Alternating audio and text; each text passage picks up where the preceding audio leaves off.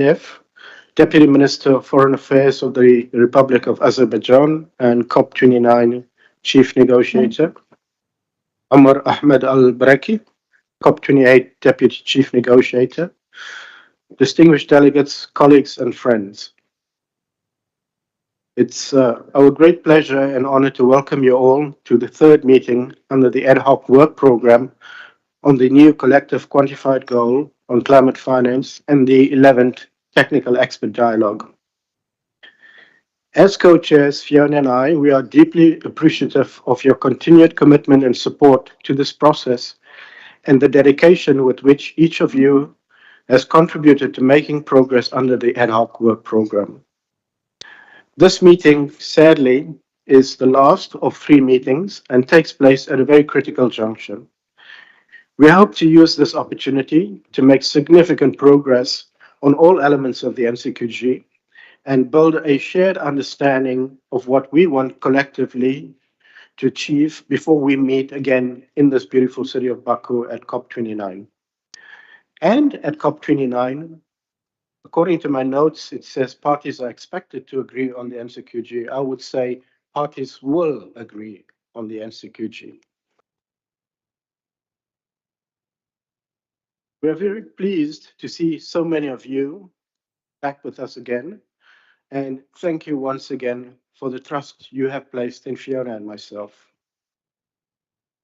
We are honored today to have His Excellency Yalchin Rafayev, the Deputy Minister of Foreign Affairs of the Republic of Azerbaijan and COP29 Chief Negotiator, to deliver opening remarks.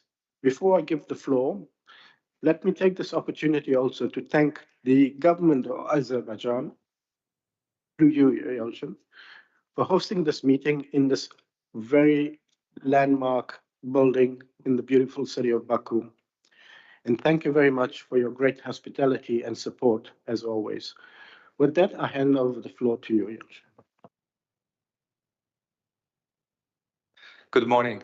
Thank you, dear Zahir, dear colleagues, distinguished friends, dear co-chairs, Zahir, Fiona. First of all, welcome to Azerbaijan, and it's always a pleasure to see our friends here with us in this in Baku, in this very iconic building for our capital, Heydar Aliyev Center.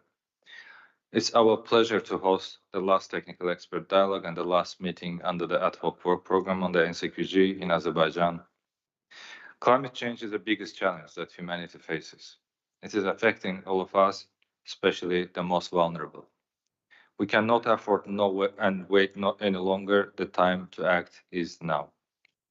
We are already taking action, but we have to do more, and we have to do it quickly. Throughout the COP29's presidency engagements, we have presented our vision based on 2 parallel pillars: to enhance ambition and enable action, with a new collective quantified goal as a centerpiece. These pillars are mutually reinforcing. Progress on each sends a strong signal in support of the others. Successful delivery of the key mandates and action will be essential to building trust, solidarity, and momentum. The key elements of enhancing ambition will be for the parties to signal their own determination to act, including with ambitious and robust national determined contributions, biennial transparency reports, and national adaptation plans. Enabling action involves putting in place a means of implementation and support, namely finance, technology, and capacity building, and the wider enabling conditions at a national, regional, and global level, spanning across all stakeholders. To effectively cope with adverse impacts of the climate change, unlocking climate finance is now more decisive than it was ever before. The COP29 presidency made it clear that agreeing on a fair and ambitious NCQG that is adequate to the urgency and scale of the problem and takes into account the needs and priorities of developing countries is a pivotal moment to demonstrate parties' commitment towards the Paris Agreement and beyond.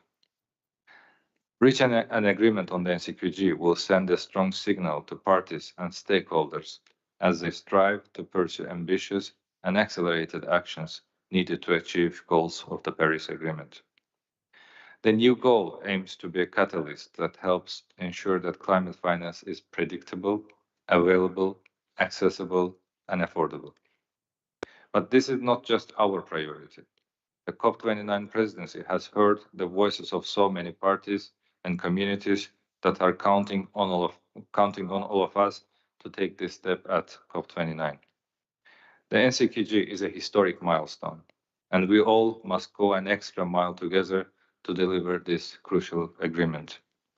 The success in Baku is a key to success in following COPs, as well as for the continuity and consistency of global climate action overall. As we move forward, it is imperative that we make progress on both technical and political fronts. These efforts are mutually reinforcing and essential to achieving a successful outcome at COP29. Significant technical progress has been made in the NCQG deliberations over the past 2 years. This week, we will continue these deliberations on the updated input paper prepared by our esteemed co-chairs, Fiona Gilbert and Zahir Fakir. Last December in Dubai, parties re-emphasized that deliberations on setting the NCQG on climate finance will conclude this year in Baku. Before the start of COP29, parties are expected to make significant progress under the ad hoc work program on the NCQG and to engage in developing the substantive framework for a draft negotiating text capturing progress made. I want to acknowledge your efforts in complementing and updating your positions and moving closer to a draft negotiating text. I also want to thank and commend the efforts of our able co-chairs for preparing an updated 10-page document to be discussed and further evolved this week in Baku. Also, appreciation to the UNFCCC Secretariat team for their continued support throughout the process. Meanwhile, still there is a work left to do. As you all are aware, the document reflects divergences on particular elements. The third meeting under the ad hoc work program and the 11th technical expert dialogue officially marked the start of the final stage for establishing the NCQG at COP29. As you know, your deliberations this week will directly inform the substantive framework for a draft negotiating text that the co-chairs will prepare ahead of CMA 6 and which will serve as a basis for the negotiations at COP29. We expect you to use these days in Baku efficiently to advance as much as possible in streamlining and narrowing options on each NCQG element, including on the potential packages. Please use every opportunity in the rooms and outside to hear from and engage with each other in finding solutions to bridge the divides.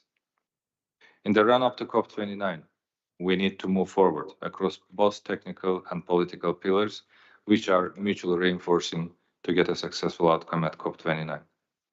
Acknowledging that some issues need political engagement and guidance, the COP29 president-designate has requested support from the NCQG ministerial pair to conduct informal ministerial consultations with parties and groups of parties. These consultations will build on and aim to complement the work under the ad hoc work program and do not intend to duplicate the process. Furthermore, the incoming presidency has started to provide additional spaces for higher level engagement, including the heads of delegations retreat successfully hosted in Shamah region of Azerbaijan on 26-27 of July. In addition, the incoming presidency will convene an informal high-level ministerial dialogue on the 27th of September in New York on the sidelines of the 79th United Nations General Assembly session and New York Climate Week, with participation from all negotiating groups and a broad range of parties. We will host an informal heads of delegation meeting on the 8th of October in Baku in preparation for the mandated high-level ministerial dialogue to be held on the 9th of October, again in Baku. And finally, the pre-COP will be hosted in Baku on the 10th and 11th of October. We call on you to prepare your respective ministers and heads of delegation to engage in concrete solutions for the outstanding political issues on the road to and at COP29. Dear friends, agreeing the NCQG in Baku this year will provide a political opportunity to rebuild confidence in the Paris Agreement, repair trust, and to offer reassurance to developing countries that the international community is resolved to address finance barriers to enhancing climate ambition.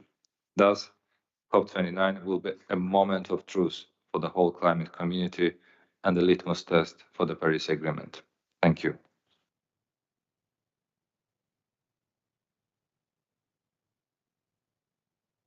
Thank you very much, Yalcin, for those remarks and for those very strong messages. I now have the pleasure to invite Omar Al-Braiki, Deputy Chief Negotiator representing the COP28 presidency, to deliver his remarks. Omar? Thank you, Zahir. Excellencies, colleagues, ladies and gentlemen, good morning. On behalf of the COP28 presidency, it's a pleasure to address you all today at the 11th Technical Expert Dialogue and the third meeting under the Ad Hoc Work Program on the new collective quantified goal on climate finance.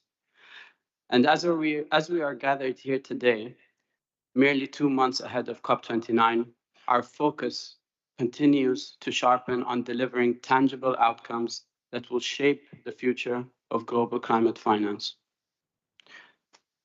I would like to begin by expressing my sincere gratitude to our host, the COP29 incoming presidency, for their warm welcome and for hosting us in this beautiful venue, as well to the UNFCCC Secretariat for their exceptional efforts. And of course, we can't forget our exceptional dedicated co-chairs, Fiona and Zahir, for their continued stewardship of this critical and complex process. Colleagues, together, we ambitiously adopted the UAE consensus to propel us to keep 1.5 within reach. Here, we must continue to build on that momentum and bring credibility to the future envisioned under the UAE consensus, and to build on the priority of making finance available, at scale, affordable, and accessible, in order to bring us closer to achieving the goals and objectives outlined in the Convention and the Paris Agreement. The means of implementation, and particularly climate finance, are key enablers for successful climate action. This year remains critical as parties agree on a robust, ambitious, comprehensive, and responsive NCQG that reflects the seriousness of our intent, demonstrates ambition, and responds to the needs and priorities of developing countries, in particular by providing confidence to developing countries that resources for the implementation of the next NDCs will be available, accessible, and affordable. Colleagues, the essence of the TED is to lay the critical groundwork for the upcoming high-level ministerial dialogue ahead of COP29, to provide parties with streamlined options needed to engage in meaningful political discussions. This dialogue is our final opportunity in our 3-year journey to build on the significant progress we have already collectively established. We all share an unwavering commitment to finalize areas of convergence, and in the case of divergence, we will work together to draft robust options for further political engagement. It is without a doubt that it is our collective responsibility to ensure that the outcomes of these dialogues translate into real, actionable commitments that propel us towards a sustainable, low-emission, and climate-resilient future. Friends, in conclusion, I am a believer of the multilateral process. We saw it come to light during COP28, and I am confident that this will continue here, and we will have an insightful and constructive discussions during this dialogue, which will lead to conclusive positive developments for an NCQG that is robust, ambitious, comprehensive, and that meets the needs and priorities of developing countries. I thank you.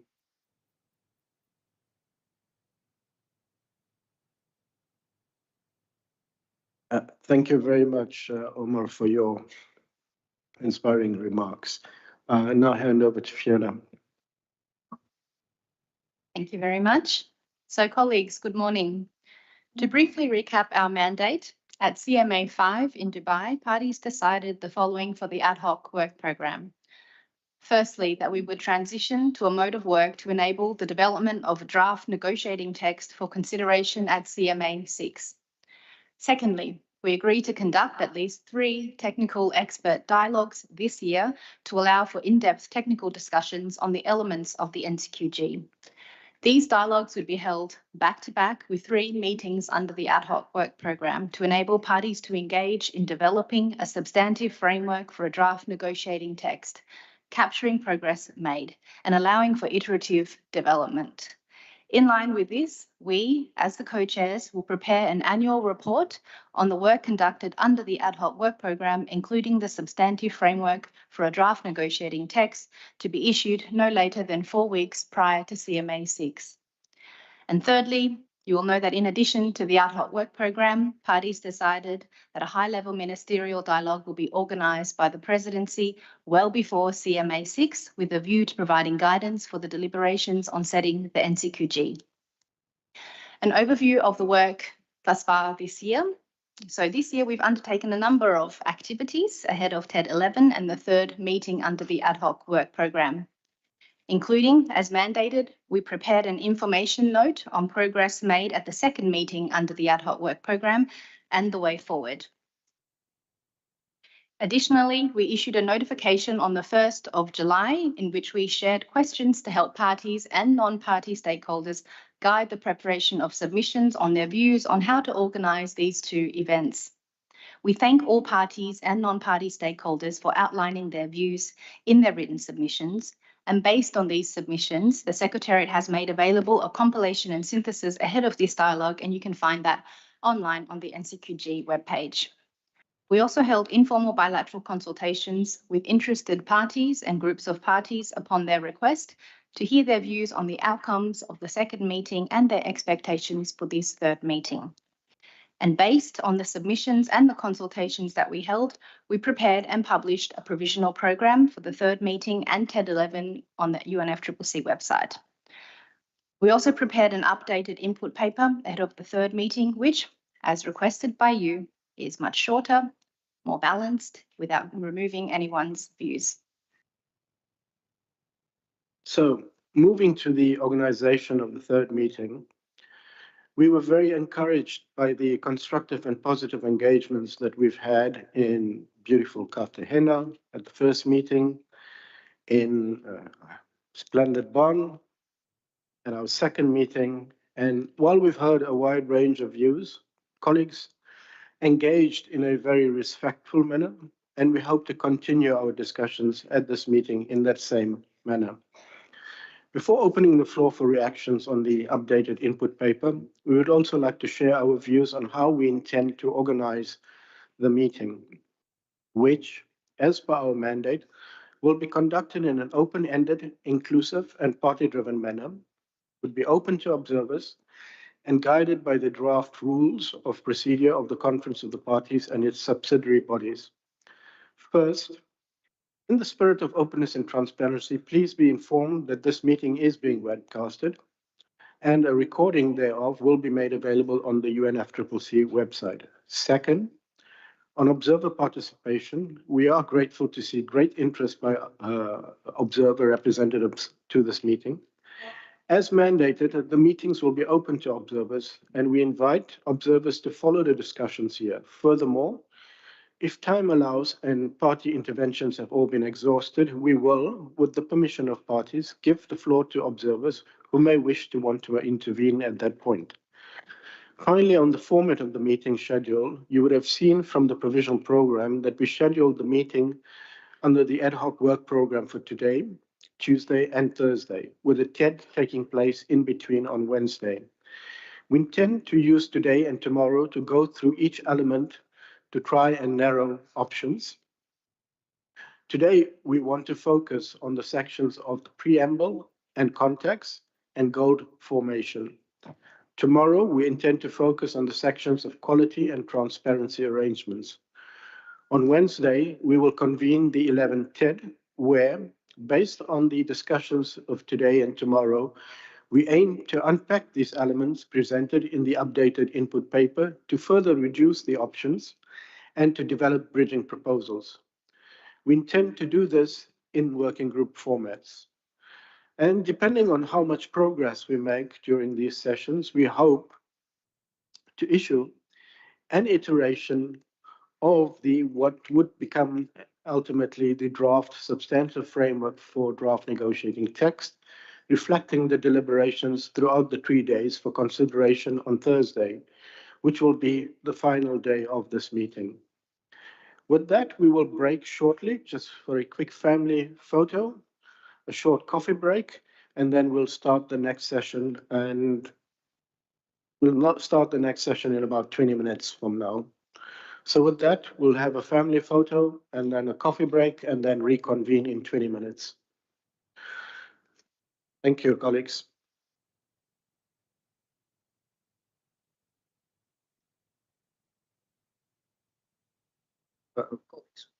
Yeah, this family photo will be taken outside, so there will be colleagues and volunteers guiding members to where the photo would be taken. Please follow them.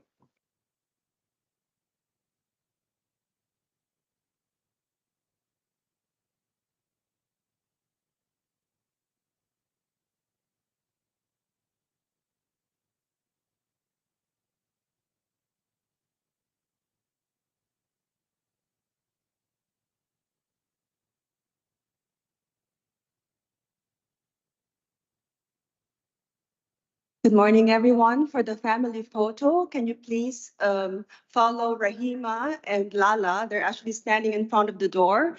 They will lead you where the family photo will take place. Thank you.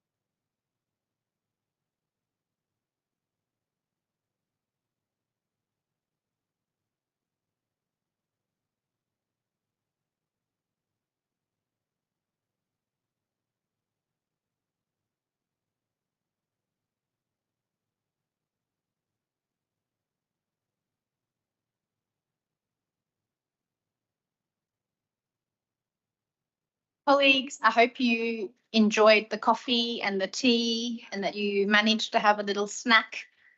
We're just going to get started. So if you could please take your seats.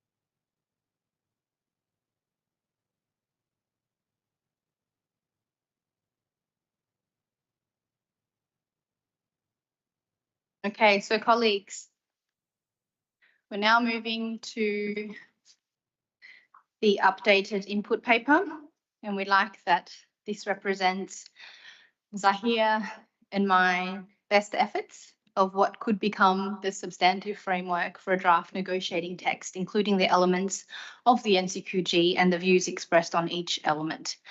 Of course, let us remind you again that this paper has no status, and we hope that it serves as a tool to facilitate discussions at this meeting. So we'd like to draw your attention to the following reflections. First, the document is structured in 3 parts. The main body, which includes an explanatory note on the approach we have taken in preparing the updated input paper. Annex 1 presents an updated input developed by us based on the views expressed by parties and groups of parties throughout the course of the ad hoc work program, including written inputs provided after the second meeting that we had in June. And Annex 2 presents a summary overview of the complete packages of all the elements of the NCQG as expressed by parties and groups of parties. Secondly, the updated input contained in Annex 1 aims to capture the essence and the proposals presented by parties, reflected in, at times, a more simplified form. We deliberately chose not to present views and ideas in very formal decision text language, or present them in verbatim text as reflected in the submissions. What we try to do is reflect our own description in order to encourage exchange and engagement on the essence of the ideas so that progress can be made during this third meeting. And third, where relevant, options are presented to reflect a range of views on an issue. These options should not be understood as mutually exclusive or binary options, but could be complementary. And fourth, all text should be considered to have a no option or moderated option alternatives. These have not been included simply just to help us to streamline the document. Finally, we have noticed 2 errors in the updated input paper since it was published. Our apologies. On paragraph 12, there is a paragraph starting with principles of equity, climate justice, common but differentiated responsibilities, etc. This should be a standalone paragraph. And on page 6, under package 2, there is a reference up until 2023, which should be removed. So if you could just read the input paper with those 2 adjustments, that would be great.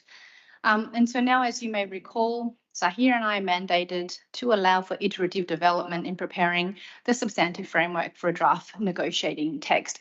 We would really like to, if possible, and as determined by you, be able to provide you before our last day on Thursday with the first version of what could be the substantive framework so that you all have an opportunity to reflect on it and to give us your views before Zahir and I finalize it intersessionally. And as you know, our mandate is that we are to submit this 4 weeks ahead of CMA 6. So that is certainly our wish. I will shortly open the floor for your interventions, but before I do so, can I just ask that in your interventions, there's a few things we'd really like to hear from you. Of course, we will go section by section, and we'd like to hear your overall views of the content in that section. We'd also like to hear from you, importantly, what some of the solutions might be. What are some of the bridging proposals? On other elements, we'd like to hear from you, which paragraphs give you comfort and that you could live with. Again, can I encourage everyone, this is the 11th TED and meeting, well, third meeting, but the 11th TED. We've been in this process together for nearly 3 years. We well understand what your positions are. We don't have a lot of time, so we really do encourage you not to repeat your positions if you have already done so, and instead focus on the solutions. In addition, if you could also let us know where there are further duplications that could be removed, if there are some paragraphs that need to be split out or some paragraphs that could be combined, we'd like to hear that as well. But really, the number one thing I think we'd like to hear from you are your solutions. Let us move forward now. Let us progress. Let us have a good outcome at the end of this meeting. And with that, I thank you in advance for your constructive engagement and open the floor for your interventions.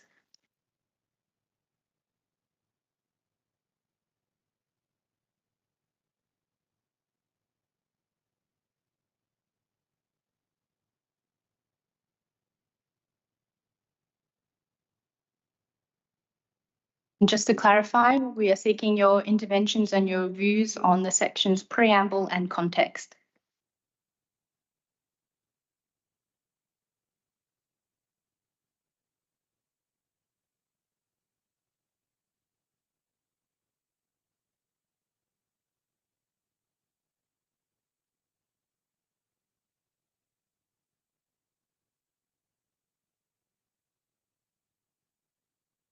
So I take it that the preamble and context is agreed as it's written. I'm just joking. Group Sir.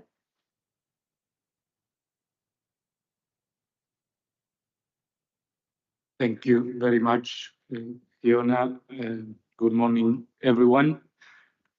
Let me start by thanking the government of Azerbaijan for welcoming us to the beautiful country. Thank you very much for that. Of course, thanking you, Fiona and Zahir, for your effort and for this document that is improving with each iteration. It's not an easy task, and you're doing an excellent job. Let me convey our group's congratulations and support.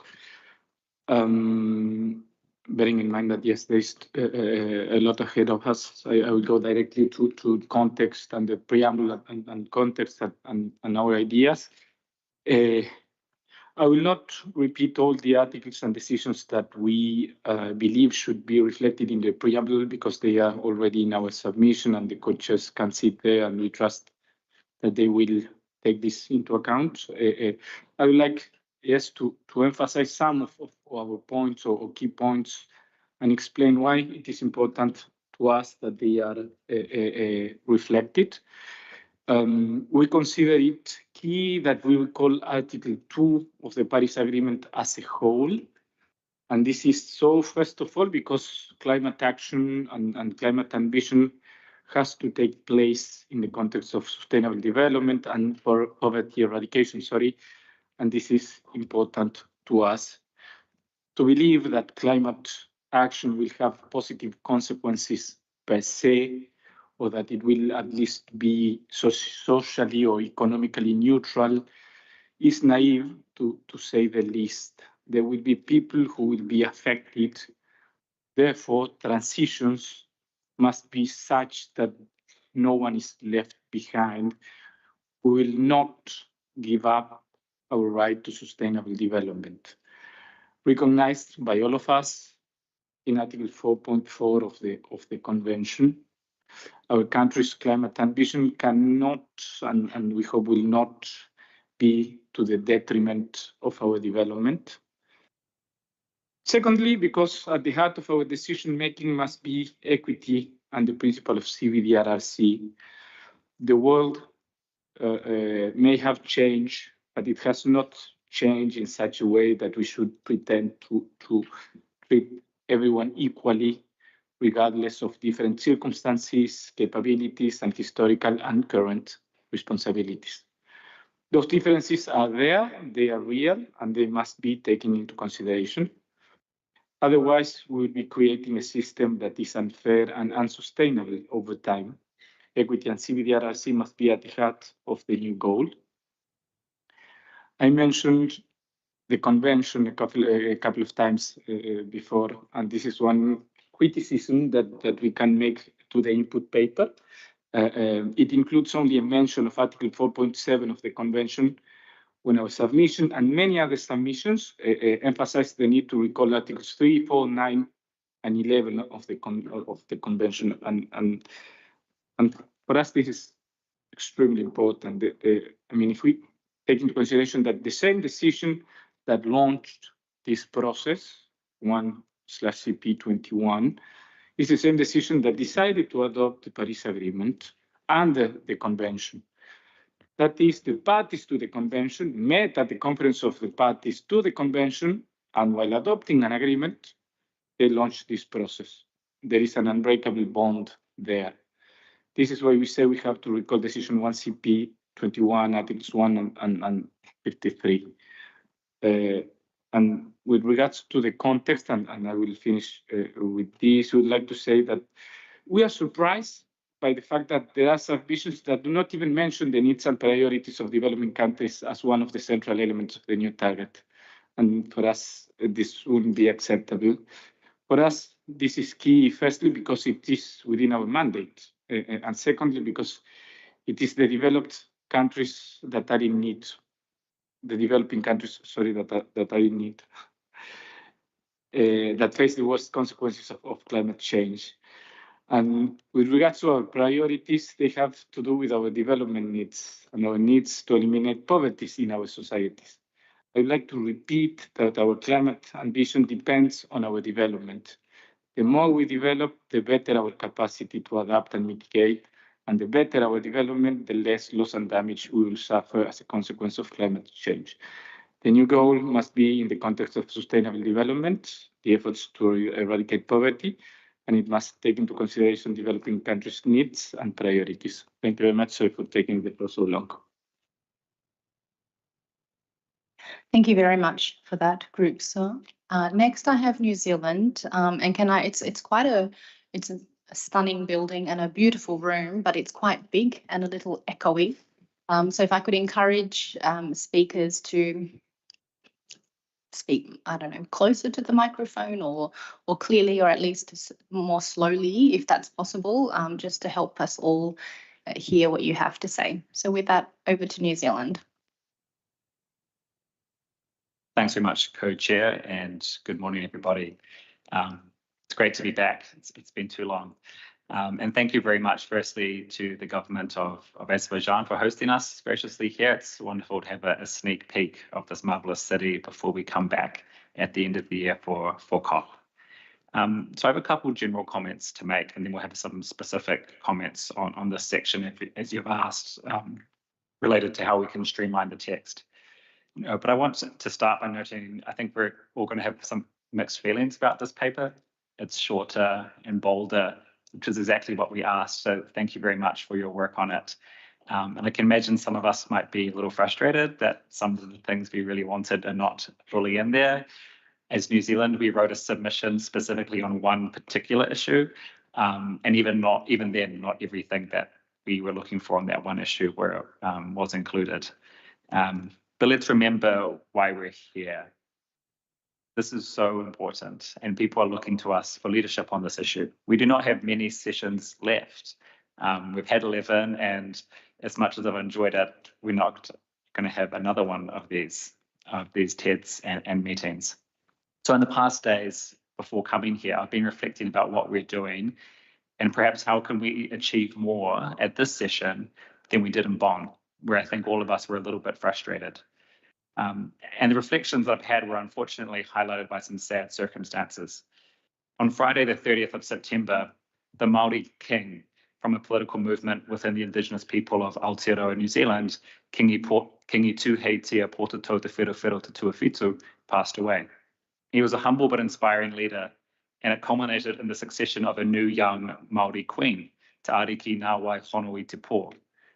There were incredible scenes of unity and generosity in the days that followed, with the tribe and community hosting visitors from around the country and around the world to pay their respects. And following this, there's been a lot of reflection on the remarkable leadership of Kingi Tuheitia and his promotion of kotahitanga, or a concept of unity or togetherness, and the work that he did to bring different iwi and tribes within New Zealand together to work towards common goals. Now, this sense of kotahitanga, it isn't about being the same, but it's about working towards a common purpose. And like for us, that common purpose of agreeing an NCQG that is up to the task of fulfilling and funding the promise of the Paris Agreement. And one tribute to Kingi Tuheitia that I read by the activist, advocate and scholar Tina Nata seemed particularly relevant to our work. She said that, for me, the essence of good leadership has always been about how to navigate seemingly conflicting views. Leadership is easy in times of peace and agreement. It's in navigating conflict that good leadership is most needed. Too often, the compulsion is to control the conversation, control the response, or to condemn people for what we think they are saying, rather than to listen carefully and try to find a way through. If you are committed to kotahitanga, you will advocate for a conversation to take place, and that through that process, you will find that what you thought were conflicting views were not actually so much in conflict after all.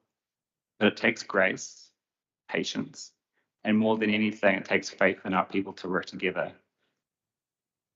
So that is the spirit I'm bringing to this session, that we need to get beyond talking over each other or projecting views onto each other. And I have faith in us to work this out. As we heard from the COP presidency during the opening remarks, we need a goal that is ambitious, achievable, and fair. And we don't have time to waste on options that do not tick all three of these boxes. So we're looking forward to working with parties here to move forward to get an updated text and draft substantive framework that hits those three criteria. So just now to briefly provide some specific suggestions for streamlining on these two sections. The preamble, we prefer to keep the section short as it is, so thank you for that. We should avoid getting too deep into trying to pick and choose particular paragraphs of articles that we're looking at. And I think we should work on it, but realize that we're probably going to not fully resolve this section as it gets to the heart of some pretty political issues around the nature of the Paris Agreement and the Convention. I would just note that in paragraph 6, not sure that paragraph particularly works because the paragraphs cited do not fully match the text that it describes. It's more about how further support can increase further ambition, rather than about existing levels of support and existing ambition. So I think that paragraph would need either to be edited to be correctly phrased or dropped.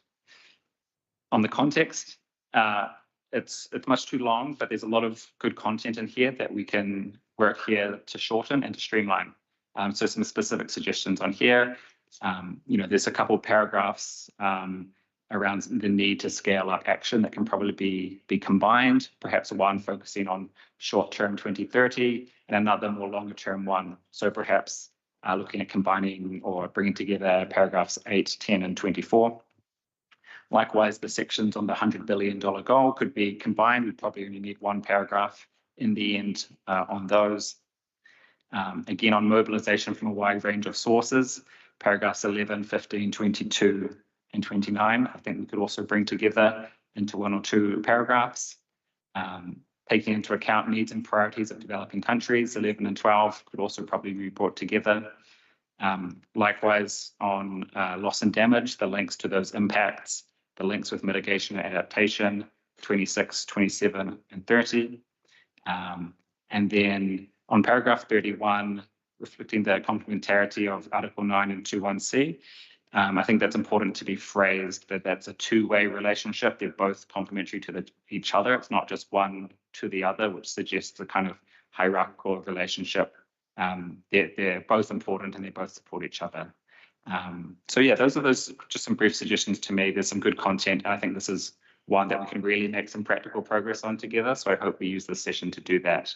But yeah, the main point is that we can do this, team. We really can do this, and let's use this session here to get the job done. Thank you. Thank you very much, New Zealand, for outlining that lovely spirit that you are bringing to this session and for those very concrete suggestions. Next, I have the AGM.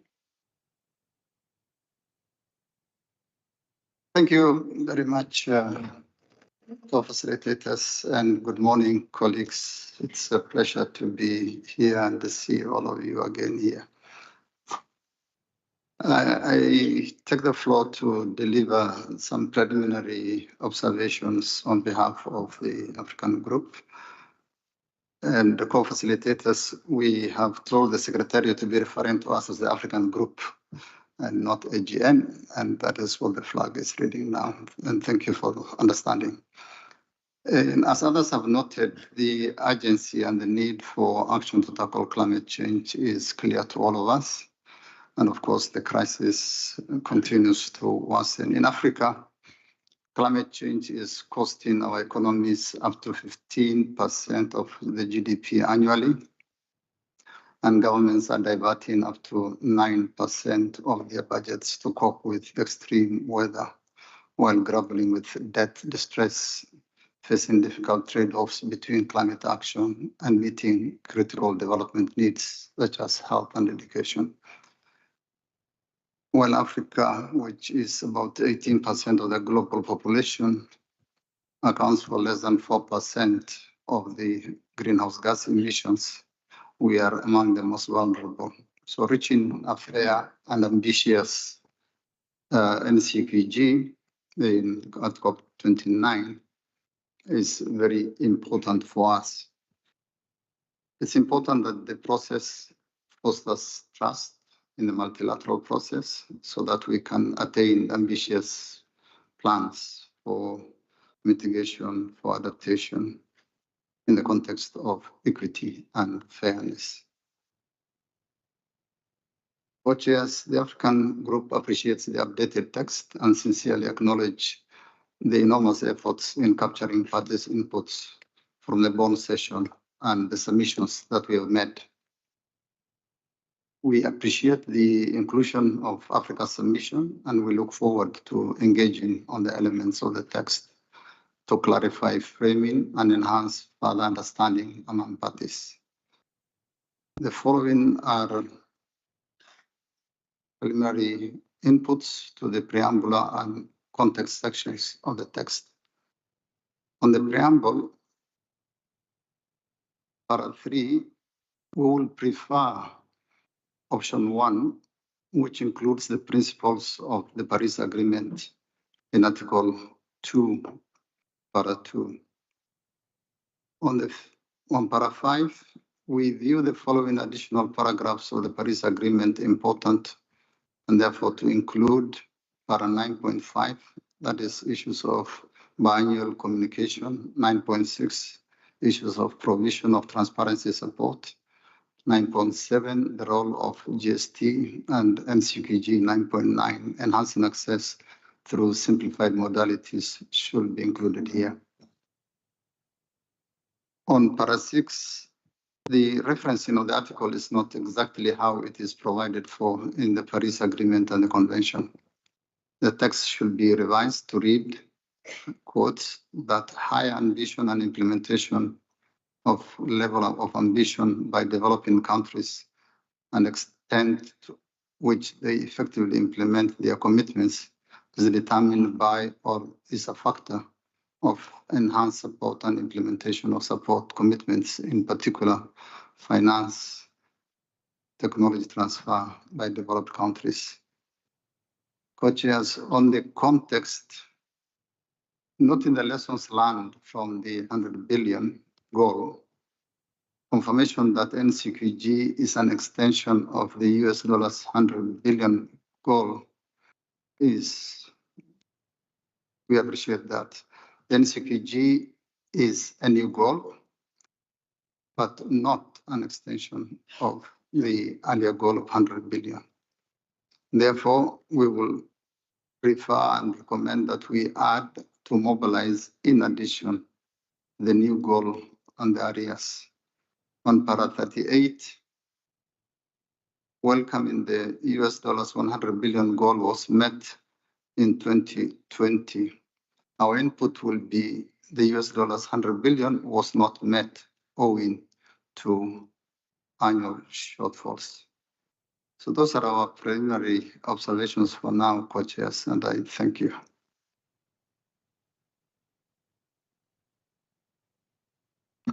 Thank you very much, AGN. Next, I have LMDC.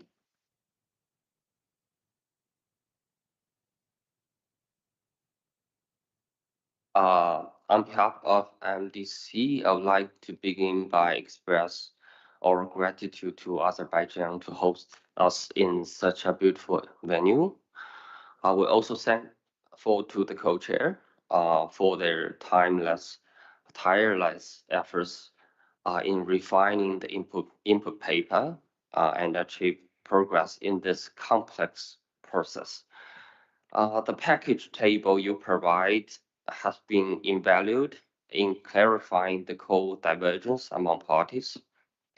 We extend our best wishes to our brother Zahir for swift recovery and hope that the harmonious atmosphere in this room does not exacerbate his condition. While recognizing the efforts made, we believe there is still room to further refine and alignment with the mandate set by the Paris Agreement and past COP and CMA decisions. Regarding on the mandate, we note that the input paper remain excessively dense and contains several repetitions.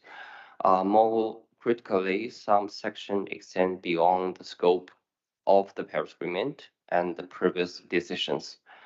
We urged a focus on developing a concise draft negotiation text that adhered strictly to the mandate outlined in paragraph 53 of the Decision 1 CP21. It is vital to aim for streamlined document by the third ad hoc work program that will enable effective process to the COP. On the preamble, when we emphasize the need for a concise and focused approach, all relevant articles of the Convention, particularly Article 3, 4, 9, and 11, and the pertinent provision of the Paris Agreement, Article 2, 4, 9 should be accurately refined rather than selective cited. This would establish a balanced tone for entire document and is essential for ensure its broad acceptance by all parties. To conclude, we call on the co-chairs to refine the input paper by focus on these key areas. Ensure it remain within the established mandate and accurately reflect the principle of the Paris Agreement. Thank you. Thank you very much, LMDCs. Next, I have ILAC.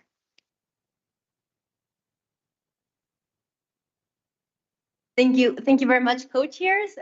So since it is the first time that ILAC is taking the floor, we would like to first also thank the hospitality of our host government for having us here in this wonderful venue. It's great to be able to be here all together before COP. It's already setting the scene of what's going to happen in a very few weeks. Thank you very much also, co-chairs, for these more streamlined text. We think that we can work better with what we have, but we still have to further refine it. So now ILAC is going to provide some of the views and comments that we have preliminary and to the text in particular. So, colleagues, we're reaching the end of the road.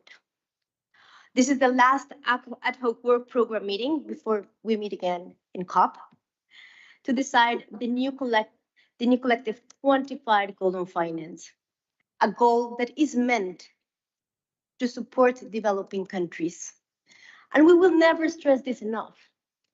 It does not take into account only, but when taking into account it's because it's meant to support developing countries. That's the objective of the NCQG. And this is for the fulfillment of the Paris Agreement and the Convention. It is not a minor task. We are talking about 84% of the world's population who are striving for achieving climate resilient and low emissions development, but are being faced by a situation in which they are having to choose between climate action and development. We have to correct this, and we have to correct this now. Colleagues, developing countries are critical for the fulfillment of the Paris Agreement and the Convention, and we have demonstrated our commitment. However, instead of receiving the support that we have been promised, and it's not a matter of where ambition comes, if before or after, because we have been saying consistently, support's not coming and support is punishing ambition. So instead of having this support, we're facing increasing disenablers of finance, high cost of capital, which is exacerbated, for instance, because of us being highly vulnerable to the adverse effect of climate change. We have rising debt levels. We also have high transaction costs, among others, that are making it harder and harder to come with climate action and sustainable development in the same equation. We're facing those physical and transitional impacts, and we're not accounting for those. This is not only an obligation, this is a matter of climate justice, our duty for the present and the coming generations, for our populations, for our communities, for our environments. Again, colleagues, what we're talking about here, it's a goal to support developing countries. And we feel that in the context, we are lacking this emphasis. We see that the needs and priorities of developing countries are left on a second line. And that's why we would like and we request the co-chairs to further emphasize the importance of the support to developing countries in the context element. So now let me talk about also my region. Latin America and the Caribbean is one of the most indebted regions and the second more prone region for disasters. And still we are seeing how we have been invisibilized in many of the spaces. So we would like to reiterate the importance also of the inclusion of Latin American and the Caribbean further in the text. Now, on the comments on the different paragraphs that we have, we're going to go paragraph by paragraph. On the preambular element, we echo Grupo Sur's comment. We would also like to maintain the reference to 1 CP21. Also, we would like to support option 1 that reiterates that the NCQG is in the context of the totality of Article 2, including ISRPO, Article 2, Paragraph 1, and Article 2, Paragraph 2. We would also like now, passing to the context. For us, it is very important, and again, to include in the context mentions to the scale of the needs of developing countries, in particular for adaptation, to have more preeminence in this section. We would also like to recall Decision 3, CMA 5, that underscores the importance of urgent delivery of means of implementation also for just transitions, because this is something that has to be in a fair way, and we are transitioning. We are very puzzled by the fact that we have been hearing repeatedly that developing countries are implementing climate action in the context of limited fiscal space, high cost of capital, and even though we see some mentions in other sections to the disenablers of finance, we don't see it in the context.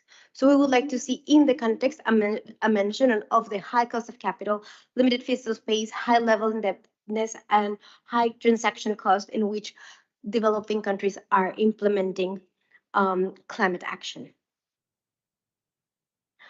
On paragraph 8, we think that, and in line of what we were saying, we have to further emphasize that the NCQG is for developing countries. So we would like it to read the following. Recognition of the importance of urgent and sustained climate action to scale up provision and mobilization of affordable finance to developing countries to enhance climate action, and that the NCQG aims to contribute to achieving all three goals of the Paris Agreement in developing countries.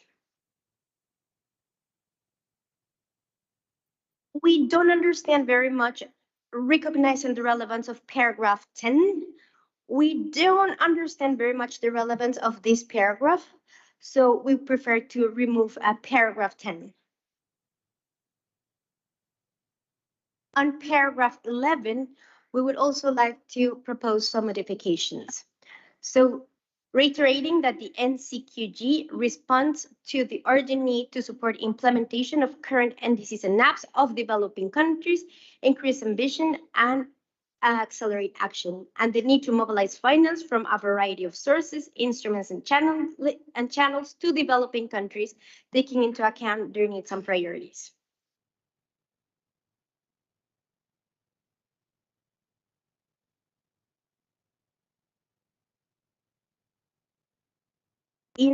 Wait a second. So in paragraph 15, we would like this recognition. We would like to replace this recognition to have a recognition of the concentration of financial flows in developed countries and the need to mobilize resources to developing countries where they are not flowing. Then on paragraph 19, we see here that there is a tweak of language, and it's important that we have the same terms for the different regions. So recognition of the special needs and priorities of countries, not most countries. Most countries generate a division, and that's not what we want of our region. So of countries in Latin America and the Caribbean. So again, recognition of the special needs and priorities of countries in Latin America and the Caribbean. No distinction here. We strongly support paragraph 20, importance of geographic distribution. We are concerned on the framing of paragraph 23. It sounds like the imposition of many conditionalities, so we have to be very careful with the way it is framed right now. On paragraph 24, when we are recalling the outcomes of the global stocktake, because we're talking about the NCQG, we would rather recall finance outcomes. So that's why we would like to adjust it, or rather eliminate including that parties are not collectively on track, so that we have an element on finance. For instance, we could have the paragraph on the GSC that says that scaling up new and additional grant-based, highly concessional finance and non-debt instruments remain critical to support developing countries as they transition in a just and equitable manner. And we can continue if we want. We support paragraph 26. On paragraph 28, we would like to read recognition of the interlinkages between mitigation, adaptation, and loss and damage. We would like to delete, including that greater levels of mitigation ultimately leads to reduced adaptation and loss and damage needs. That's until there we would like to delete and leave what comes after. We would like to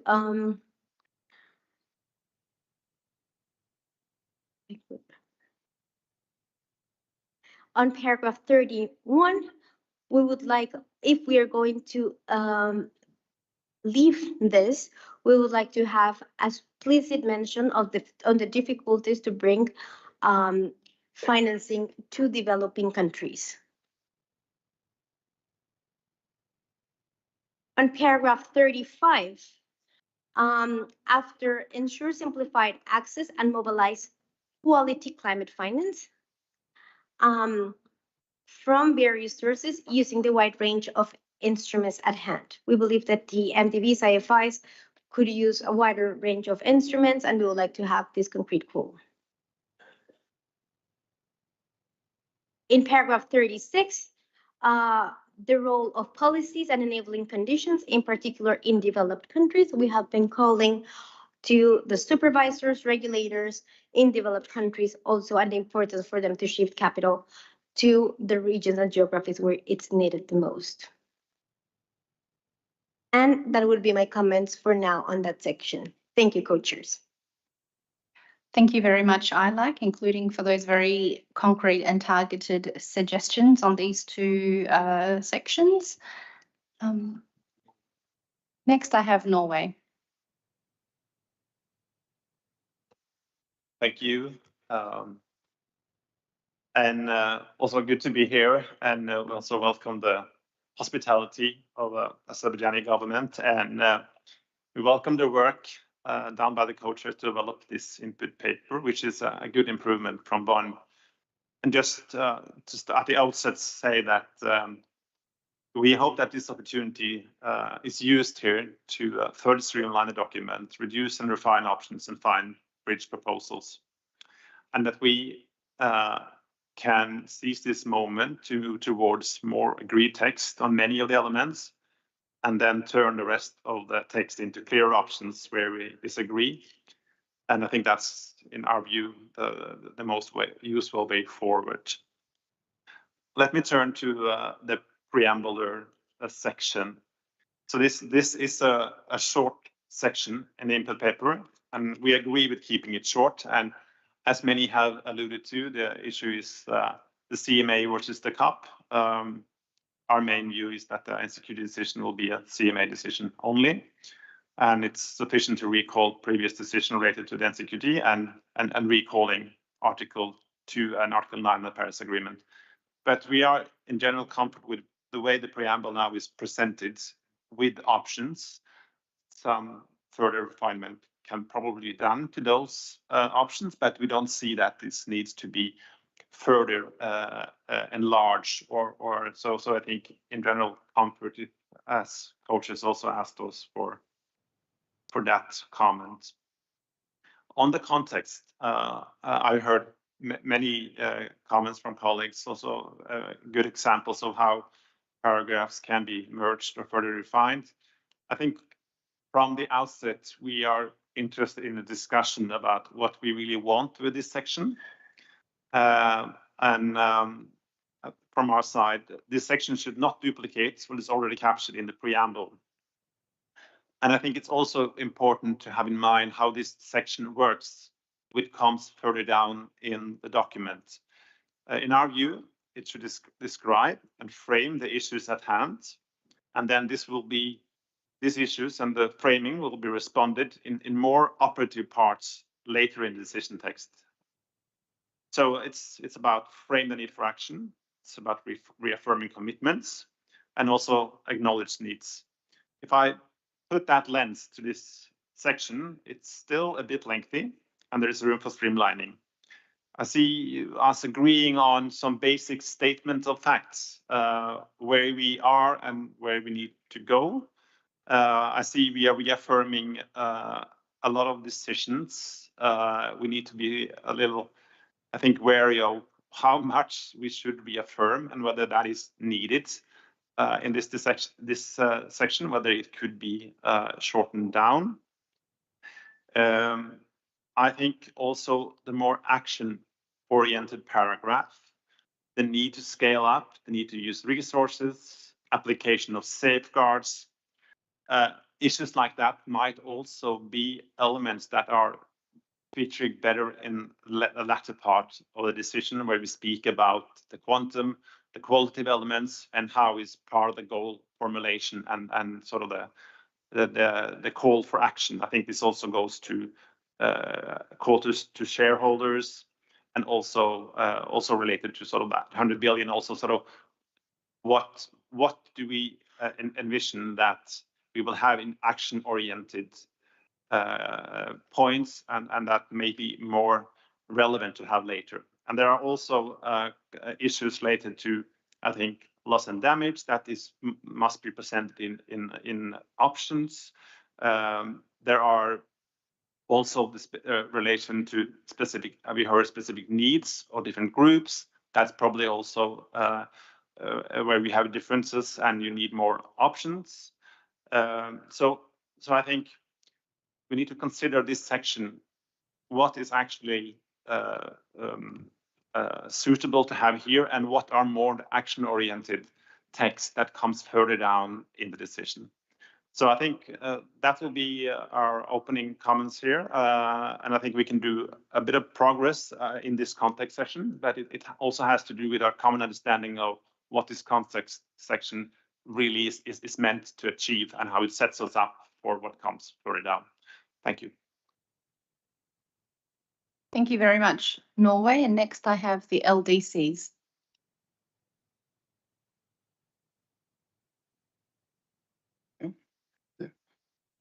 Thank you very much, co-chair, and also your co-chair, and good morning, colleagues.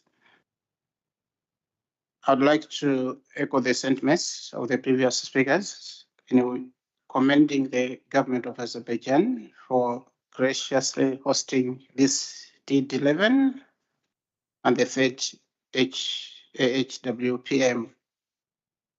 We deeply appreciate the efforts made to facilitate our participation during this meeting, including, of course, the increased number of spaces that have been allocated to LDCs, and also the fantastic visa arrangements. We arrived very well in Azerbaijan. Would like also to express our sincere gratitude to you, the co-chairs, for your efforts in streamlining the input paper. We do feel that this iteration is more concise and manageable, and we particularly appreciate the thoughtful approach to the two annexes that you have provided. I just want to mention to your co-chairs and colleagues that I think in the past 10 DDs, we have, as a group, already provided our strong views about the NCQG, and we have also made submissions. We only need a climate finance that is, of course, scaled up and also based on our needs, so that we can together achieve the ambition that we need. I want to agree with I think Sophia from the ILAC, that we all need to understand together the purpose of the NCQG that we are designing. Co-chair, moving on the substance under the preamble, wish to express our preference for a concise but complete, of course, references to the key provisions that we have in the convention and under the Paris Agreement. In our view, therefore, the content under paragraph 1, option 1, and paragraph 2 of the input paper could be the foundation of the NCQG. And on the context, there are further opportunities for streamlining. I would like to highlight the following core elements. One, that we put more emphasis on the urgent need to scale up finance and enhance access. Two, the need to recognize the special attention to be given to the unique challenges first by all Cs and Cs and the importance of ensuring equitable geographic distribution of the resources. 3, we want to see that we have support that is provided or be provided towards implementation of our NDCs and NAPs and the climate action plans that we have. And also the need to support addressing loss and damage, which we have also presented to be a part of the NCQG. We want to, for now, bring this to you, co-chairs, as some of the general areas and inputs that we feel can be concretized in the input paper. And we'll be providing to you, I think, the actual specific inputs into the paper regarding the paragraphs at a later stage, because we have a whole team available in here, and we'll be reacting to the paragraphs, and we'll give you our preferred paragraphs as well in the input as we continue with the discussion in the next a few days and later today. Thank you very much, Co-Chair. Thank you very much, LDCs. Next, I have Russia, followed by Canada. Russia, you have the floor. First of all, let me thank Azerbaijanian for hospitality in organizing the meeting in beautiful Baku before COP29. We appreciate the work done by co-chairs and the Secretariat for the third meeting on the NCQG. The presented draft is clearly more balanced, logical, and have options for discussing and reaching consensus. The role of NCQG is to implement principle of Article 9 of Paris Agreement. The NCQG must be in full accordance with Paris Agreement and provisions of the Convention. NCQG is a forum of international support from developed countries to developing countries, which includes grant-based financial flows and concessional loans. We also support the view that NCQG should be simple, concrete, and should not be lower than annual goals for the previous period. Parties also should clearly understand what data will be used for quantified assessment and NCQG. NCQG is compromised and should be realistic for all participating parties. So NCQG should be clear, transparent, it should fully correspond to Paris Agreement. Concerning updated input paper in preamble, we support option 1 in Article 3 because it's more clearly connected with the principle of common but differentiated responsibility in light of different national circumstances. In the context of input paper, we do not object against mentioning needs of the least developing countries and mentioning some other regions. They are listed in Article 1719. At the same time, mentioning some concrete regions should not contradict to principle of Article 20, which says about importance about equal geographic distribution. Article 22 underlines importance of problem of scaling up financial flows, structural transformation. With our point of view, might also include phrases about transformation of international financial system, which should be more consistent with sustainable development and climate actions. Another possibility, considering phrases about international financial system modernization, is to include this position in Article 33, which says about MDBs. In Article 24, which underlines importance of finance technological transfers, this article should be more concrete. For example, it could mention necessity to avoid unilateral measures introduced in the context of climate and environmental concerns, including but not limited to carbon border adjustment mechanism, tax incentives, and other measures. We also believe that Article 24 might include phrases about implementation of transitional finance principle. This concept of transitional finance was considered by G20 and is currently being discussed at the BRICS Climate Forum. Transitional finance refers to whole economy and its goal to mention economic development with lower emissions and climate resilience. So the main purpose of transition finance is to ensure sufficient financing for all activities which all connected with the decarbonization and lower emission.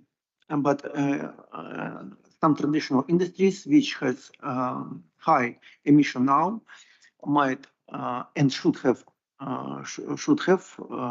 low emission in the future. So this is the goal of transitional finance. And in conclusion, we believe that Article 31 should be more clearly distinguished with goals of Article 2.1c of the Paris Agreement, because definitely there's different financial flows and their interpretation on the Article 9 and Article 2.1c. Thank you very much for the attention. Thank you very much, Russia. Next, I have Canada, followed by the EU. Thank you, the co-chairs, and firstly, thank you to Azerbaijan as our gracious host. And thank you, Zahir and Fiona, for your excellent effort in facilitating a constructive and inclusive dialogue so far and with putting together this helpful input paper.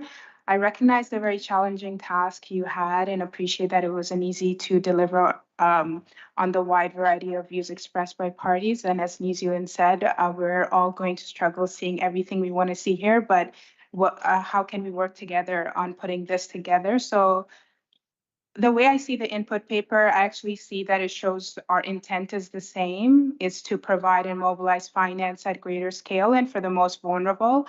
So we should keep that bigger picture in mind as we continue to seek and build bridges and find a realistic pathways to our shared vision. So on that note, just going into some specific elements in the preamble and the context. Firstly, as my colleague from SIR mentioned on the sustainable development, I really appreciate the paragraph that recognizes the interlinkages and the synergies of mitigation adaptation with other areas, including sustainable development. So I'd suggest we keep that, but I think it can really be combined, paragraph 26, 27, and 30, but keeping that idea of interlinkages. My colleague from New Zealand mentioned paragraph 6. I agreed it doesn't really capture how we understand the article, so perhaps that can be rephrased. The mention about paragraph 10 from my colleague on ILAC that is not relevant, I really see that getting to the heart of the Paris Agreement on the collective nature. Perhaps it can be rephrased so that it doesn't just speak to one aspect of the Paris Agreement.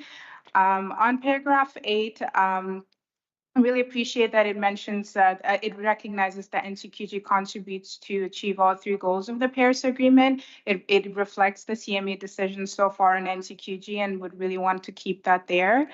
On paragraph 12, I like the reference to sort of taking into account the circumstances of local communities, poorest and most vulnerable. It's just a bit hard to understand because it's mixed with other ideas like the principles of Article 2 and CBDR, and they don't really fit together. So perhaps we can break up that paragraph and combine some of that element about the local communities and the most vulnerable with paragraph 25, because that's much stronger, especially on the reference to Indigenous peoples.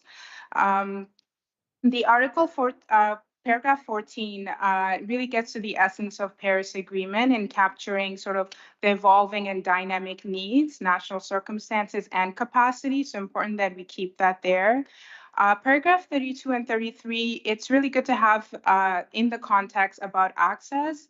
I just don't think it really gets to the main issues. So like more finance without reducing the bottlenecks doesn't really get the money to the communities who need it. So I would suggest sort of rephrasing that so it kind of helps frame some of the call for action we'll see later in sort of the qualitative elements.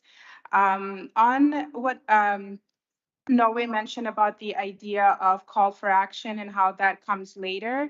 I actually think paragraph 22, 23, 28, and 34 really speak to sort of the call for action we want to see. So I think that those paragraphs can be grouped together as they convey similar ideas on those key points about strengthening cooperation, enabling environment policies, all the things that's going to actually help us enhance our ability to scale up and improve the impact of climate finance. Also agree that there's just one too many paragraphs on 100 billion that don't really connect well. So I think they can really be combined, particularly on the element of meeting the goal and lessons learned, so that it's this idea of like we're closing that chapter and moving on to NCQG and building on those experiences. Thank you for giving me this time, and I look forward to continue to work on this our last meeting of the ad hoc work program. Thanks. Thank you very much, Canada. Next, I have EU, followed by AOSIS. Thank you. Good morning. First of all, huge thanks to Fiona and Zahir for all the work, for the updated input paper. It's not easy steering this process and trying to sort of get to a more and more concise text. Also want to thank the incoming COP29 presidency for bringing us all here. Starting with the preamble. So we support a concise formulation of the preamble, where we recall the decisions related to the NCQG, and also open to including references to the relevant provisions of the Paris Agreement, but keep it very short and crisp. Moving on to the context. We propose to focus on the main overarching elements that provide the necessary framing for the new goal, and note that currently there's quite a bit of description and other elements, qualitative elements that can provide the room to dive deeper, but perhaps they could follow the actual goal formulation. So we're very keen to have that discussion. We just don't think that's necessarily fits under the context. On the context, we are happy with the inclusion of elements such as the importance of the urgent and sustained climate action, recognition of existing barriers to close the global investment gaps, call for MDBs and IFI reform, recognition of special needs and challenges and circumstances of LDCs and SIDS, and the emphasis on the ongoing challenges related to access, recognizing the evolving and dynamic needs and priorities, as well as the economic capabilities and emission profiles, and also the attention given to human rights, women, girls, and so on. Coming more specifically to the framing, we see that the framing as it's currently framed, it's way too narrow and does not reflect adequately the scope of the new goal, that at least the way that we envision it. Which has to be emphasized that the NCQG aims at contributing the achievement of the Article 2 of the Paris Agreement in its entirety. So it can't be too narrow, and it should also grasp. And so this is the opportunity that we now have to also make that signal of ambition under the Paris Agreement. So a very narrow focus on public finance will not get us to the scale needed. It will not do the job. It will not deliver on meeting the goals of the Paris Agreement or the transition to the green and sustainable future. So we see that it's absolutely essential to widen the scope, to include a wide range of actions and also the structural reforms that are needed by a variety of actors to arrive at the actual achievement of Article 2. On the elements that are currently missing, there's the need for a global effort to enhance and align public and private finance, focusing on the impact and results of climate finance, missing also the importance of the private sector, both for mitigation and adaptation, and the need to strengthen policy guidance, incentives, regulations, and enabling conditions to mobilize private finance. the need for structural transformation of domestic and global economies, financial markets and investments, and the recognition of positive connection between having the sufficient fiscal space and climate action. Now, just to conclude on areas of potential streamlining, and I'd like to be quite specific on that. So concrete suggestions. There's on paragraph 10, I mean, it refers to another set of commitments on mitigation efforts. And yes, it provides context, but does not need to be incorporated in the NCQG decision text. There's a repetition in paragraphs 11 and 12. So we would propose merging those two. There's the options in paragraph 14, those could be captured under the merge paragraph 11, 12. Also proposing to merge paras 21 and 26. And then there's the text on the 100 billion in paras 35 to 38, where some will be captured as part of the preamble and other parts could be perhaps captured as options. Thank you very much. Thank you very much for that, EU. Next, I have AOSIS, followed by Barbados. AOSIS. Thanks a lot, Madam Chair and good colleagues. I'd first like to start this intervention with some clarifications to you as co-chairs on some matters related to the paper. So the first clarification question is on understanding why do some of the paragraphs have options, so like options 1, 2, and 3, whereas as you articulated in your explanatory note that other paragraphs we imply no option. So I guess what's the methodology taken that I guess place those paragraphs specifically to have options 1, 2, and 3 as opposed to just a no option implied instruction. So that's the first clarification point. I think the next clarification point as well is more reflecting on the inputs that we've heard so far today and that have been provided on the floor. I assume that you'd probably do that in the wrap-up, but want to reinforce, if you weren't planning to do it, is to get a better understanding of how they'll be integrated into the input paper, noting, I think, many different delegations and groups took different approaches to kind of putting forward, I guess, what's their preferred options or what they wanted to be deleted. So it'd be good to get an understanding of the approach that we taken there.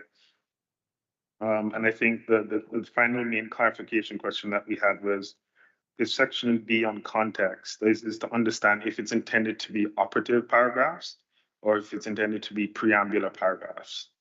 Noting that, as highlighted in the explanatory note, we did see that you kept away from using specific operative verbs or what have you. So it'd be good to understand that, given that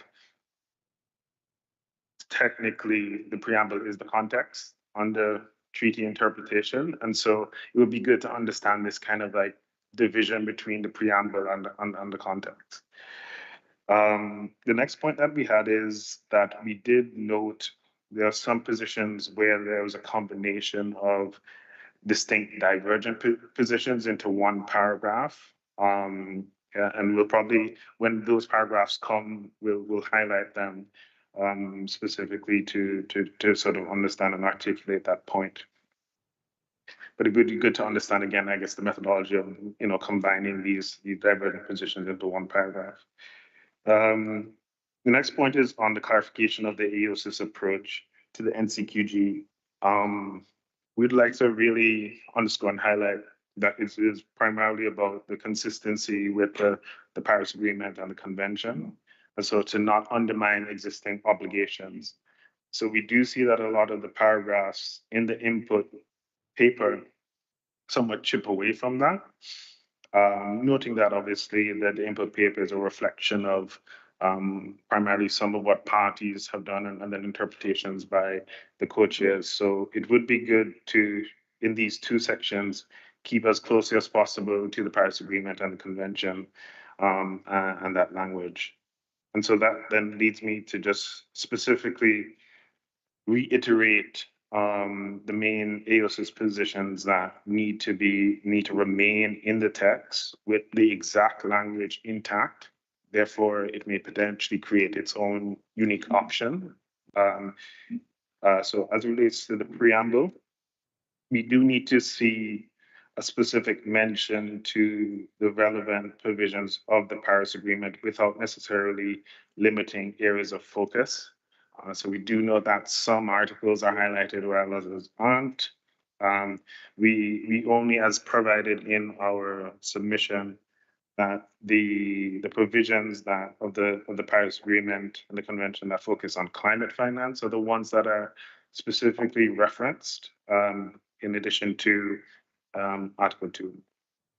And then after that, we do see, obviously, as you highlighted, the NCQG, the relevant NCQG decisions that then follow that provide the context. The only other addition, noting that the AOSIS submission did elaborate on many different other preambular paragraphs, but one that we did not see, I guess, fully articulated, even though it's there, is the ones that deal with the lessons from the 100 billion. We do think that this, rightly so, should be our North Star on how we design and treat this new goal. And we would want to reintroduce the exact text that we have in our submission, where we note some of the specific lessons learned from the 100 billion, which include, but are not limited to, the need for a common definition and accounting methodology, the need for mitigation and adaptation balance, the need for the prioritization of LDCs and SIDS, the need for burden sharing arrangement, the need to ensure private sector mobilization, innovative forms of finance do not come at the expense of addressing developing country needs. And so we would want to see that re-entered into the preamble. And then I guess in the context, because we do read the context that being the beginning of the operative parallels, we just want to draw your attention once again to the overarching elements section of our submission, where we highlighted the aim. So first of all, we recalled the specific article, Article 9 in its entirety of the Paris Agreement.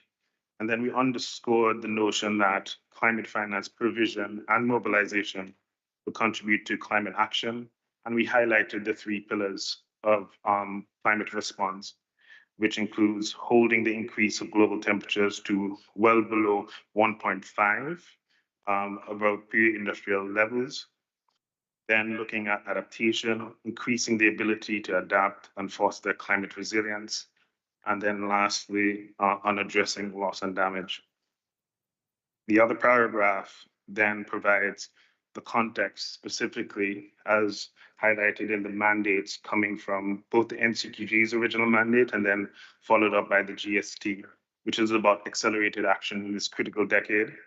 We can't overemphasize this enough as AOSIS, and this has to be one of the main and primary focus to center the provisioning and mobilization of climate finance in the context of the NCQG in this critical decade.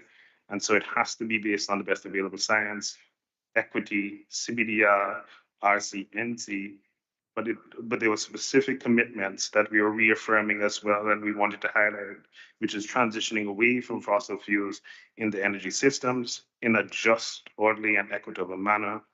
And then looking at, as highlighted by many others as well, rapidly undertaking reductions to achieve basically net zero well before 2050. And so the affirmation that we'd have for the collective goal, once we adopt it, is to support, as many have also highlighted, developing country parties in effectively implementing the Paris Agreement within the context of those commitments. And so the last point that I'll make is that we want to make a reservation on any deletions. As you instructed, Madam Co-Chair, we'd rather highlight what we want to keep in. And so we'd want to reserve on making deletions to a further time, seeing that we just want to focus on, as you instructed, what we wanted to keep. So thanks a lot. Thank you very much, Aosis, including for the questions. We have 4 more speakers, so if you allow me to take those speakers and I'll come back and answer the 4 questions that you had. Next, we have Barbados, followed by the Arab group. Thank you so much, Madam Co-Chair. Let us, first of all, show our appreciation and gratitude to the hospitality extended to us by the government and people of Azerbaijan. Thank you, co-chairs, for your significant and considerable work. Let me align myself with the comments made by Aosis, and to say that when we look at the preamble and the context, it has to be couched in the fact that collectively we have failed to mitigate. Adaptation has become more expensive and less effective, and loss and damage is therefore inevitable. And that has to be the context from which we speak. It means that we need to understand our commitments to the Paris Agreement, especially with respect to Articles 4 and Articles 9, and to understand that many persons are not going to be comfortable speaking to Article 2, especially Article 2.1c, without a full appreciation and an agreement on what it is we're getting to. And that relates again to the issue of mitigation versus adaptation and loss and damage. Carbon emissions are easy to measure, easy to account for when you're looking at financing. When you cannot measure resilience and adaptation, you then have a problem. And this NCQG is about speaking to meeting the needs of developing countries. It feels quite a long time ago. I think it was at TED 3 that I spoke to not seeing the horse. When you look at para 38, it would lead one to believe that horses were delivered for persons. If your stall is empty and other people are convinced that they've delivered you a horse, we have a significant problem, a problem of reality and a problem of trust. I would just say to close, co-chairs, that this leaves me recalling a quote from A Grain of Wheat, taking us into African literature this time. And it says, real change comes from deep within, from an awakening of the individual soul.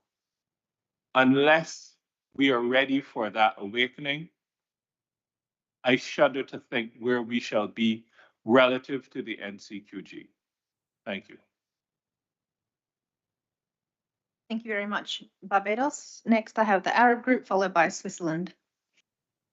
Thank you, Fiona. At the outset, would like to thank the government of Azerbaijan for their hospitality, and it's a good omen for the COP, which we look forward to. And we would like to thank you, co-chairs, for producing this paper and for the work that we've shared over the past 2 years with you in particular.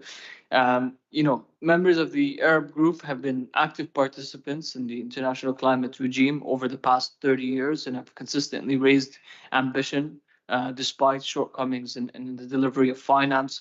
Arab countries have voluntarily submitted updates to their NDCs, new NDCs ahead of schedule, developed or are currently developing ambitious national climate plans despite difficult national circumstances, and successfully hosted several COPs.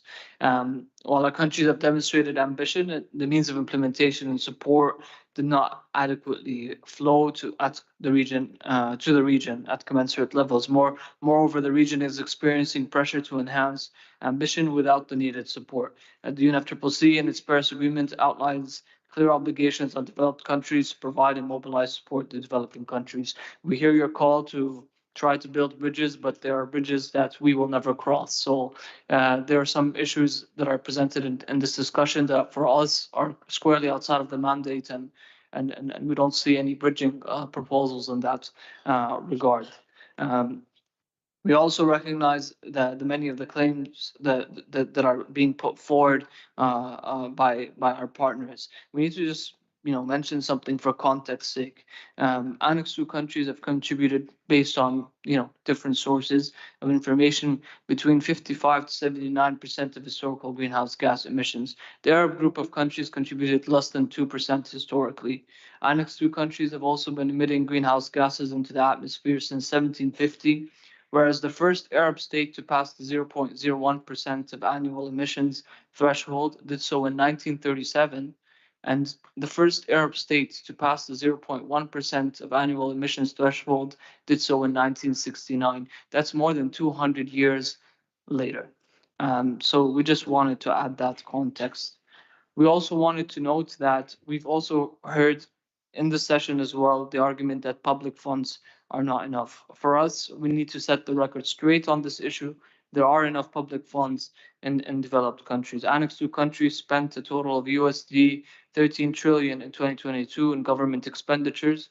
Only 33.4% or 441 billion per year will be able to mobilize the $1.1 trillion that the Arab states have called for if each dollar mobilizes $1.5. Now that might seem like much, but when we compare that figure to the combined GDPs of Annex 2 countries, it only amounts to 0.8%. Less than 1% of GDP is what is required here based on our submission.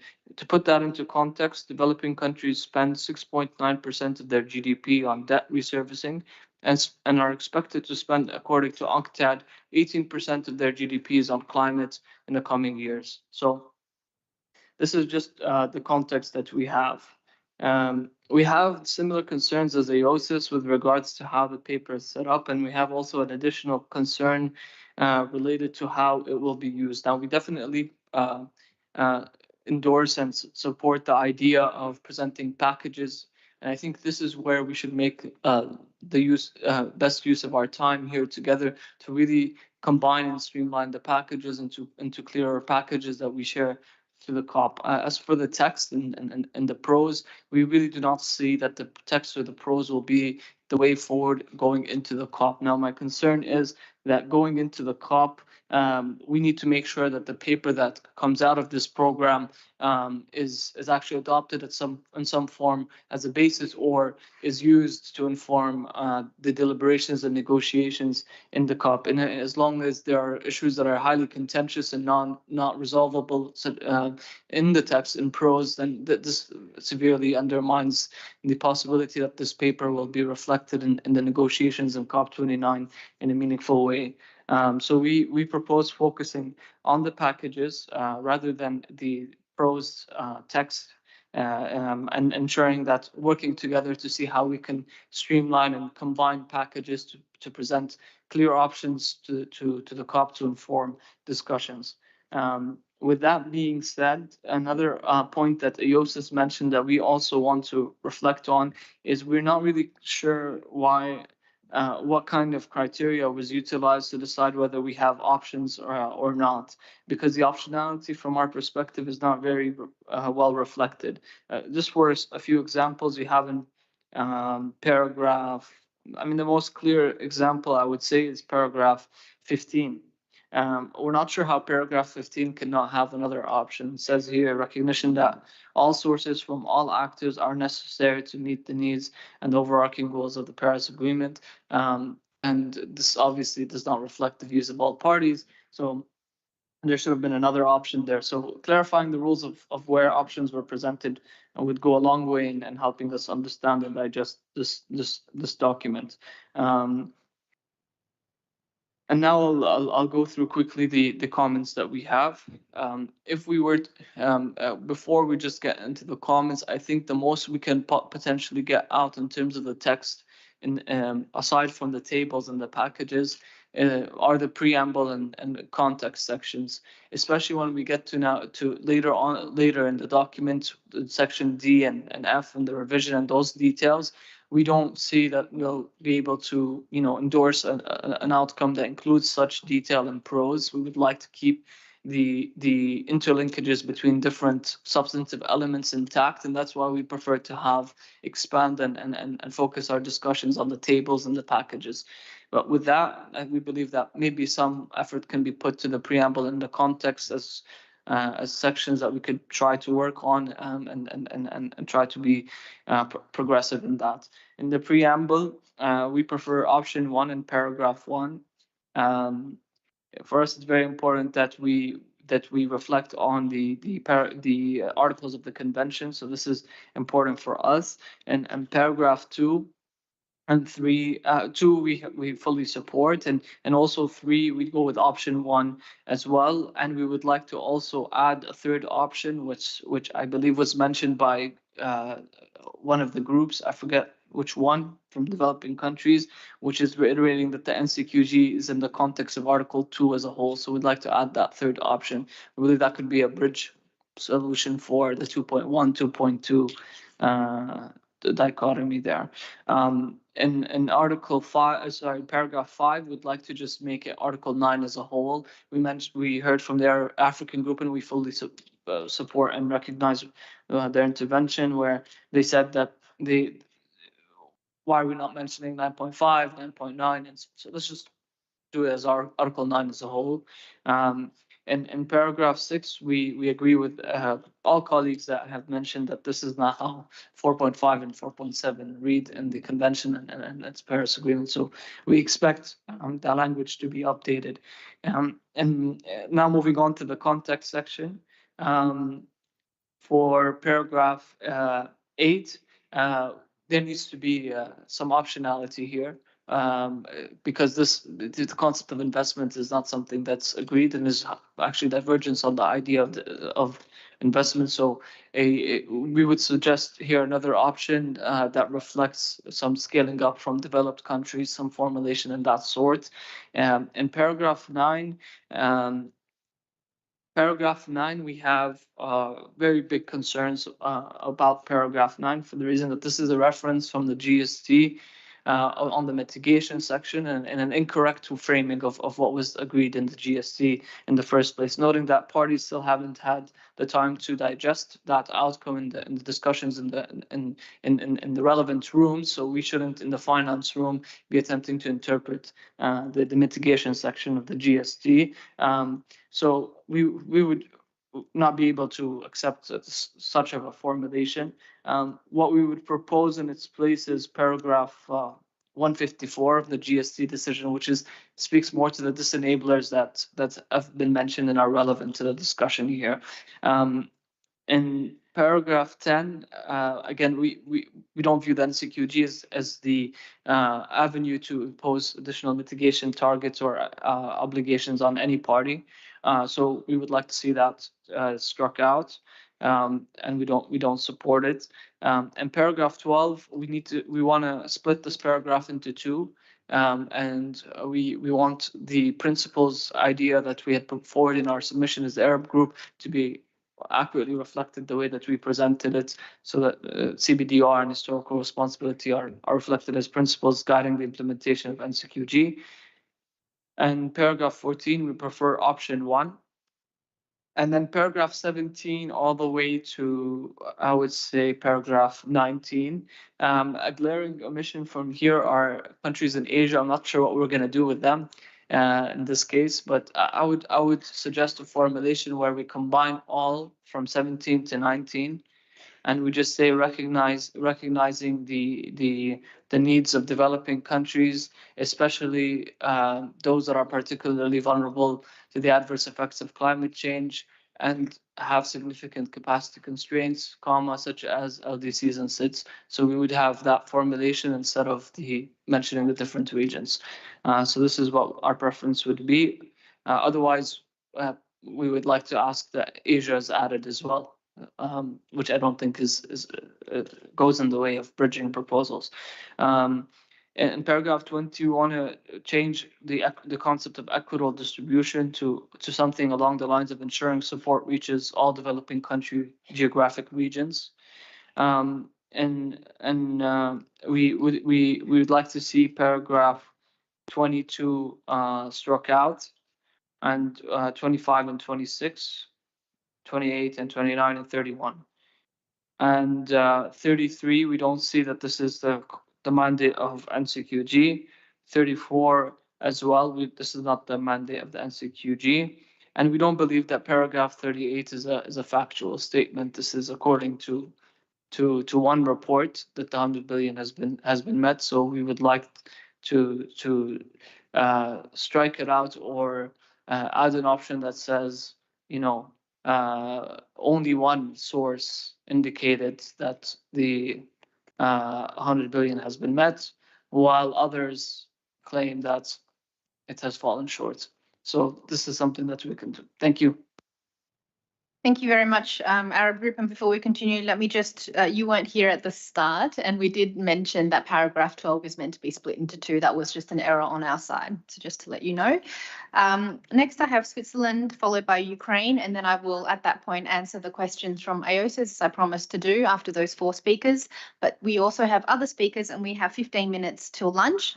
So we have Switzerland, Ukraine, Iraq, Nepal, Bangladesh, the United Kingdom, Honduras, Gambia, Pakistan. Have we missed anyone? Iran? Who's Guinea? Australia? US? Okay, and then we're going to have lunch. All right. You want to come back? Okay. LMDC? And India? Okay, I'm going to close this list there. So this is probably going to mean we have a delayed lunch. Okay, so Switzerland, over to you. Thank you very much, Madam Co-Chair, and good morning, colleagues. It's good to be back, and thanks to the host from Azerbaijan for hosting us in such a beautiful building, and for being such generous host. Thank you so much. Appreciate New Zealand's sharing, Ben, your spirits of how you're coming to this meeting, and I can assure you, at least from myself, and also to other colleagues, that we are here to listen to each other, and we are here to listen to, with a view to come to an agreement at the CMA in Baku when we come here again. And we also want to use this session and progress as much as we can, and have a manageable text in decision text format going forward, being on the table for the CMA. So there I support, I think it was the intervention from the Arab Group, that continuing with prose is probably not going to take us there, and we'll have to move into a decision text format. I don't know whether the table is what's going to take us there. I would hope that at the end of the session, we really do arrive at the decision text format. And Fiona and Zahir, I hope you'll feel better soon. And the two of you will be able to produce such a text for us to work at the CMA. So yes, we feel this text is not quite in that shape yet, and but we appreciate that you shortened the text, and we know we've also asked quite a difficult task from you. We asked you to everything to be there, but to shorten significantly, and so obviously squaring the circle not so easy. So thanks for that. We do feel there's still quite some possibility to streamline, and we do think we need to do that if we want to have something manageable for the 2 weeks in Baku. The options need to be a bit more clear, and I understand the questions raised by Mikhail from AOSIS, and I think also Mohammed from the Arab Group, that it's not quite clear where you put options and where not. So making that a bit more clear will help us to engage with each other. We suggest those who have, we support those who have suggested streamlining options. I think it was New Zealand made very concrete suggestions. Canada, Mohammed just made one on the geographic scope. There's different ways to approach that. And we appreciate those that have shared elements they need to see again on the table in order to proceed. And we understand that some of you might need some additional elements or concepts to be introduced to move forward and feel comfortable to move forward. We'll also need some from our side, but I urge all of us to be as focused and just limited to the absolute essentials we need for comfort to move forward, so that we not unnecessarily balloon the text, because otherwise we won't be able to manage that at COP. And now to the specifics in the section. I think the preamble is workable. We've heard some suggestions for additions or also additional distinct options referring to the entire article and 2 and 9. Those are interesting bridging proposals. We would want, many have made the submissions to reference 2.1c and 9.3 distinctively, as they are part of the core mandate for the NCQG work program. And we would need to still see that as an option moving forward. But appreciate those who make suggestions on how positions could be bridged in that regard. On the context, we share the view of Norway and the EU on how we read this section as a cushion context, as a broader context of how to read the operative paragraphs thereafter. And I understand Eos's point there that, yes, in general, you have the preamble in a treaty that provides that context. We understand this section to be a bit more than a preamble, but it's probably going to preamble languagey, let's say it like that, but it provides this more broader context cushion of the decision. And we do see a lot of space for streamlining there. I will not reiterate what others have said in that space. And with that, we hope we gave you a bit of guidance on how to further proceed, and we would absolutely appreciate if you would be able to produce a next iteration while we're still here in Baku. Thank you. Thank you so much, Switzerland. Next, I have Ukraine. Good morning, colleagues. First of all, I would like to thank the government of Azerbaijan for hosting this final TED before COP, as well as thank our co-chairs for their hard work on this input paper. It's still long, there are many opportunities to streamline it, and there were many good suggestions made, in particular by New Zealand and Norway that we support. I will not go paragraph by paragraph, but will flag several key points for us. In the context, we would like to stress the urgency of global efforts to address climate change and reaffirm the commitment of all parties to reduce their emissions in a nationally determined manner. And we hence support paragraph 10, but we would rephrase the part, so if it's all parties, then it's not well before 2050. The context has to know that the basis of the goal are the needs and priorities of developing countries, and that the new goal must be guided by lessons learned from the delivery of the 100 billion goal. The context part of NCQG also needs to emphasize the need for changes in the multilateral financial architecture and for alignment of all finance flows with the goals of the Paris Agreement. Because in order to cover the finance gap between the current 100 billion and the needed trillions, we will need all possible sources. We support the paragraph 22, 33, and 34. The goal has also to reflect current economic realities and recognize that they have changed over the past few decades. For some countries, their ability to contribute has changed. For others, needs have changed. And hence, we support paragraph 14, option 2. And lastly, we believe paragraph 32 that emphasizes ongoing challenges in accessing climate finance by developing countries is important, and we would like to keep it. Thank you. Thank you very much, Ukraine. I'm just going to pause here and answer the questions posed by OSIS. On your first questions around options, and others have raised this as well, let's just take the context, for example. The way we approached it was simply that, every single paragraph there is not assumed to be agreed.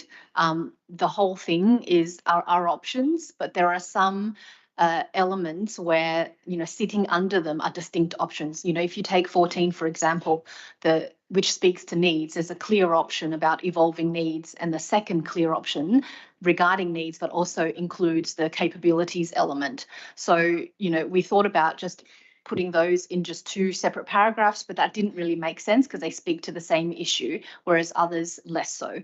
But the whole, but I do take your point that may have caused some confusion, and certainly for the next iteration, we will try to be clearer about that, but that's simply how we approached it. And again, emphasizing that nothing is assumed to be agreed, and for each element, you can assume a no option, which is that we simply wouldn't include it, or of course, if there are views on how we can reshape and reframe those elements, we have heard some of those today. I'd encourage you to continue to provide those to us. Your second question, as I heard, revolved around the next steps and how we intend to take this forward. We've heard your suggestions already as to how to take this text forward.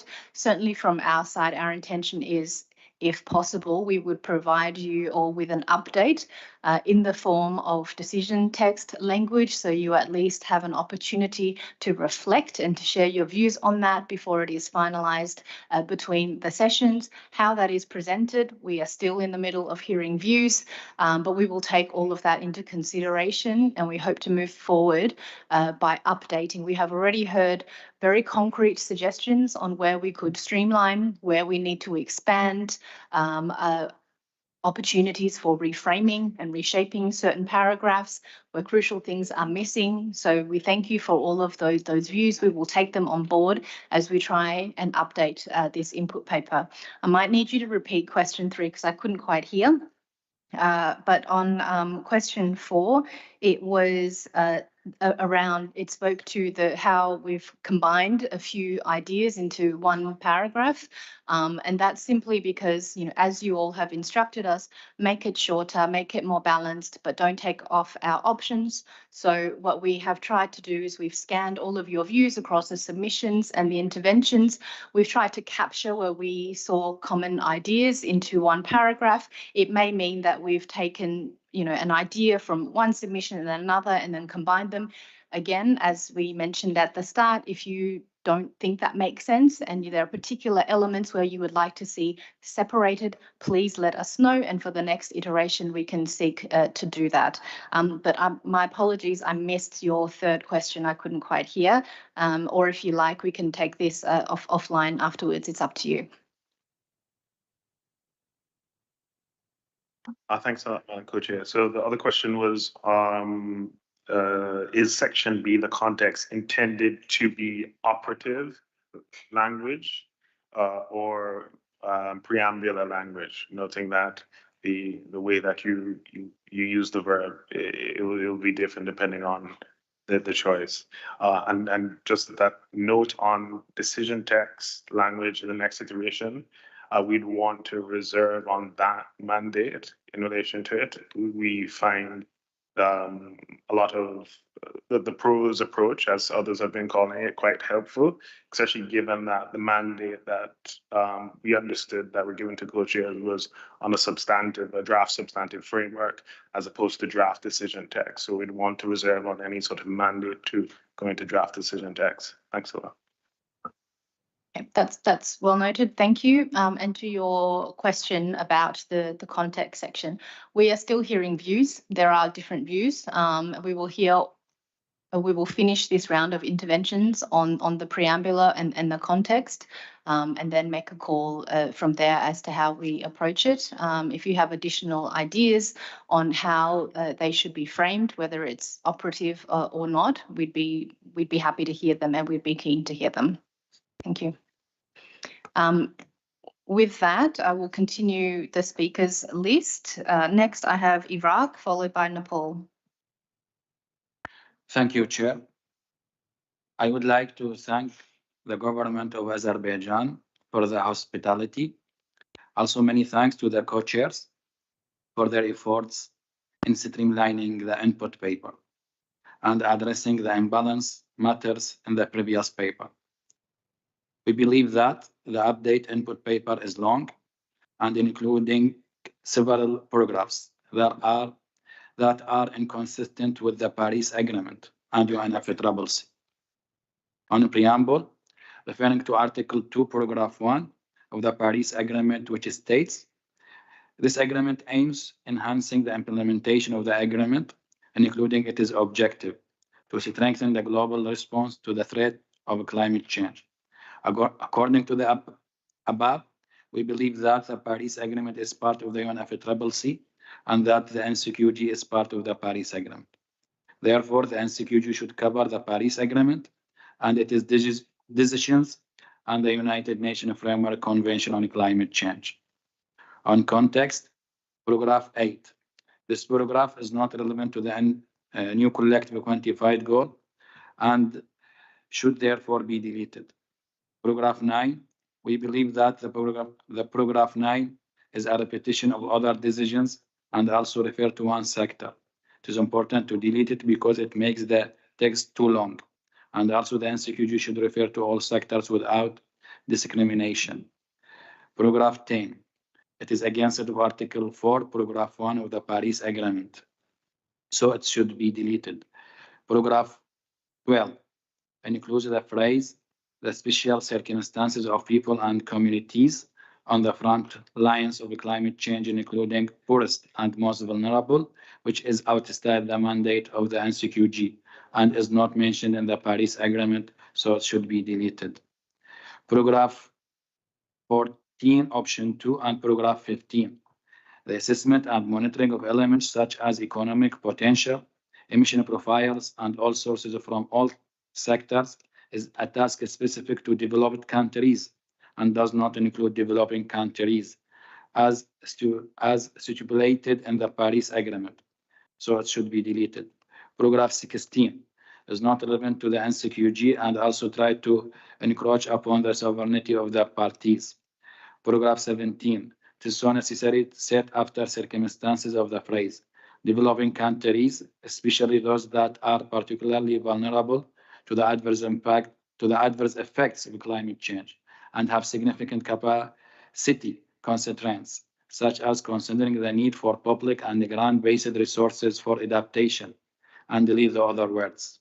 Paragraph 18 and 19 should include the recognition of the special needs, challenge, circumstances, and vulnerabilities of countries in the Asia-Pacific region. Paragraph 20, we would like to add the importance of ensuring support reaches all developing country geographical regions. Paragraph 22 is outside the scope of a new collective quantified goal and interferes with sovereign decisions of the parties. Paragraph 23, it was mentioned in the other topics like global stock take and GGA, so it should be deleted to avoid duplication. 25, Paris Agreement does not go in deep on who will be benefit of from international climate finance. I think that will also be good principle to the NCQG, so it should be deleted. Paragraph 29. There is a special convention on biological diversity called the Convention of Biological Diversity and a special convention on land degradation called the United Nations Convention to Combat Desertification. Each convention has a specific financial mechanism and a specific approach to this mechanism. That's fundamental different from other. We prefer to keep the financial mechanism separate, so it should be deleted. Paragraph 28 and 29, they're not relevant to the NCQG. Paragraph 31. This paragraph should be deleted because the NCQG should cover the overall objectives of the Paris Agreement. Paragraph 38. The goal of raising 100 billion remains unmet and is also relevant to the context of the goal. Thank you very much. Thank you very much, Iraq. So I'm told that lunch is ready. And some of you might be hungry now. I might be a bit hungry. So propose that I'll take one more speaker, Nepal, and then we will take the list after lunch. And the list after lunch, I will go through after we hear from Nepal. So Nepal, over to you. Thank you very much, Co-Chair, and namaste to all. Also, thanks to the wonderful host government of Azerbaijan. First of all, we would like to align ourselves with the statement made on behalf of the LDCs. Co-chairs, thank you very much again for the new iteration of the input paper. First, I will make some general comments and then I will go to the input paper. As general comments, we think that the NCQG should stress on the importance of resilience building, just transitions, the promotion of sustainable development, food security, and the eradication of poverty in developing countries. I know that many of the country parties have mentioned this, but would like to stress on that. It should take into account the fairness, equity, and justice elements. Also recognize the urgent need to support the implementation of NDCs, NAPs, LTS, including capacity building and technology transfer. Having a very strong reference to the science, especially with the 6th assessment report of the IBCC, would be needed. Highlighting the financial needs of developing countries parties, as stated by the SCF and the Arab Basin Gap report, would be crucial as well. Similarly, the NCQG should encompass all the 3 pillars: mitigation, adaptation, and loss and damage. I would like to stress on this, the 3rd component of loss and damage. Just for your reference, as Madam Co-Chair, let me just state that this year alone, Nepal faced massive floodings and landslides. With over 150 people were killed, 100 are still missing. We even have glacier lake outburst flood this year. 2 of the glacier lakes outburst in the Himalayas, wiping out a village. So this already tells us, it's a very compelling case, that why loss and damage is a very important element to be considered under the NCQG. Of course, we'd like to see the balance between adaptation and mitigation. It should acknowledge the challenges and special needs of the LDC and SIDS. This is very important. We have stressed this many times in the past as well. Also, should take into account the high cost of capital, high transaction cost, indebtedness, and debt stress. Having said that, also the harmonized, simplified, and direct access procedure to access the resources would be very important. Just going back to the input paper, Co-Chair, just I wanted to very briefly touch on that. On the preamble part, paragraph, we would like to support paragraph 1, option 1, and paragraph 2. On the context part, we see that it's important to support on the 7, 8, and 9. And the paragraph 9, is also just like to stress that this is in line with the language that we have agreed in the GST decision. Also to agree on paragraph 12, 13, 14, option 1. Similarly, this 17 is very crucial. It talks about the special needs of LDCs and SIDS. I would like to agree with 21, 24, 26, 27, 29, 30, 33, 35, 37, and 39. Thank you very much, Madam Co-Chair. Thank you very much, Nepal. So we will have lunch now, and then after lunch, we will resume the speakers list, which now includes Bangladesh, the United Kingdom, Honduras, Gambia, Pakistan, Iran, Guinea, Australia, the US, LMDC again, India, Japan, and Ghana. Have I missed anyone? Okay. Oh, sorry. Oh, and Timor-Leste, sure. And then as we mentioned at the start, we'd also like to give our non-party stakeholders an opportunity to make an intervention at the end of this session. Okay, so with that, enjoy your lunch. Please be back punctually.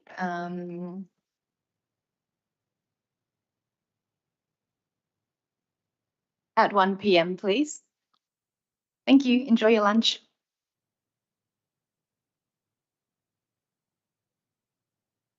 Hi, everyone. So lunch will be served in the same area where we gathered for the coffee break. Thank you.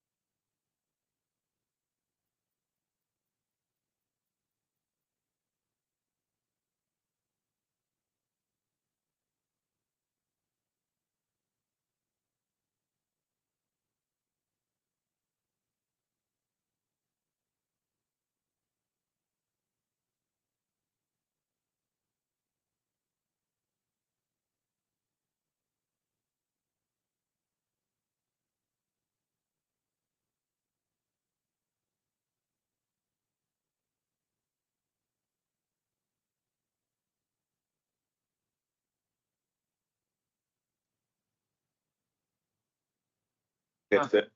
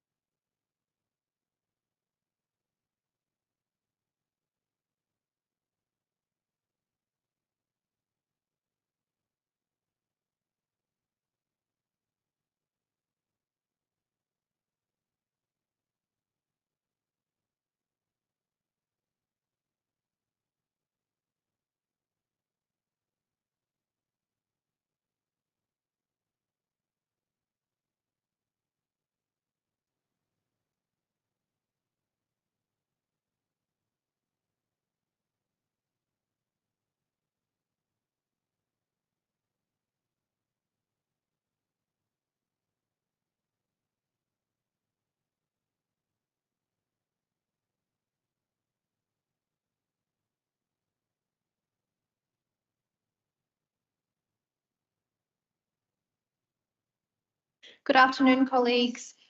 We might make a start. Hope everyone enjoyed their lunch.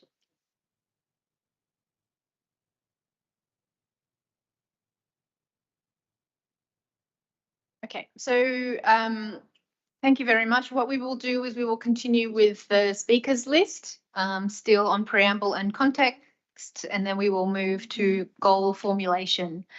But first on the list for this afternoon is Bangladesh, followed by the United Kingdom. Bangladesh, please.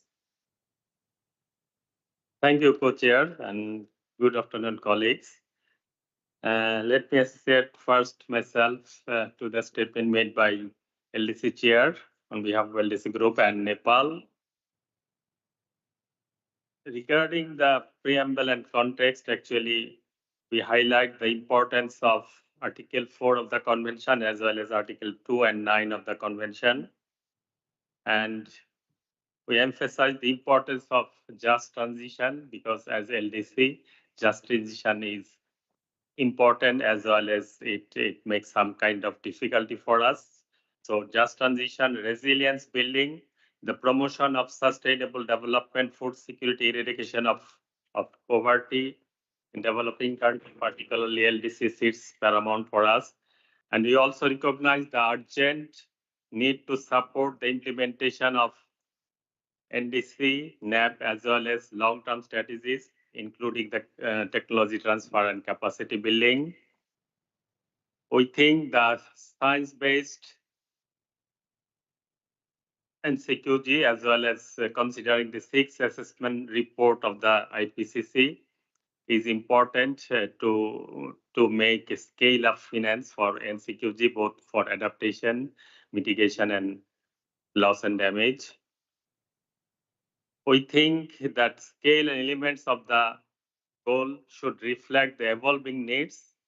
As I said earlier, the just transition and renewable energy as first GSG are priorities of developing countries. It is a dynamic process and evolving over the time. And as LDC vulnerable country, we actually highlight the challenges and special needs of the LDC and its states regarding the provision and mobilization of climate finance, including the easy and comfortable access for the LDC, particularly on adaptation. And emphasize the need for further efforts to enhance access to climate finance, including through harmonized, simplified, and direct access, addressing needs of all the developing countries, particularly LDC and states. And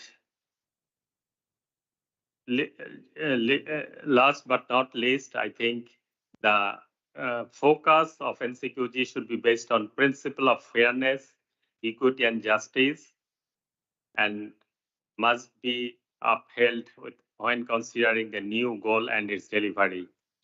Regarding actually, I'm not going to the paragraph by paragraph, but I echo and reiterate our LDC colleagues on our preference on the preamble, option 1, number 1, option 1, and paragraph 12, and I think paragraph 13, 14, option 1, 17, 21, 24, 26, 27, 29, as well as paragraphs 30, 33, and 35. Thank you, Chair.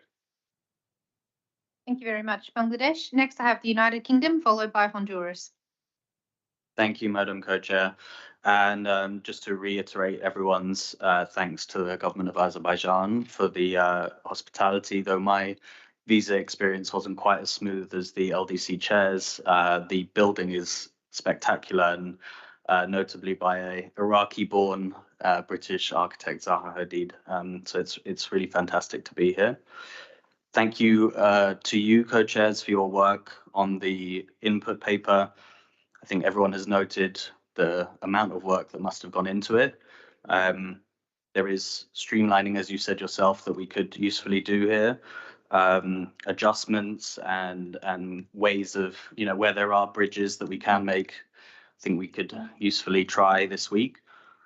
I think taking a step back, I think it's useful to reflect on the intervention so far. I think that parts of them have, from everyone, have been incredibly useful. I think maybe I will also make a quote from an old piece of writing by Lao Tzu, the Tao Te Ching, where he writes that we must bring things to life and nurture them, but have no thoughts of possession.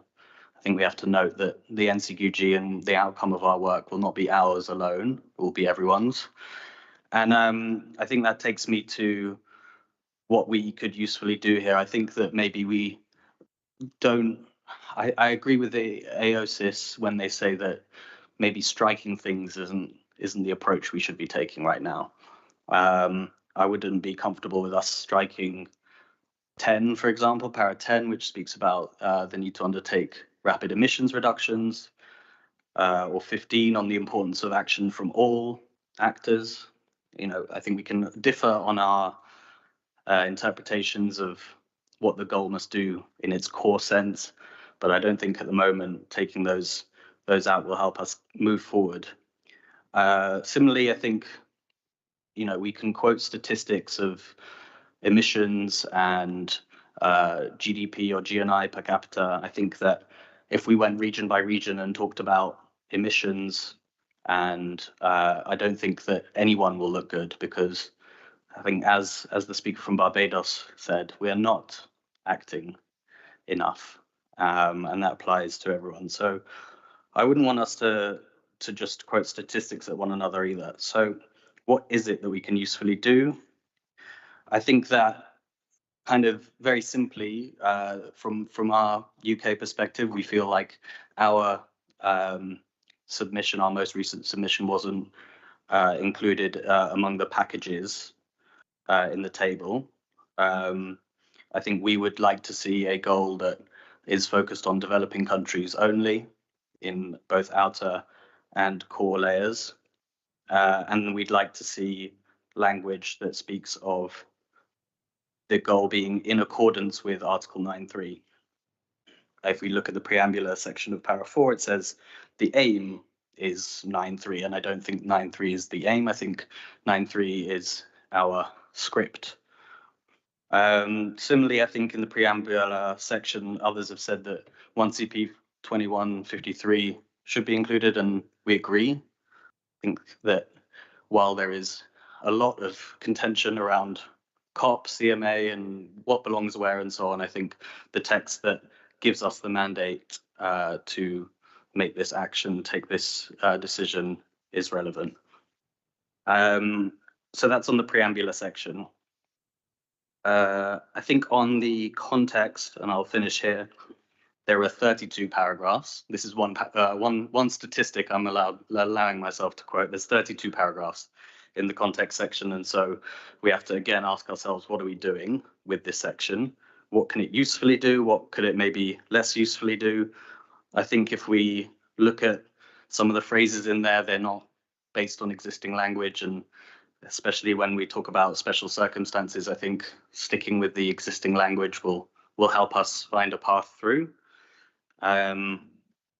So that speaks, I think the Arab group made a potentially useful suggestion there, but I would just plead that we stick with what we've got rather than trying to create new things. Similarly on 27, losses and damages rather than loss and damage, it's that kind of thing where we can simplify our lives a little bit. But then what can the context section usefully do? Well, 7 is pretty straightforward. Recognize the work that we've done. The need for action, as we talked about in 9 and 10, I think is some form of that. Then the need for urgency in this critical decade. And 24 and 29 also acknowledge the science and the importance of action, both in adaptation and mitigation. So I think that if we can maybe agree the function that we want to achieve in the context section, you know, there's probably 2 or 3 useful things we can say, and maybe in fewer than 32 paragraphs. So I'll stop there, and thank you very much. Thank you very much, United Kingdom. Next, I have Honduras, followed by Gambia. Thank you, co-chair. First of all, I want to thank the government of Azerbaijan for hosting us in the city. We will be spending several weeks in the next few months. I also want to thank you, co-chairs, for this new iteration of the text, the input paper. It's your great efforts to significantly streamline and capture the views of parties and groups. Perhaps I want to start with first aligning with what my colleague from Colombia mentioned on behalf of ILAC and more on add on different elements that I think would be important to highlight. As I think for the context section, and I think they're sort of speaking to what Mikhail was asking on the context. Personally, I think the context for us is more of a scene setting, not necessarily more of a operative section. Although we see that the context is very important when we do set the scene. It's important that as we go through the input paper, we have to ensure that all aspects that we mentioned in the context are addressed operatively throughout the text, so that we have to make sure that we do address everything that we do as a scene setting in the context. As for the preamble, like my colleague from the United Kingdom just mentioned, I think it's very important that we recognize that 1 CB21 was a decision that mandated the NCQG. And in that context, I think it is therefore extremely important that we also reflect the relevant provisions of the convention. And I think that option 1 in paragraph 1 does so. It's also important to acknowledge that in the context that it's aiming to accelerate the achievement of Article 2 as a whole. So it's not only 2.1, it's also 2.2 and the entire article as a whole for the NCQG. I think on paragraph 9 does a job of recognizing the importance and reaffirming the commitments we have to accelerate action within this critical decade on the basis of best available science. But action does not just mean mitigation action, and it should not just be interpreted as mitigation action. This paragraph is highly mitigation oriented in the aspects of the GST, and I think that we need to see a balance on adaptation as well, and we need to include the urgent need to scale up of adaptation finance. I think that the context section is still not balanced enough in representing mitigation, adaptation, and loss and damage. And like my good friend and colleague from Barbados so eloquently expressed, I could not do justice to that, but it is our overall global failure to mitigate that has led to the adaptation being more expensive, less effective, and therefore leads to more loss and damage. That is inevitable. So I think that has to be captured in the context. And like I said, we do not believe that is adequately represented. There's an overemphasis in mitigation, and adaptation at this point is it is the highest priority for most developing countries. I also believe with my colleague from the Arab group that options should be reflected in several paragraphs, and we can go into some of those in detail throughout these next couple of days. For paragraph 14, I think option 1 should be a bit more clear and more detailed in the sense that it should refer to the needs and priorities of developing country are constantly evolving and dynamic. It should be more specific. And I agree with my colleague from Nepal on the need to stress that we have to build resilience and include the just transitions within the context. And also, again, echoing the need to address the high cost of capital and fiscal space within the context. I thank you. Thank you very much, Honduras. Next, I have Gambia, followed by Pakistan. Thank you, Madam Co-Chair. First, I would like to align my comments with those already expressed by the LDC Chair, Nepal and Bangladesh. And I also echo the appreciations expressed by colleagues.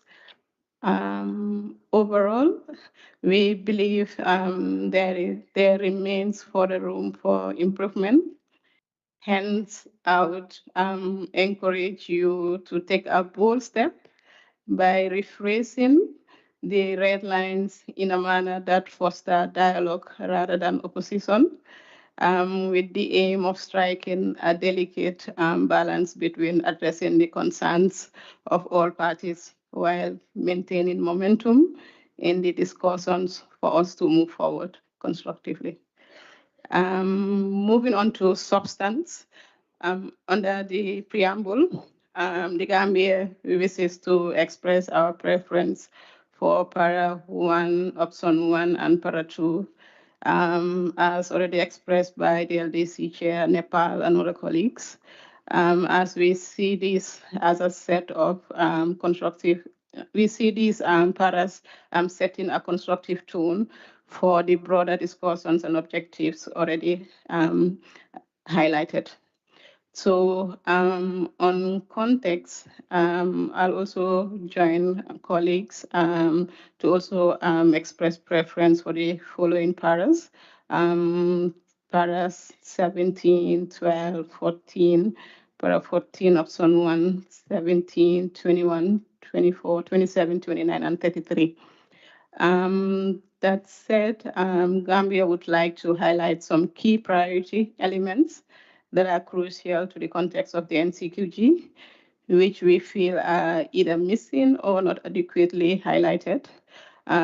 These priority elements are one, that the NCQG must be both ambitious and actionable, prioritizing provision and mobilization of resources that would drive real on-the-ground transformation towards climate resilience development.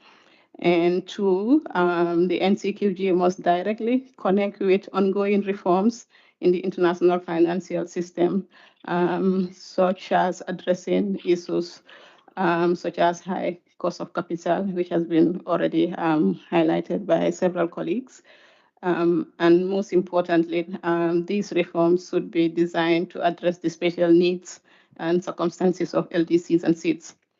The third element is that the NCQG must also address the issue of debt instability, as mentioned by Sophia already, in order to create the much needed physical space for climate action, as this is really crucial for many LDCs. Furthermore, we find para 9 to be overly loaded with content, and we believe it could benefit from being streamlined to enhance clarity and focus. Additionally, we believe the transition issue, as mentioned by colleagues already, should be viewed through the lens of high cost of capital, and the concept of just transition must be clearly defined. We believe this definition should emphasize providing developing countries with meaningful opportunity to participate in the supply chain of the transition, ensuring inclusivity and fairness in the process. Finally, Gambia would like to propose merging or deleting of certain paras that are repetitive or redundant to support further streamlining of the paper, input paper. So specifically, we suggest revisiting the following paras: para 10, 15, 16, 22, 31, 34, and 38. We believe that these adjustments will enhance clarity and focus of the input paper. Thank you. Thank you very much, Gambia. Next, I have Pakistan, followed by Iran. Thank you, Madam Co-Chair. Like others at the outset, allow me to appreciate the government of Azerbaijan for hosting this meeting in the beautiful city of Baku. I also appreciate co-chairs, you, Fiona, and Zahir, for the hard work in coming up with the updated input paper. Though the input paper for this meeting is concise, however, there is still a room for further streamlining as there exists repetition in some paras, and some paras are beyond the mandate of the Paris Agreement and previous decisions. In our understanding, the preambular part should be as short and specific as possible, coming up with specific comments about the preambular and context section of the input paper. In Article 1 of the preamble, building on option 1, all relevant articles of the Paris Agreement and Convention must be recalled rather than picking and highlighting only a few provisions. We support option 1 in Article 3 of the preamble due to its explicit link with the principles of equity and CBDR that, in our understanding, form the very foundations of the climate action by developing countries. Now, moving to the context section, we believe that Article 14, Option 2 is not aligned with the Paris Agreement and should be deleted. We also view that the Article 16 and 22 are quite prescriptive in nature and intrude into the sovereign decision making by the member states, and they should be deleted as well. It is also important for us to that under Article 19 in context section, a new article be created with the following language: recognition of the special needs and vulnerability of developing countries in Asia Pacific region. If it is not acceptable, because we have seen that now almost all the regions have expressed and want the recognition of special circumstances and their vulnerabilities. And I still believe there are some regions like Eastern European, they're still left. If it is not acceptable, we are ready to support the proposal by Mohammed from Arab Group to delete the paras 17, 18, and 19 and replace them with one para with language that supports the special needs, circumstances, and vulnerabilities of all developing countries that are particularly vulnerable to adverse impacts of climate change. Lastly, the language in Article 38 is not acceptable to us as it is, since there are divergent views on whether the 100 billion goal was met in 2022 or otherwise. We suggest to either delete the article as a whole or modify the language to acknowledge that according to various data sources, mobilization of climate finance by developed countries has witnessed an increasing trend in recent years. And according to one data source, the $100 billion goal was met in 2022. Thank you. Thank you very much, Pakistan. Next, I have Iran, followed by Guinea. Thank you, Co-Chair. At first, thank the government of Azerbaijan for hosting us and Co-Chairs for the new version of the text. We support interventions made by LMDC and Arab Group. Many options and views have been reflected in the text. However, we are on the view that the text needs to be modified for preparing as a decision text. Some powers are not under the mandate of the NCQG and should be removed and modified. Focus should be on setting clear goals for paving the way for climate actions, including adaptation and mitigation and achieving sustainable development goals and poverty eradication. Our general comments on the preambles and the context, we are on the view that the all principles of the Convention and the Paris Agreement should be respected under the NCQG. And in Part 1, we support option 1. And for the context, we cannot support some parts that are not relevant to the mandate of the NCQG, including para 8, 9, 10, 15, 23, 25, 26, 28, and 34. So those paras should be deleted from the text. Thank you. Thank you very much, Iran. Next, I have Guinea, followed by the US. Thank you, Co-Chair. I associate myself with the statement made by Kenya on behalf of Africa Group. And I'd like also to see the opportunity to thank the government of Azerbaijan for the hospitality. And I'd like to provide specific comment on the preamble and context section indicating my preferred options and explaining our position. On the preamble, for point 1, I prefer option 1. This option is more comprehensive and includes reference to both Paris Agreement and the Convention. It is crucial from our perspective to maintain the link between NCQG and the broader context of climate commitment, especially those related to climate finance and support for developing countries. From our perspective, we cannot emphasize enough that the NCQG must be determined in accordance with Article 4 of the Convention and Article 9, 1, 2, and 3 of the Paris Agreement. For point 3, the preferred option is 1. This option provides a more holistic context for the NCQG, linking it not only with the temperature goal, but also the broader objective of the Paris Agreement, including adaptation and finance flow.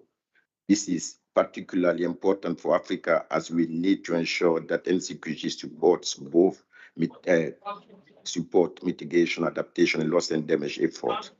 This broader framing is important to ensure that NCQG is aligned with the overall objective of the Paris Agreement. On context, the context missed to draw on the 100 billion goal and to indicate that the myth of mobilization of climate finance cannot work, and that each dollar provided could only mobilize 0.35 private sector. The myth around private sector seems and remains an illusion that might be an utopia. We strongly assert that loss and damage must be fully and equitably funded by the NCQG along with mitigation, adaptation, loss and damage. This is in line with paragraph 27 of the context section, which recognizes loss and damage from climate change. The context section needs to recognize the debt issue, cost of capital, the constrained fiscal space, and challenge associated with finance definition and transparency. I strongly support the inclusion of point 12, 13, 17, 18, and 20. These points are particularly relevant for Africa. For point 2, for instance, recognition of the importance of taking into account the needs and priority of developing countries, as well as the particular circumstances of some regions, such as Africa, on the front line of climate change is very important. Principle of equity, climate justice, CBDR, historical responsibility, right of development, fair and just transition is the driver of our discussion, should be the driver of our discussion. This point also acknowledges the specific challenge faced by developing countries, particularly in Africa, and emphasizes key principles that are crucial for fair, effective climate actions. Point 13 highlights the growing gap between the needs of developing country parties and the support provided and mobilized, and reference to need estimate, including the second needs determination report by the Standing Committee. This point is very critical for us as it highlights the significant discrepancy between our needs and the support received, especially for adaptation. The second NDR report clearly shows this gap for the implementation of NDC needs, far exceeding current climate finance flow and estimated the need around 5 to 7 trillions. It is what the Standing Committee has in its executive summary of the NDR. Point 18, recognition of the special circumstances of Africa. This point explicitly recognizes the unique challenge faced by Africa and other vulnerable regions, which is essential for ensuring targeted support. Point 20, importance of equitable geographic distribution. This point is crucial from our perspective. It is its fair share of climate finance to receive its fair share of climate finance. The second need determination report shows that Africa's countries reported the highest number expressed needs across most of the report type, underlining the importance of the recognition of Africa's special circumstances. Paragraph 14, preferred option 1, as this option allows for flexibility in addressing the changing needs of African countries and developing countries as we face evolving climate impact and development context. Additionally, I strongly support the inclusion of point 21, 22, 24, and 28, as they emphasize the need for scaled up support, structural transformation, critical role of finance in enabling climate actions. Our priority is to ensure that NCQG adequately reflects the needs and the urgent needs of our continent and of developing countries, acknowledge the special circumstances of Africa, and provide a strong foundation for increased, accessible, effective climate finance. Thank you. Thank you very much, Guinea. Next, I have the United States, followed by Australia. Thanks very much, Co-Chair, and thank you very much to the government of Azerbaijan for hosting us here today for this third and final meeting of the ad hoc work program on the new collective quantified goal this year. I'd just like to start off by saying how glad we are to be here listening to and talking with everybody this week in Baku. It is so abundantly clear that this process has come so far over the last 3 years. And while we still have quite some ways to go before we can land a decision that lives up to the ambition of the Paris Agreement and delivers on what we know needs to be delivered on for a successful COP29, we're looking forward to doing that here this week and making good progress in that direction. We're here to be constructive, to work, to listen to others, and to find ways forward. And we're going to be taking that spirit with our interventions, hoping to find solutions and opportunities that work for all. In that regard, I'd like to start by talking through a number of our visions on the text in front of us. I think for us, it's essential that we leave here recognizing that what is essential to come out of this process is something that our political leadership can deal with in a manageable way, and to understand the trade-offs that they need to make as they engage with one another and find a decision that is fit for purpose for the Paris Agreement and can help us deliver on our collective ambitions of building global resilience and keeping a 1.5-degree future within reach. To go specifically to the sections of the paper, which we agree have come a long way since our discussions in Bonn, despite the impossible task that we gave co-facilitators of making the paper shorter while also integrating new submissions and keeping everything on the table. Things have certainly improved. I agree with our colleagues from AOSIS, the Arab Group, and Honduras that the options that have been sprinkled throughout the paper and including in the preambular section, I found to be rather confusing and not terribly well applied throughout the rest of the paper. They appear to be present in some cases and not in others, and it isn't always clear how and why that's been done. And I appreciate the explanation that has been given on that, but I think another crack at this or potentially removing them altogether might make the most sense. I think this is another case in the preamble in particular where we've probably gone a little bit too far trying to combine a variety of different proposals where there are nuanced differences between what had been presented. We also recognize the need to include all of the relevant references, but also not to cherry pick relevant decisions and omit the context in which they exist. And last but not least, we need to find something on which we can all ultimately agree. In that regard, I think our specific suggestion for a revised version of the preamble would look something like a cluster of elements on convention articles, where we know there have been a number of proposals. Again, from the US perspective, we don't see these as relevant to the decision necessarily, but having those as one very clear set of options amongst themselves would be useful. Another cluster of elements on Paris Agreement articles, notably Article 2.1 and Article 9. We do not see Article 4 as included within this set, again, trying to get to the bottom line of the most essential pieces to be referenced. A cluster of elements on decisions which are explicitly related to the NCQG that already more or less exists, that I think is something that we're all broadly in agreement with. As well as a cluster of elements on other decisions to reference verbatim and rather than just listing the article, but to spell out in full. And I think for those, we see the most appropriate bottom line for all as an explicit reference word for word to Article 2.1c and Article 9.3, which are of course referenced in Decision 14 CMA 1 as the aim of the NCQG.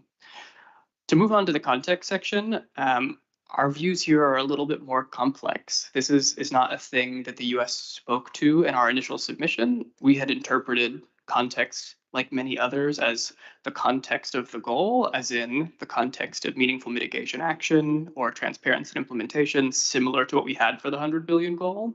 So we had not provided a number of paragraphs in this space. So we have some ideas for things that we might be missing or that might be usefully included.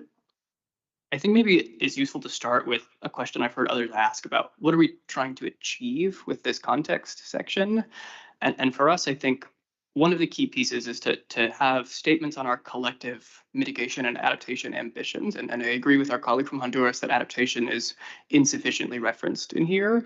I think I would also say that mitigation can and should be clear and more fulsomely brought out in this section to provide more clarity on the context in which the goal is being pursued.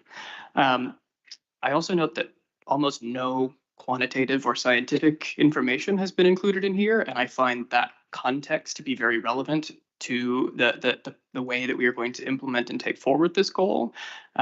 References to things like the IPCC or the various products of the Standing Committee on Finance, which of course finalized its 4 reports just last week.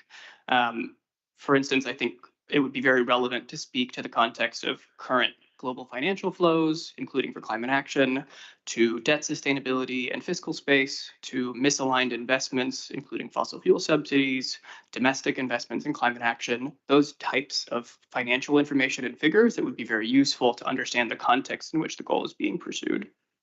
I think we would also see reference here to progress made on the 100 billion goal, and we see that there are already several references to that regard and agree that there could be an opportunity to streamline those.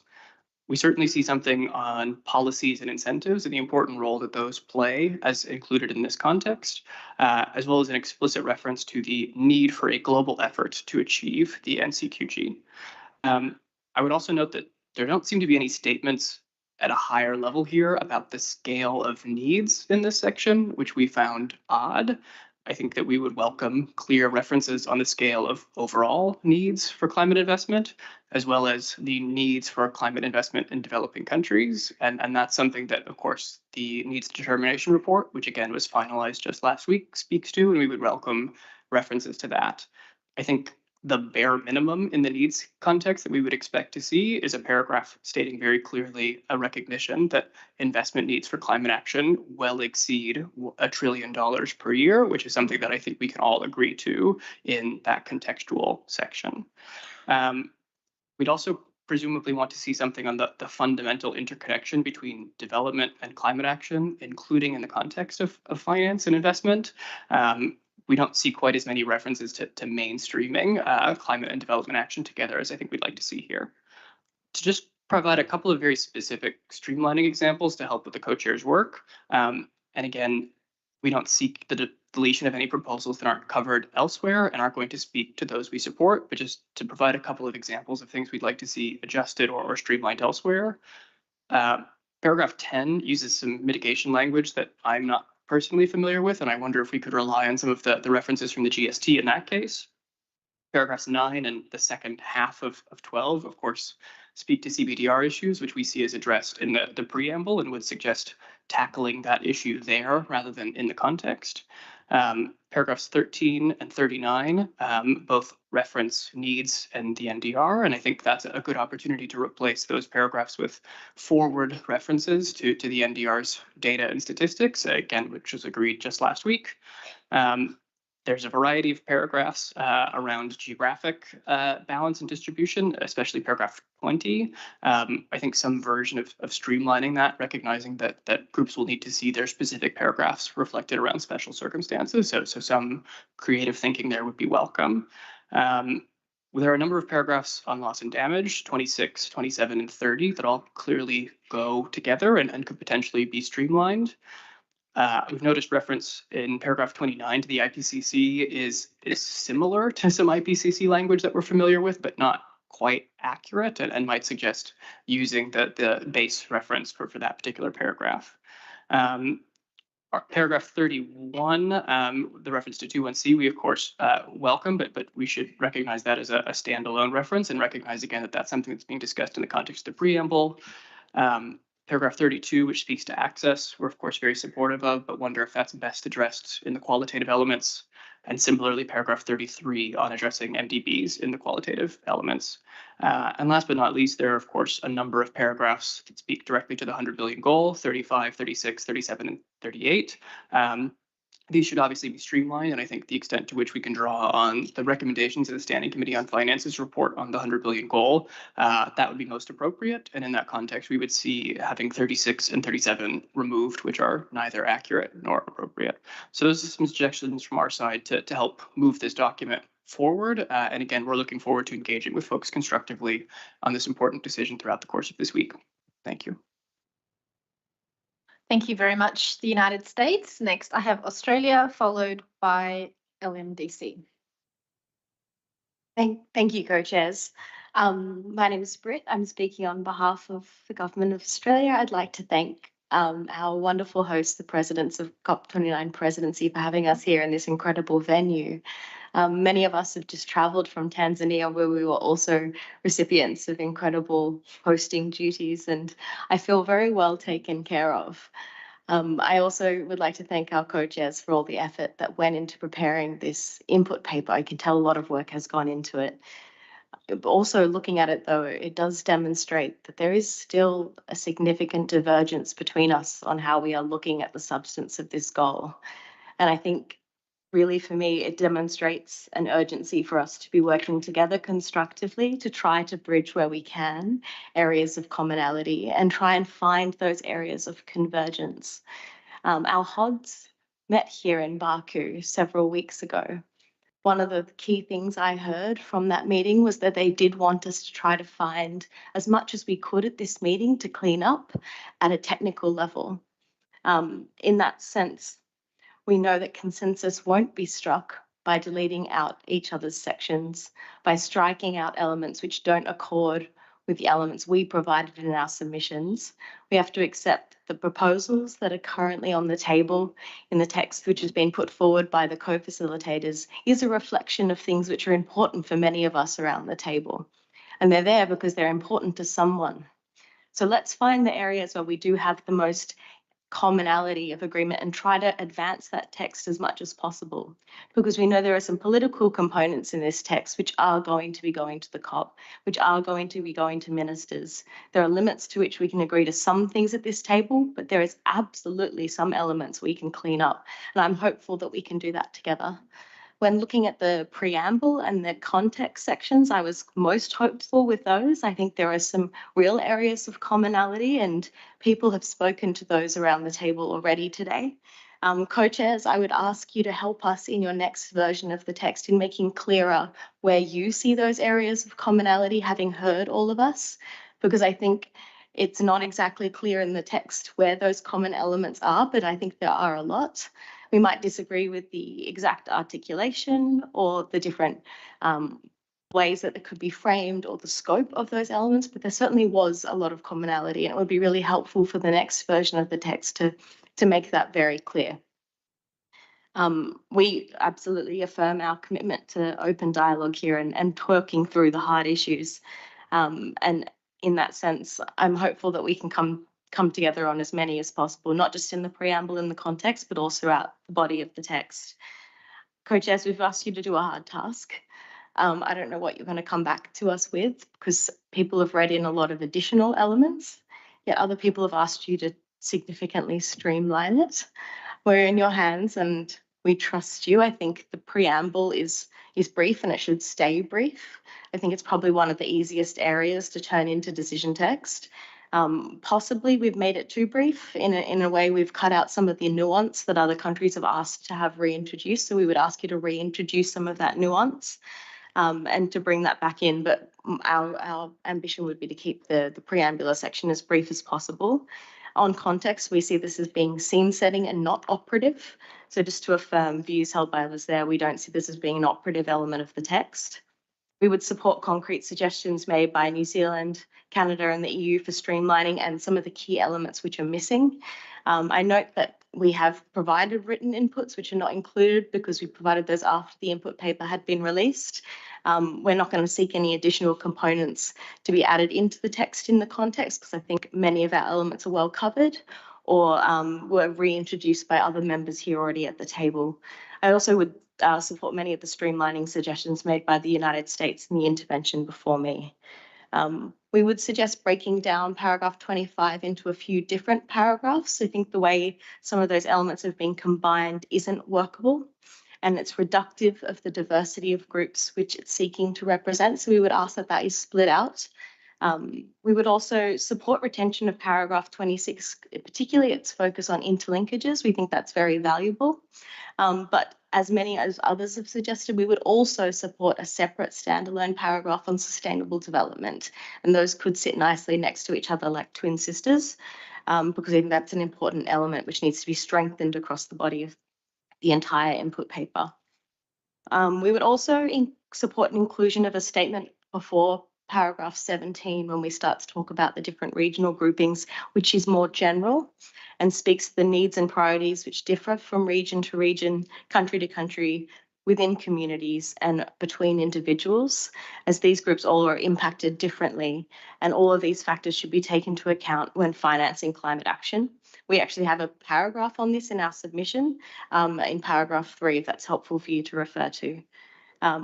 Colleagues, we're not all going to see the entirety of our submissions reflected here.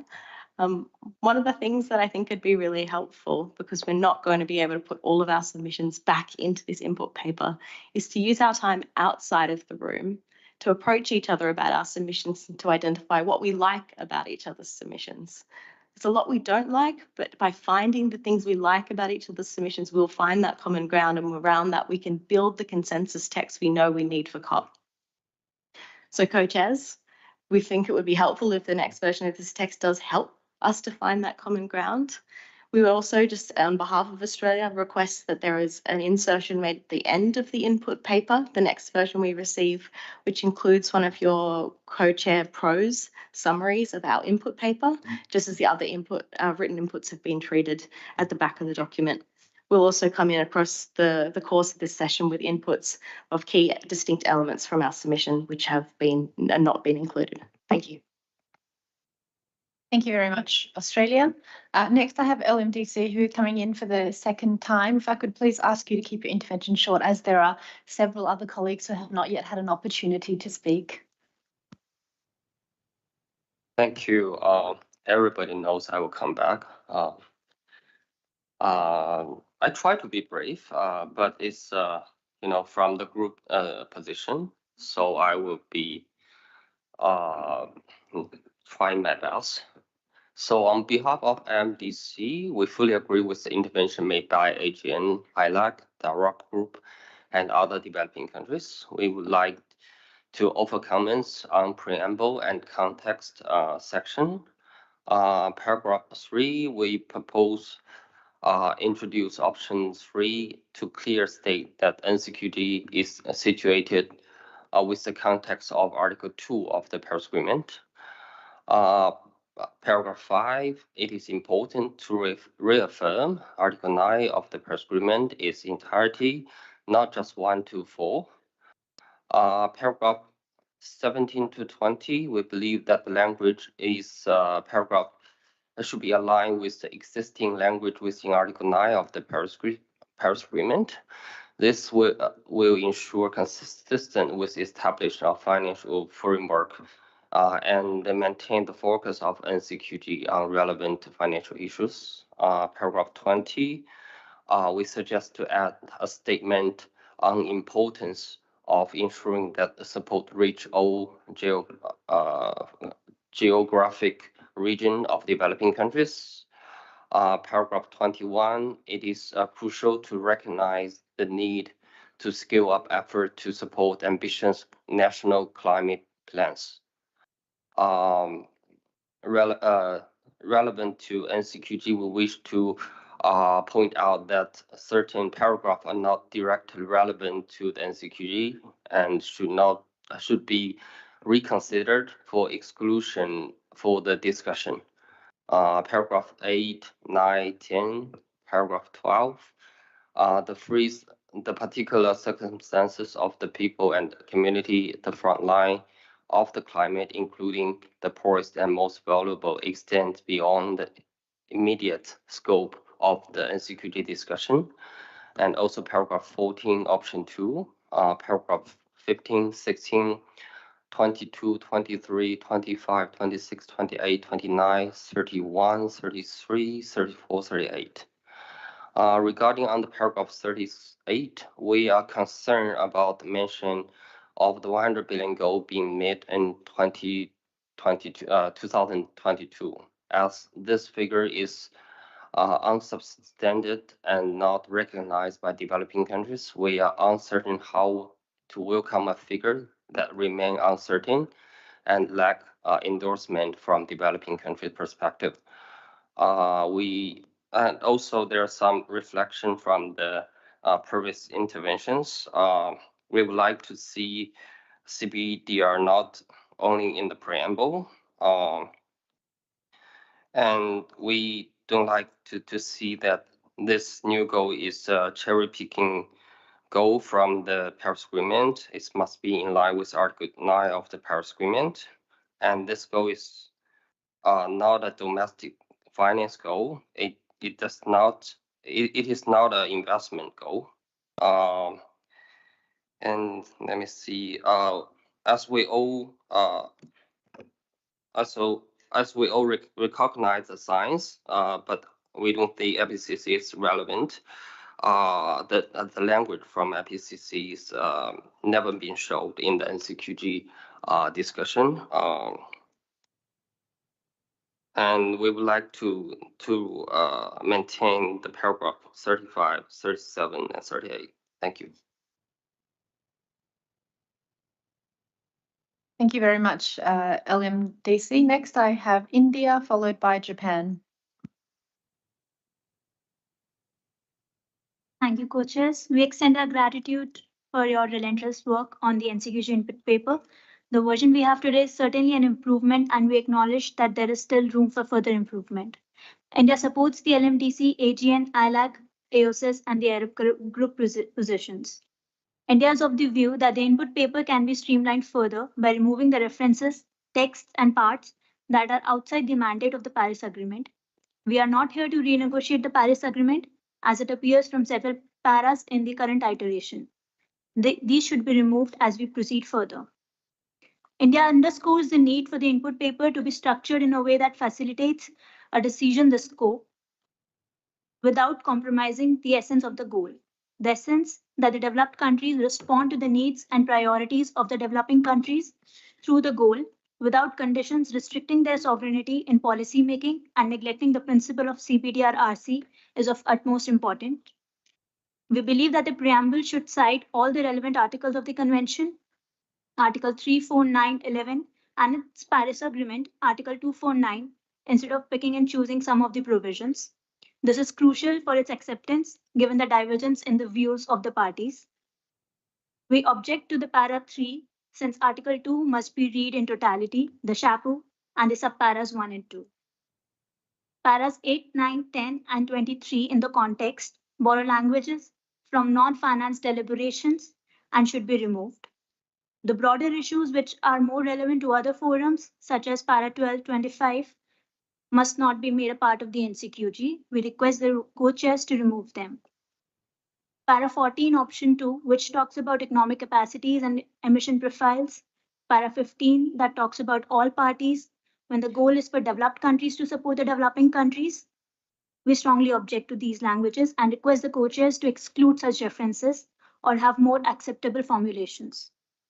Para 16 and 22, which are against the sovereignty of the nations, for example, para 14, option 2, these should be removed. We are also of the view that para 17 to 19 could be combined, taking clue from the positions mentioned by the Arab group and LMDC, reflecting the Paris Agreement language, which is more inclusive in the context of the developing countries, including the most vulnerable. Para 20, there could be a reformulation that mentions the importance of ensuring support reaching all the developing country geographic regions. And then we reiterate LMDC comment on para 38 that the goal, $100 billion goal being met in 2022 is unsubstantiated and is not relevant to the context of the goal. Para 39 is unclear. It does not specify which report is being referred to here.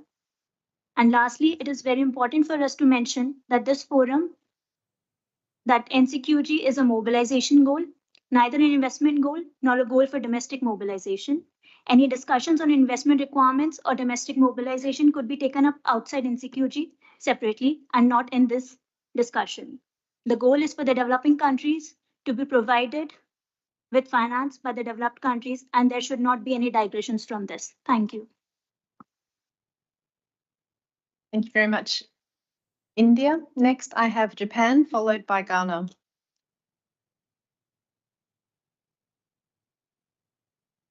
Well, thank you very much, co-chairs, and I want to appreciate the government of Azerbaijan to give us the wonderful place to meeting up, and also I'd like to appreciate co-chairs to prepare this input paper.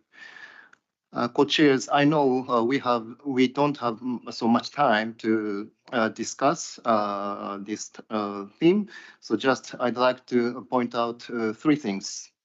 First, the first thing, this is I think the input paper is the paper for the discussion to show all options and references that we in order that we can discuss all options. So we cannot just kick out any differences that we cannot agree with. This is my first thing. And the second thing is related to $100 billion target. And this is related to the paragraph from 35 to 38 of this input paper. And as for, we understand that NCQG is a subsequent goal of $100 billion target. However, it is possible that the nature of the NCQG will be different from the 100 billion target in terms of the possibility of expanding the contributor base and mobilizing various sources of funds, including private or domestic funds, etc. Therefore, we should carefully discuss about to what extent the NCQG is related to the 100 billion goal to be stated in this document. And I also want to stress that 100 billion goal was achieved in 2022, as OECD report clearly pointed out. The report of OECD pointed out that developed countries exceeded the $100 billion annual goal for the first time in 2022. So just paragraph 38 of this input paper should be maintained, we believe. And finally, the third thing is related to Paris Agreement 21C. The NCQG is a global financial target to achieve the goals of Paris Agreement. For this goal, the elements of 21C, which aim to align all financial flows with the Paris Agreement, are considered to be the premise of the NCQG. Therefore, we believe it is important to mention the Paris Agreement 21C in the preamble and context section. Thank you very much. Thank you very much, Japan. Next, I have Ghana, followed by Timor-Leste, and then Colombia. Thank you very much, Fiona. And let me first thank our host, Azerbaijan. Since I came, I've had very friendly encounters with the citizens, and even my first encounter with the local cuisine has been quite pleasant. So I'm sure we will have this experience also for the COP when we come in November. I will join colleagues also in thanking you and the Secretariat for your hard work intersessionally and the updated input paper. We align ourselves with the statement made by Ghana, and for that reason, our intervention will be short. I've got just a couple of points. The first is on paragraph 18, and I know Guinea has said a few words on that. The basis for this paragraph is from best available science. It's the continent, Africa, which was described as the worst affected continent. according to the 6 AR assessments, I think it's even worse that it's also the region that's making the least progress towards achieving SDGs. This is important because it's the context in which we are pursuing the goals of the Paris Agreement, and more critically, we don't want to leave anyone behind. The economic impacts which the African group mentioned at the beginning also highlight some of those. So I know there have been proposals on trying to merge these. I think if we don't retain it in the form that it is, if it's going to be one singular paragraph, at least there should be reference to particularly regions recording the lowest progress towards achieving the SDGs. The second and final point is on paragraph 9, and I know Mohammed from the Arab group has also mentioned this. I think Honduras is also this, and that's the selective references to the outcomes from the GST. Even in paragraph 28, it doesn't cover the full range of commitments that we made, but more importantly, there are other outcomes from the GST that were included. Paragraph 33 and 34, for instance, on the importance of forest ecosystems and the need for enhanced support and investments to halt and reverse deforestation and degradation by 2030 in the context of sustainable development, and poverty eradication wasn't included. So hopefully you will address this when you revise the updated text. Thank you. Thank you very much for that, Ghana. Next, I have Timor-Leste, followed by Costa Rica. Apologies, not Colombia. Thank you very much, Co-Chair. Good afternoon, friends and colleagues. First of all, let me express my sincere thanks to the government of Azerbaijan for hosting this very important event. And thanks for the Secretariat for the useful facility for this gathering. And again, thank you very much, co-chairs, for your efforts, together with the Secretariat, of course, in summarizing and putting the key elements in the updates input paper. I think this is very, very important and useful for us.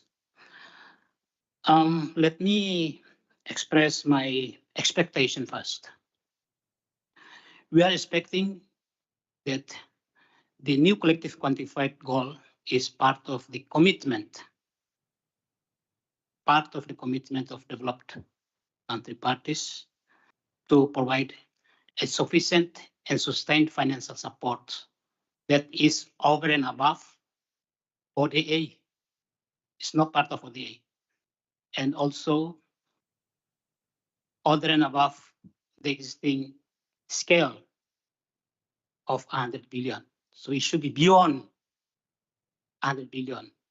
Because when we discussed about 100 billion, there was no discussion on the loss and damage fund. Doubling of adaptation fund that was also coming out from the Glasgow Climate Pact. That's why we need to get at least doubling of the existing SQL will be important. But I read through these input papers. I think it's some sort of contradictory issues there. So historical responsibility is critically important, and public finance from developed country contribution is critically important for this scale. We are discussing about new scale. We are not discussing about other commitment. And of course, for the LDCs and also small island developing states, I think the chair of LDCs and Nepal, Bangladesh, the Gambia and others, they've already expressed out. And of course, from the small island developing states, we have already expressed out our expectation for this. So importantly, considering the special circumstances of LDCs and small island developing states into this new collective quantified goal. And of course, we learn from the existing access to the fund. It's very difficult. So we need to have a direct access and we need to have easy access issues. Some of language that I'm just describing out is missing. throughout the text.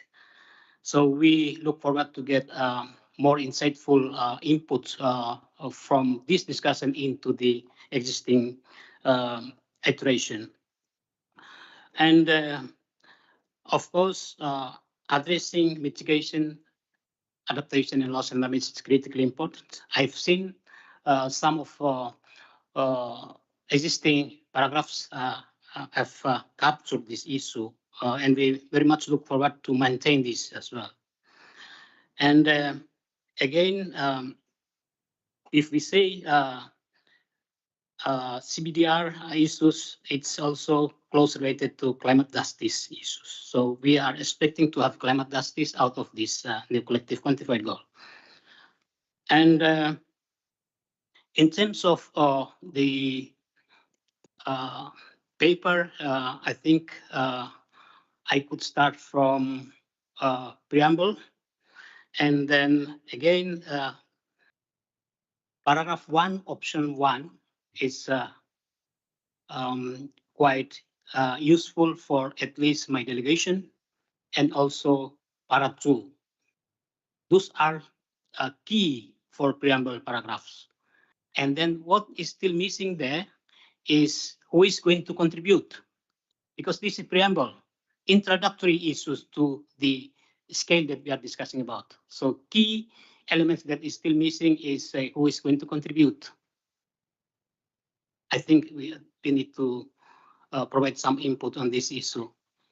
And in terms of context, again, contribution beyond 100 billion is missing there. So we look forward to have a quantity of the contribution in place, or we could say quantum issues should be part of, because this is context of the new collective quantified goal.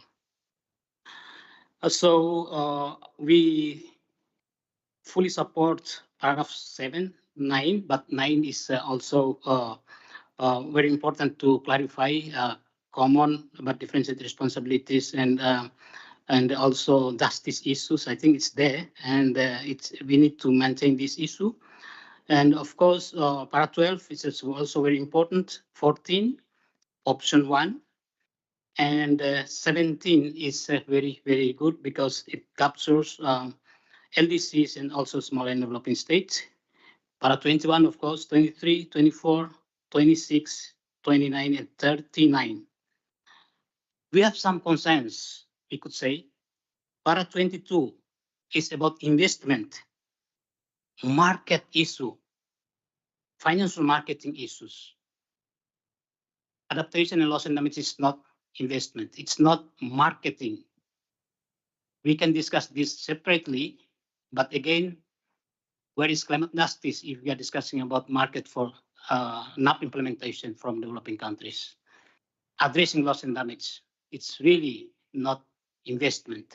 I really don't understand about limits around investment and marketing for adaptation and loss and damage. But I do consider climate justice for the most poorest and vulnerable countries. Those are the key, and all, of course, all developing countries. And para 27, we are trying to use language from the IPCC language. Losses and damage, but for the agreement and then for the decisions in the past under the UNFCCC and also the Paris Agreement, we fully consider loss and damage, not losses and damages.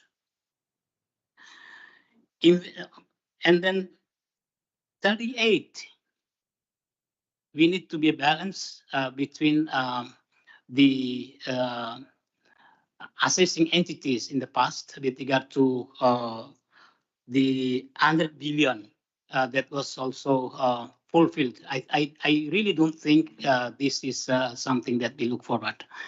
And 100 billion by 2020, it was not fulfilled.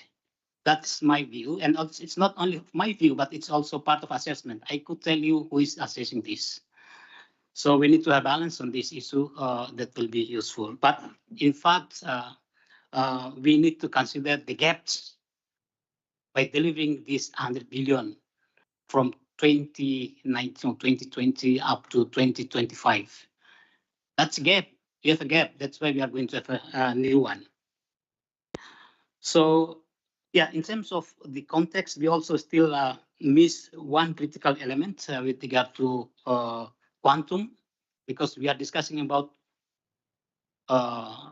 new collective quantified goal. How do we quantify the contribution, and from whom? We need to have that sort of elements in place. I have more comments, but for the time being, thank you very much, and we look forward to be working with other colleagues to come up with a useful text. Thank you very much. Thank you very much, Timor-Leste. And the last speaker I have on my list is Costa Rica, although, however, I now realize that there are several more flags up. Colleagues, can I just remind you, I'd also really like to give the floor to our non-party stakeholders as well, who have, like you, also travelled a long way to have their voices heard. We are quite keen to move on to goal formulation, which we know is a very important issue to a lot of you. We're also aware that we only have this beautiful room until 6 p.m. and that there is a very large coordination meeting planned here from 4 to 6 p.m. So we don't want to eat into that time. Can I just encourage those with their flags up, if you really do need to come in here, or if your points are already covered. If you would like to really come in, I would really encourage you to keep your intervention very short so that we can move on. So just have a think about that while Costa Rica is giving their intervention. Costa Rica, over to you. Thank you, Madam Co-Chair. This is the first time I'm taking the floor, and I would like to express our gratitude to the government of Azerbaijan for hosting us, and thank you, co-chairs, for the diligent work done so far.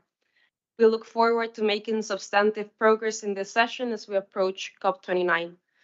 I would like to align my intervention with what was previously stated by Colombia and Honduras on behalf of ILAC. As my colleague Elena mentioned, the context is crucial for setting the tone for the rest of the document. And in order to have a strong base to adequately develop them throughout the decision, we request the following elements to be further incorporated. Specifically, we propose introducing the following text.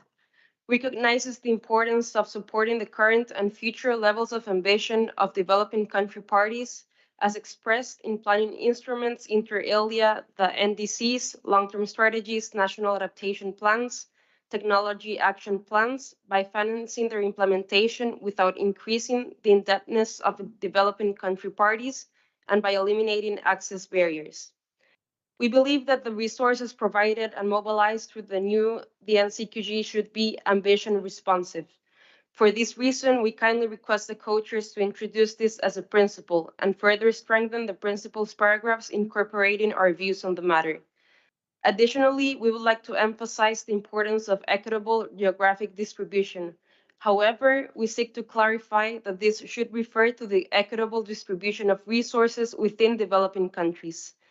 In addition to the above, we request the context also to reflect the significance of just transitions in developing countries.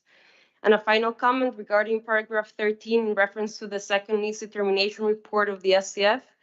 It is critical that it also includes a strong reference to the fact that the costed needs presented in NDCs do not reflect the entirety of needs across developing country parties and regions, which is a key finding of NDR2. Thank you, Madam Co-Chair.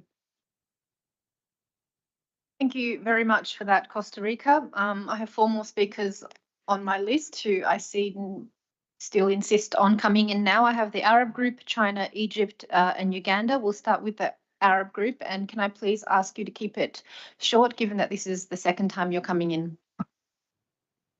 Thank you, Co-Chair, and apologies for coming back in. We'll be very brief. We just have some questions surrounding the process. We're not sure what exercise we're doing now and for what reason. So if we can get clarity, because we heard several different interpretations on what's coming next. So now we're giving comments and with the view to issuing another input paper, another iteration. What is it exactly that we're aiming to do, just so that we can also understand how we engage better? We don't see Again, I think we need a differentiated approach. While we see that there's a potential, there's possibility for us to come together on the preamble and context, we don't see that possibility for the remaining issues. So while we can do that for the preamble and context, we think we can achieve something here. For the more quantitative and substantive issues, at least for our group, we won't be supportive of any documents going to the COP that has options that are not, where the interlinkages between the options are not very much clear. So we want to obviously avoid that situation as much as possible. I also want to add to the second point, and I'll do this very briefly. There are previous decisions that we can rely on that cover some of the issues that are referenced here. I believe 1CP 21 paragraph 53 could be verbatim like reference. We did recall some paragraphs, but we could also bring them down to the context that can solve other paragraphs. Another example is paragraph 15 of 9 CMA 3.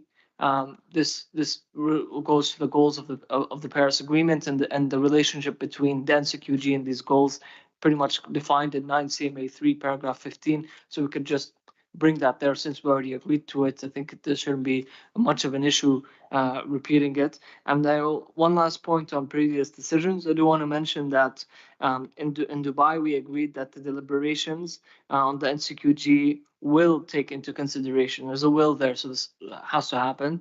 The exigent need to support implementation of current NDCs, NAPs, and adaptation communications. We don't see this very clearly referenced in the context, including those submitted as adaptation components of nationally determined contributions, increase and accelerate ambition, and reflect the evolving needs of developing country parties, the need for enhanced provision and mobilization of climate finance from a wide variety of sources, instruments, and channels, and recognizing the interlinkages between the different elements of the nuclear. We could just restate this paragraph that we had in Dubai. And on the interlinkages point here, we decided in Dubai that we have to make sure that we keep the interlinkages between different elements clear. And while in the preamble and context, we don't have to do that necessarily, it's in our view that we need to respect the different perspectives of parties and groups on substantive issues, and we don't see, we won't be supportive of going into draft decision text that splits out the elements in a way that's not clear and the interlinkages are not clear. And this comes from the mandate. So that's why we prefer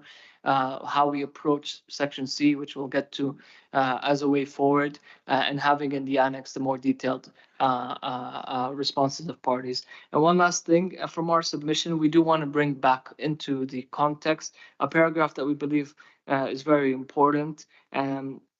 And this is a paragraph that recognizes that developing country parties have increased ambition despite a gap in the provision and mobilization of finance from developed countries. There's some reflection of this, but the from developed countries is missing. And reverse flows due to a suite of disenabling policies and conditions, such as fiscal challenges, barriers to access, and unilateral trade measures, recalling Article 3 of the Convention, Article 4, Paragraph 15 of the Paris Agreement in this regard. So we want to see that lifted back up to the context. I think many developing countries spoke to that, and with that, I'll leave the floor. Happy to engage also off the floor if you need any clarity on any of our statements. Thank you. Thank you very much, our group, and I will come back to your question if you allow me to take the remainder of the speakers. Next, I have China. Thank you, Madam Co-Chair. I join previous colleagues in thanking the host Azerbaijan government for the hospitality. Also thank Co-Chair's efforts and considerable work on this input paper.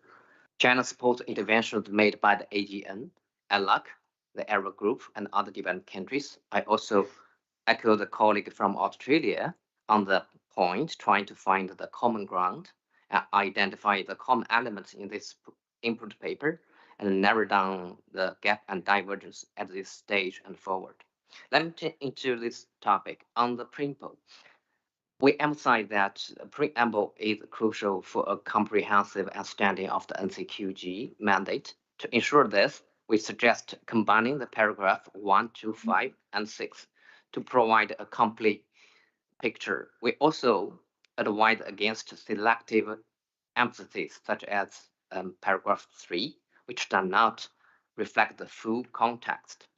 On the context section should focus on, first, adherence to the principles of common but differentiated responsibilities and respective capabilities. Second, the specific challenges developing countries face. Third, the urgent need to close developing countries' climate finance gap. At some point, we need to know how developed country parties will fulfill their obligations under Article 9.1 and how it will harmonize with Article 9.3. In our view, the implementation of Article 9.3 must be read harmoniously with Article 9.1 to ensure that commitments are clear and achievable. Thank you.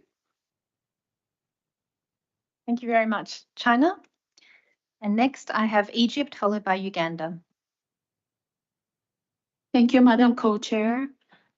As it's the first time we're taking the floor, I'd like to thank COP29's presidency and for hosting us here in your lovely country. The hospitality has been amazing. Thank you so much. Just cutting to the chase. I'm not going to take a long time stating certain paragraphs and how I want it to be streamlined. I just have 2 points I want to reiterate. First, we are aligning ourselves with Arab Group, African Group, LMDCs in the need for the streamlining of the preamble.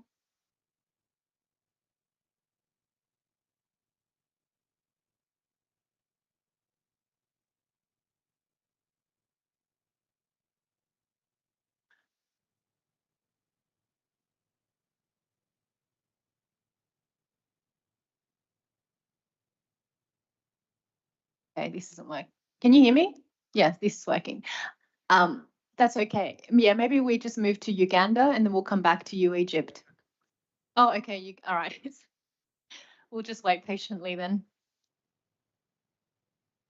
Yeah, it's working, right? Yeah. The need for streamlining in the preamble part, as we don't see the need for picking and choosing certain sub-articles when we already have the overarching articles being mentioned along with CMA decisions. My second point is that this goal needs to be about the provision of finance and not on the not being an investment goal. I'd also like to agree with Honduras on the mitigation-oriented paragraphs and we do not need them there. We need the balance between the financing of mitigation, adaptation, and loss and damage, aligning ourselves and echoing what Barbados was saying, as the price of loss and damage will keep on rising, as well as the adaptation if we do not take urgent action. Thank you. Thank you very much, Egypt. Next, I have Uganda. Thank you, Madam Co-Chair or Co-Facilitator. I would like to, first of all, since this is my first time, let me really appreciate you.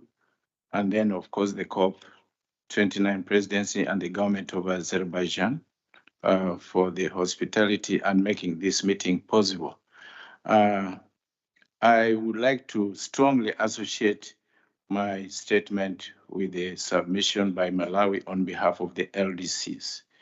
And I may not mention new things, but it will be emphasis on some of the issues that have been brought out by other colleagues.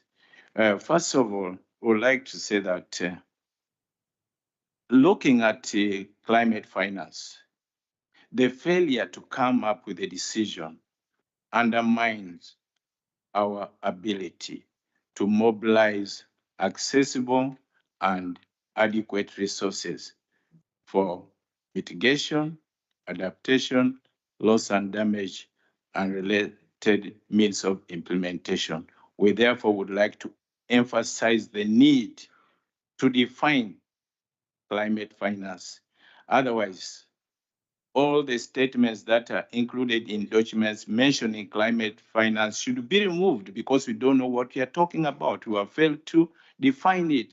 So I think it is fair and appropriate that we come up with a proper definition at COP29 for climate finance. The other issue is that looking at the allocation of resources, Of course, we know we are developing countries, but developing countries vary. And looking at Article 4.9, which talks about special circumstances of LDCs, and we know the seeds are also falling under the same challenge. So I would like to emphasize also the need for consideration of LDCs and seeds as special beneficiaries of the financial resources when we are looking at these collective goals. Then the other issue is we are talking of finance. When we talk of finance, let's not take finance as a standalone. Finance without other elements or means of implementation may not deliver the global goals of stabilizing the global temperature to rise to 1.5 or 2 degrees.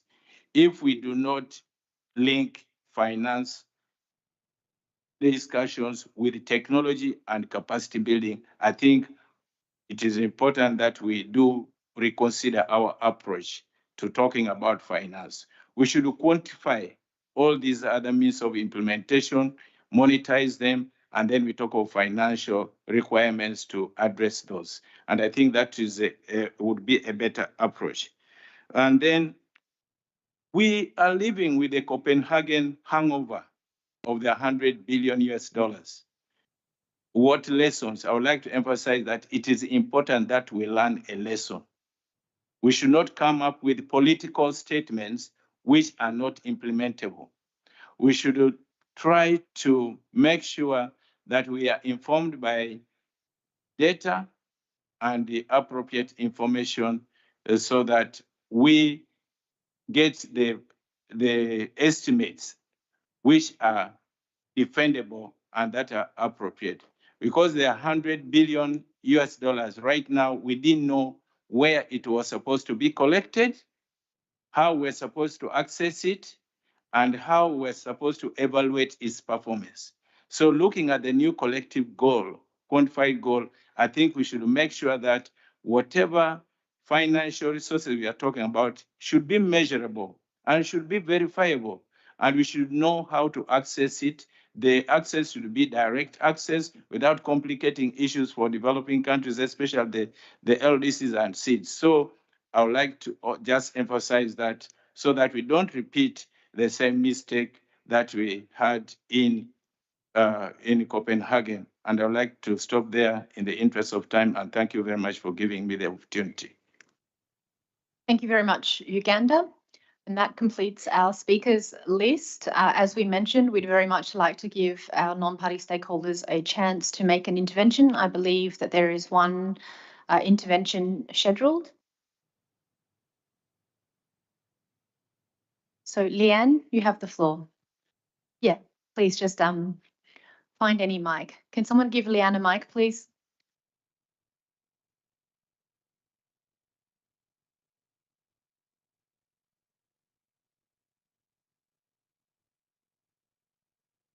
Oh, sorry. Thank you very much. And I appreciate being allowed at the table. And I would say just for the human rights-based constituencies and other observers, this is obviously the place that we all would like to be at. So I wanted to thank the government of Azerbaijan for the hospitality and also express our appreciation for the co-chair's effort on the updated input paper, and again, for allowing us the space and opportunity to intervene. And we really hope that we have such an opportunity section by section throughout the Baku meeting. I'm speaking on behalf of the Women and Gender constituency, Youth and Children, Youngos, the environmental organizations, ENGO, and the trade unions, and colleagues of all those constituencies are present, and we are coordinating here.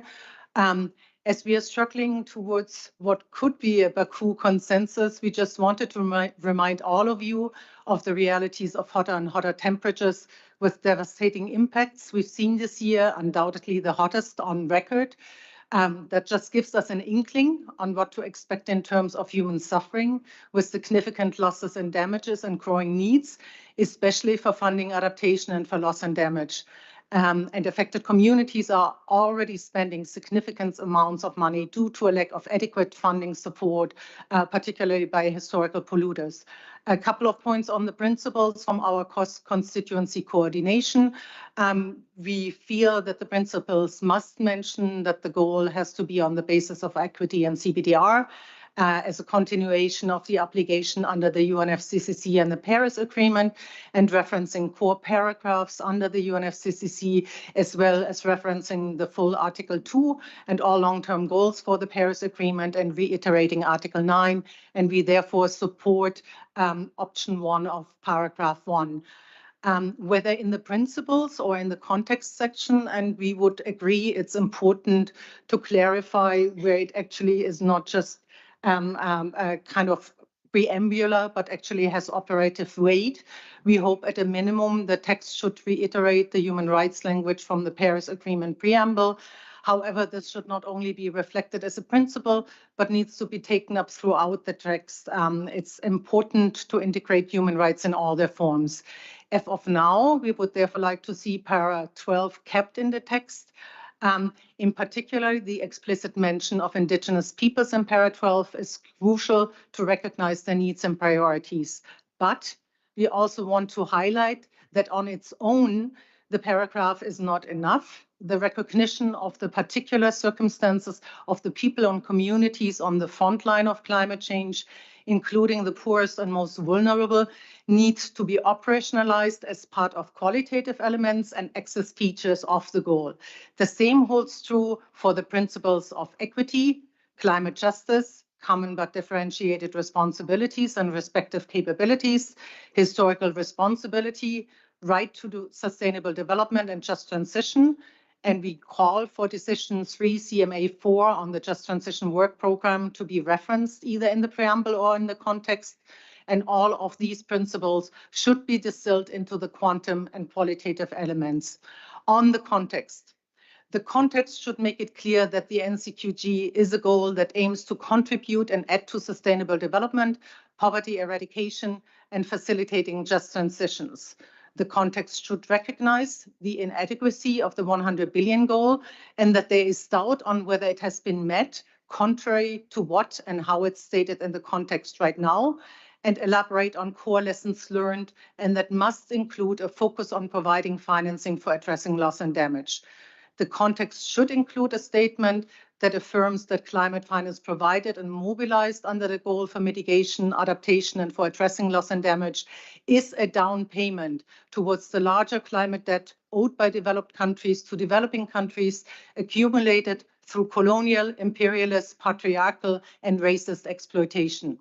The context should include a recognition that the goal needs to be science and needs-based in order to be fit for purpose and deliver adequate, predictable, new and additional finance to ODA and other official flows.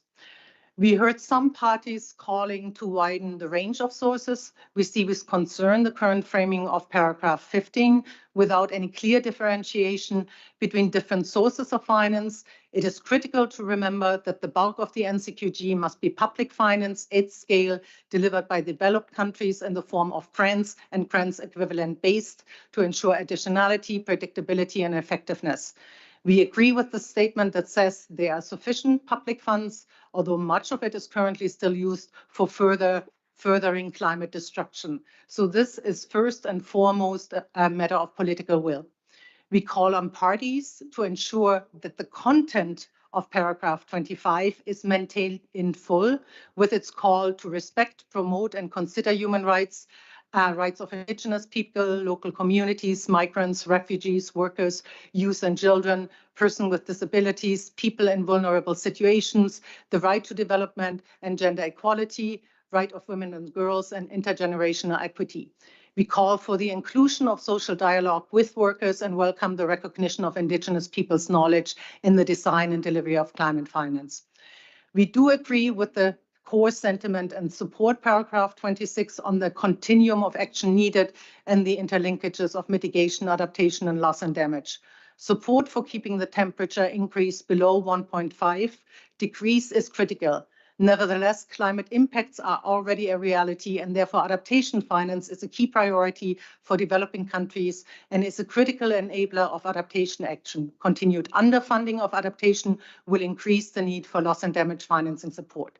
So lastly, we are looking forward to engage in the next days on the text and offer solutions to ensure the NCQG meets the needs of all people, and we are offering the expertise and knowledge of indigenous, feminist, union, youth, and environmental civil society representatives, including those that are here. Thank you very much.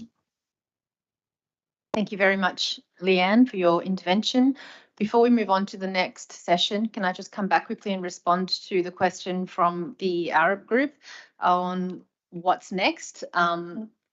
Just to remind you what we said at the start of the meeting, as you know, Zahir and I mandated to produce a substantive framework for a draft negotiating text, which is to go to CMA 6, 4 weeks ahead of CMA 6, so in mid-October.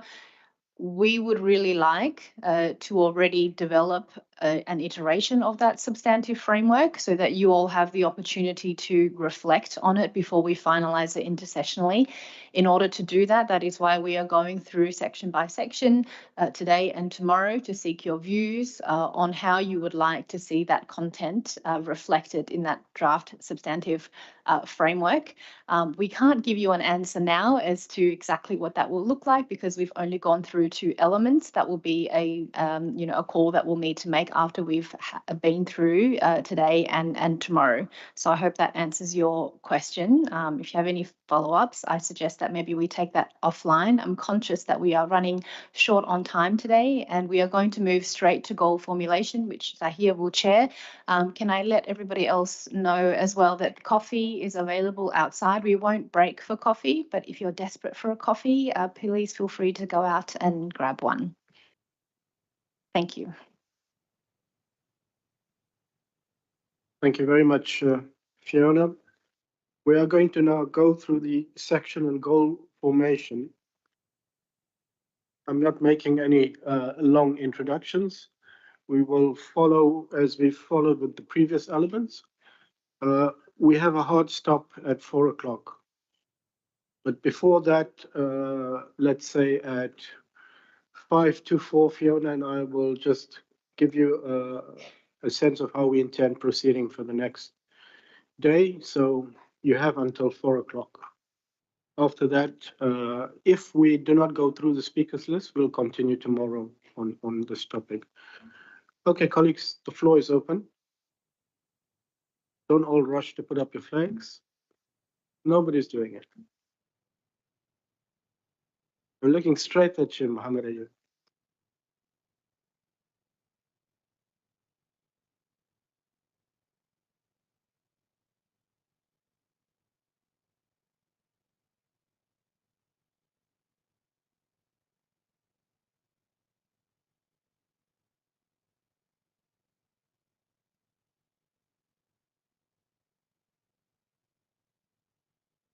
I see Gabby is going to break the ice.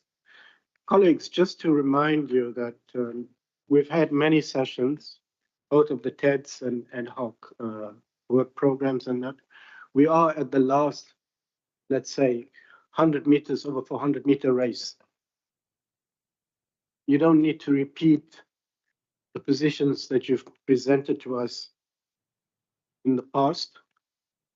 We want you to help us produce something that will help you at the COP and the CMA. That's ultimately the objective of what we. So in your presentations, on your interventions now, what we suggest that you provide us with is, what do you suggest we can find a way of moving forward? What is it that you may need for you to be able to be comfortable? And finally, what is it that's not going to give you sleepless nights and you can live with? Let us know that so that we can craft a document that helps you going forward. Because ultimately, at the end of the day, make no bones about it, me and Fiona will produce what we've mandated to produce. And you have the luxury at the COP and the CMA to use it or not to use it. And all the positions that you raise, it's not captured in the document, As you know, as seasoned negotiators, when we get to the COP, you will throw it back into the text.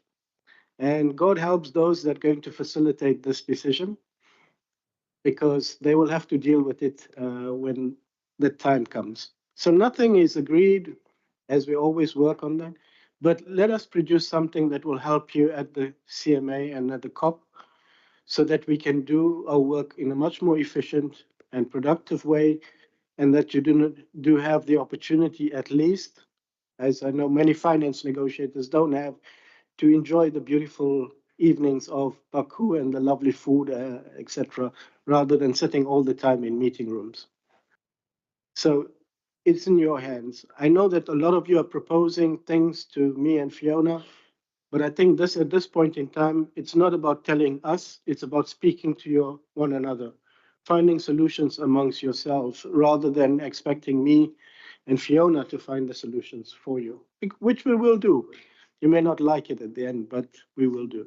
So please, in that vein, let's try and just to remind yourselves, for those who are doing the finance negotiations, you have 20 plus agenda items, including this one. So that's what you have to deal with at COP29.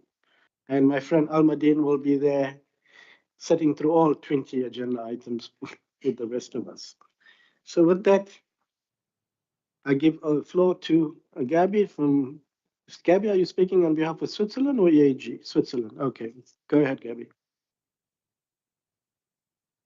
Thank you, Zahir.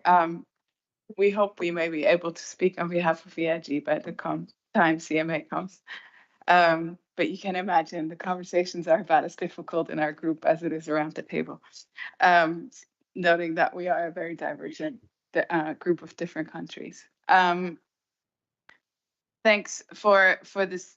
I guess that's the table part that people were referring to before. Appreciate the effort you've made trying to really capture the essence of the maybe quantitative core section of the goal decision text. And yeah, see some things there, some things are missing. I understand you really try to cut it down to the bare bone concepts of the various positions around the table on this. From our side, I mentioned before, there may be some core things we may need to see in order to be able to move ahead. And one of them, which is a core element that's missing for us, is this aspect of this policy layer or policy commitment we would want to see. You've heard me speak to that at least 2 years by now. It's this push and pull factors that take that capital and push it into the geographies we need it. If we want to meet the ambition we need this policy layer, and we need a global policy layer speaking to all parties, recognizing that we all have different national circumstances within we move. But we have to collectively move in that space. And that's why we see this as a core element of the commitment section.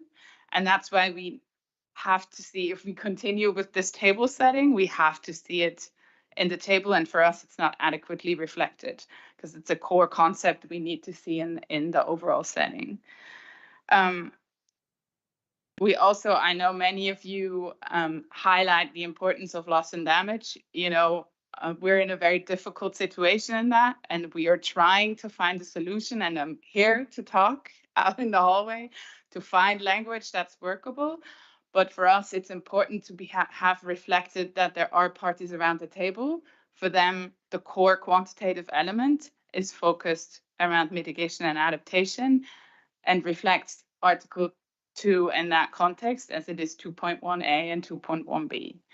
And so that's for us, in order to move ahead, we have to see that. Now, how do we move ahead? Is it a table going to, we know this is a core element that will go to the political level. It's not our level that will agree on what's in this table. Can our ministers digest that? To be quite frank, I don't think they can. It's too complex what's here.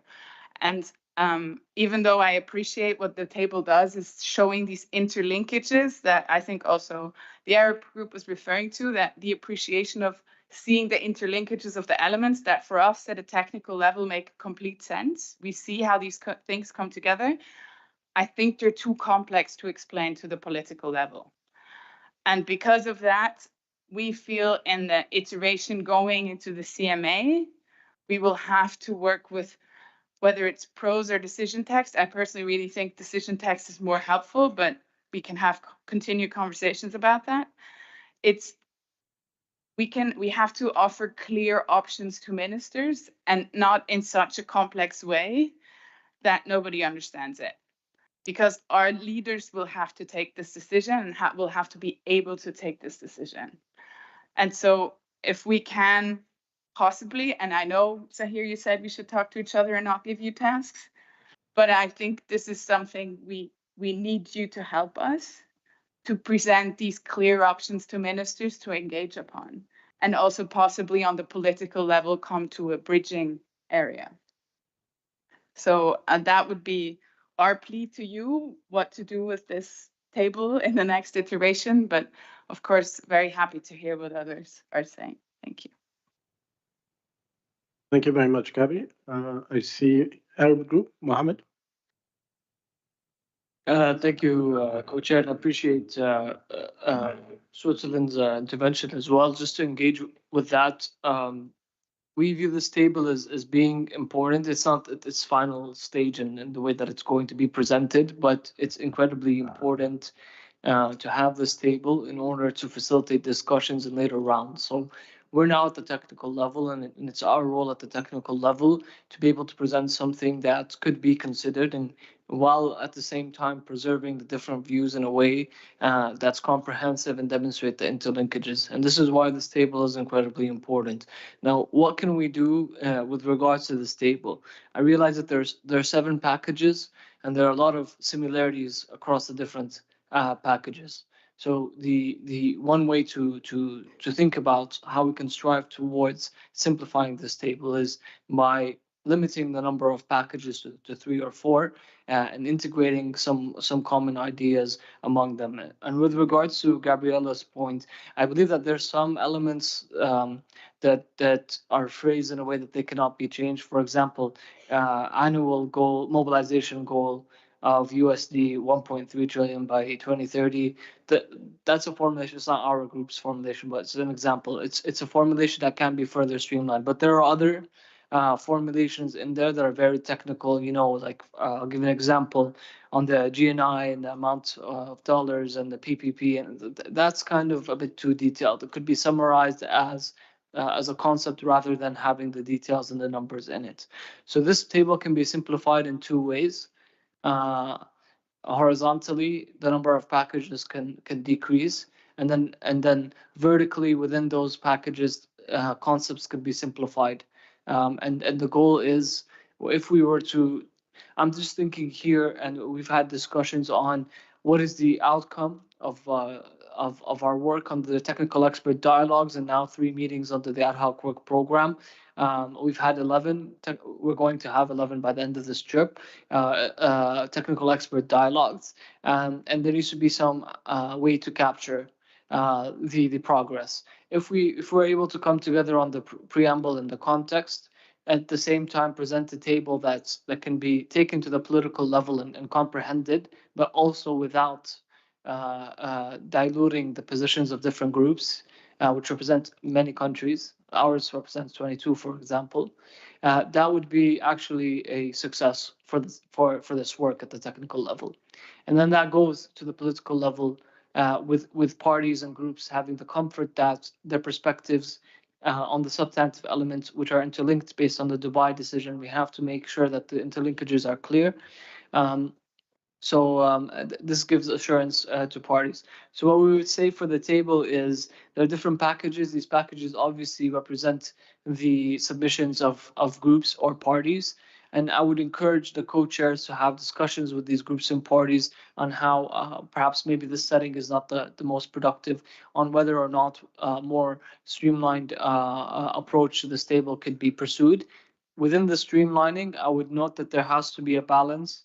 At least package number 1, number 2, and number 4, as well as slightly number 6, They speak to one side of the discussion, while packages 3, 5, and 7, they speak to another side of the discussion. So obviously we can't streamline one side all the way to one and have, no streamlining on the other perspectives in this package. And I know you know what I'm speaking to in this regard. So these are the thoughts on the packages. I think this would be the headline outcome of our work for the past 2 years, this table here, and the most useful of getting to an agreement in COP29. Thank you.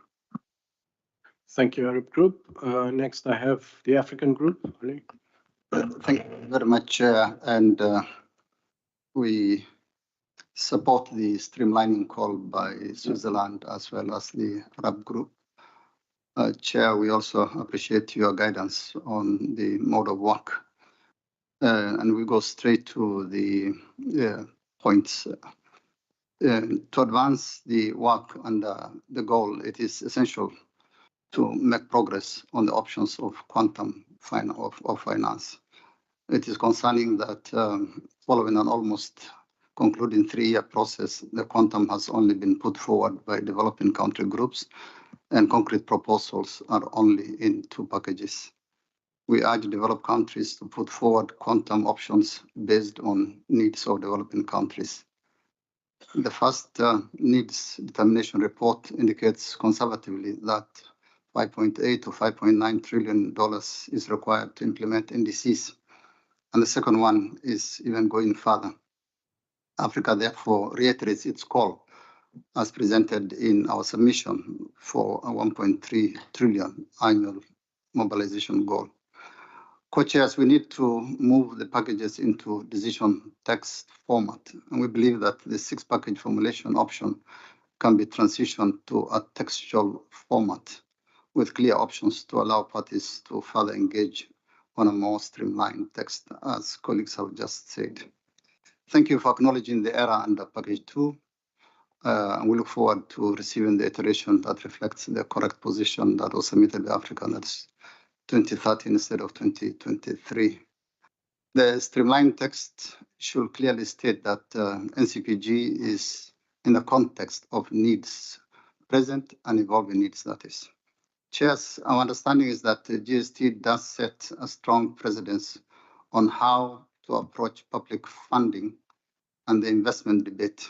In the context of NCQG, para 16B acknowledges the need for governments to leverage public funding and send clear signals to other funding mechanisms, financial providers, to reduce barriers to scale investments. And acknowledging the GST outcome, the NCQG cannot be an investment goal, but can possibly send signals to other actors, such as the private sector, demonstrating the commitments by developed countries to mobilize finance at scale and include signals to address existing finance gaps. The goal can also speak to the calls to MDBs and other financial institutions to further scale up finance in climate action, including through public finance capitalization to facilitate de-risking, fairer finance terms that are higher concessional terms and grants. We emphasize the African Group's call for a mobilization goal, again, of $1.3 trillion per year with the public finance provision component as the core.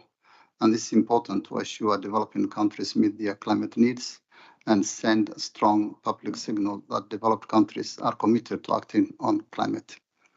Given the unpredictability of impacts and weather events and the rising and evolving needs, 5-year periodic reviews in line with the 5-year NDC cycle and informed by GST to allow for necessary adjustments is called for.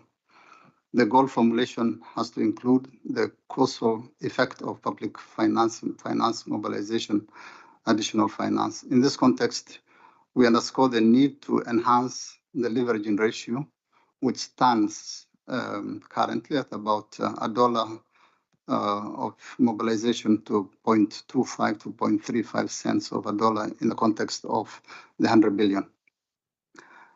Chairs, on the thematic focus,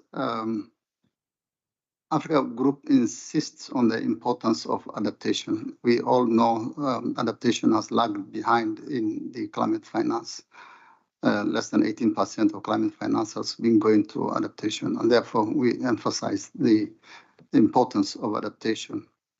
Finally, Chairs, it's important that the text acknowledges the special needs and circumstances of the African region. It's important to include the provision of the African states as an option in the further textual mainstreaming. I thank you, Chairs. Thank you, Adrian. Next, I have Norway. Thank you, Co-Chair. So now we move into the more political sensitive issues, and we know it's going to be difficult, but I'll take the same approach as in the previous section. We are not here to restate positions, and not here to take positions away, but find a way to present information in a clearer manner. And I'm not sure that this package approach is helpful in presenting something that our leadership can deal with. We will end up negotiating what goes into the packages, refine the packages, what are the criteria for the different packages, what is missing, what is not missing. They still all include different elements that can be broken down and combined. And I think the way it is now, the qualitative level is not presented different, presented quite different in the packages. The single multi-layered goal is also not sufficiently clear presented. And then we have another section that outlines more qualitative and quantitative elements that partly overlap with these packages. So we acknowledge that elements are clearly interlinked, but I don't think that the package approach will get us there. Then we are tied to specific packages, and I also heard some views about how they can be refined and broken down.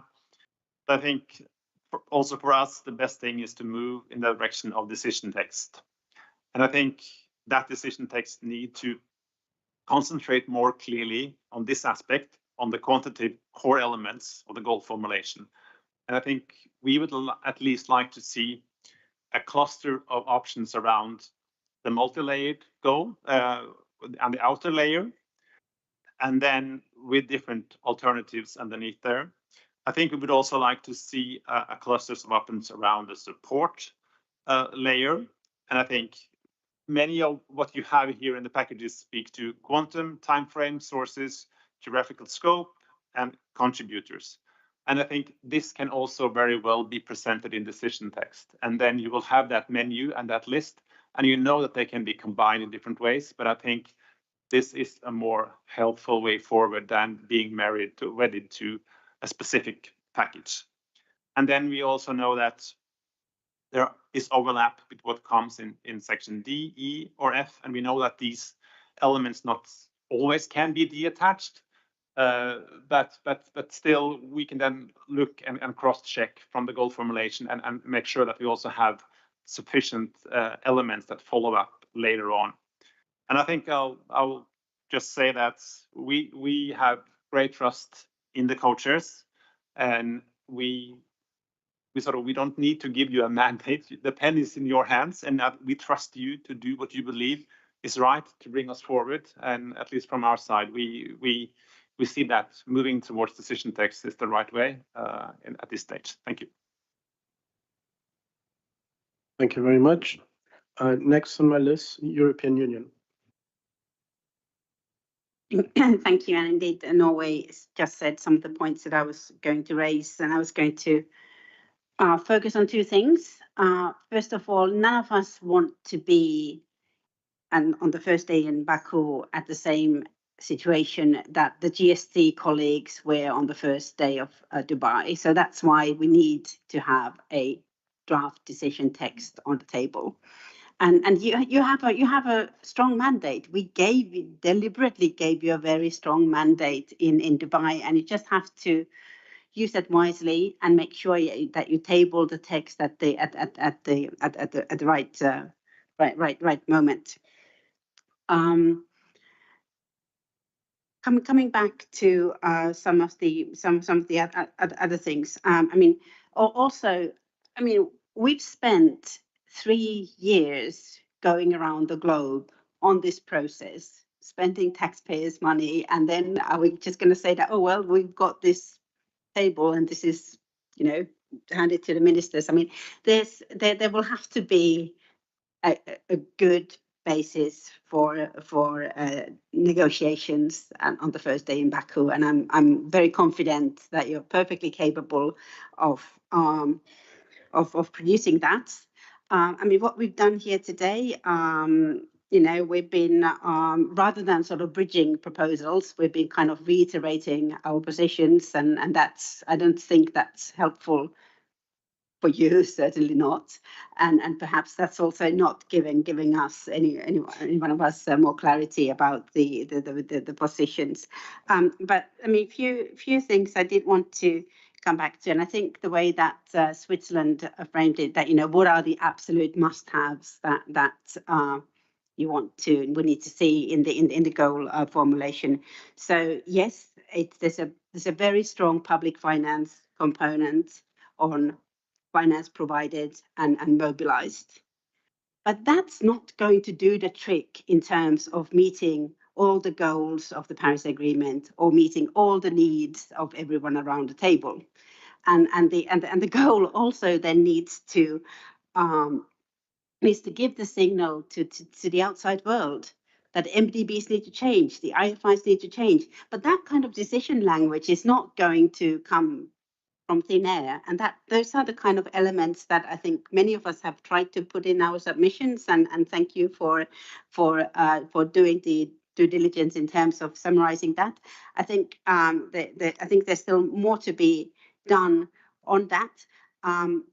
But what we really need to do, the precious little time that we have here, is to make sure that by the time we leave, we have an understanding on what are the distinct options on the table, so that each of us can actually communicate those clearly to our ministers. And there has to be a handful. It can't be you know, 10 options on the table with small tweaks here and there. So I would almost you know, rather than entertain another very long round of interventions repeating the same things, I would almost sort of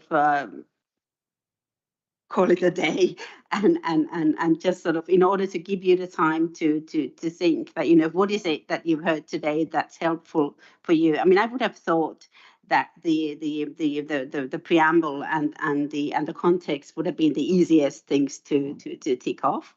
I think also reducing the work of the 3 years just to a table doesn't do justice to a lot of the important issues that have been raised, including on the access to finance, which is incredibly important, and we want to be able to say more than just that access to finance must be enhanced. So I think there are sort of substantive issues where I think we can go well beyond to what's currently in the paper, but there are also a lot of scope for further streamlining and just sort of crystallizing the options.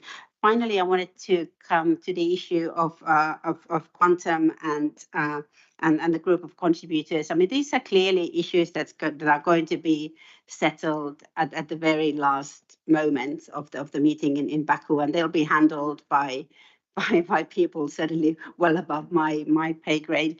But what I can say about when it comes to public finance provided and mobilized, we're starting from the base of 100 billion. As much as we'd like to see something go to trillions, there's a political reality there. There are loads of other constraints as well. We need to make sure that the quantum that's put on the table, it's clearly a stretch goal. So each of us is going to feel quite uncomfortable with it in the end. And it's going to be a struggle to meet, but it's still going to be something pragmatic and something that can be met.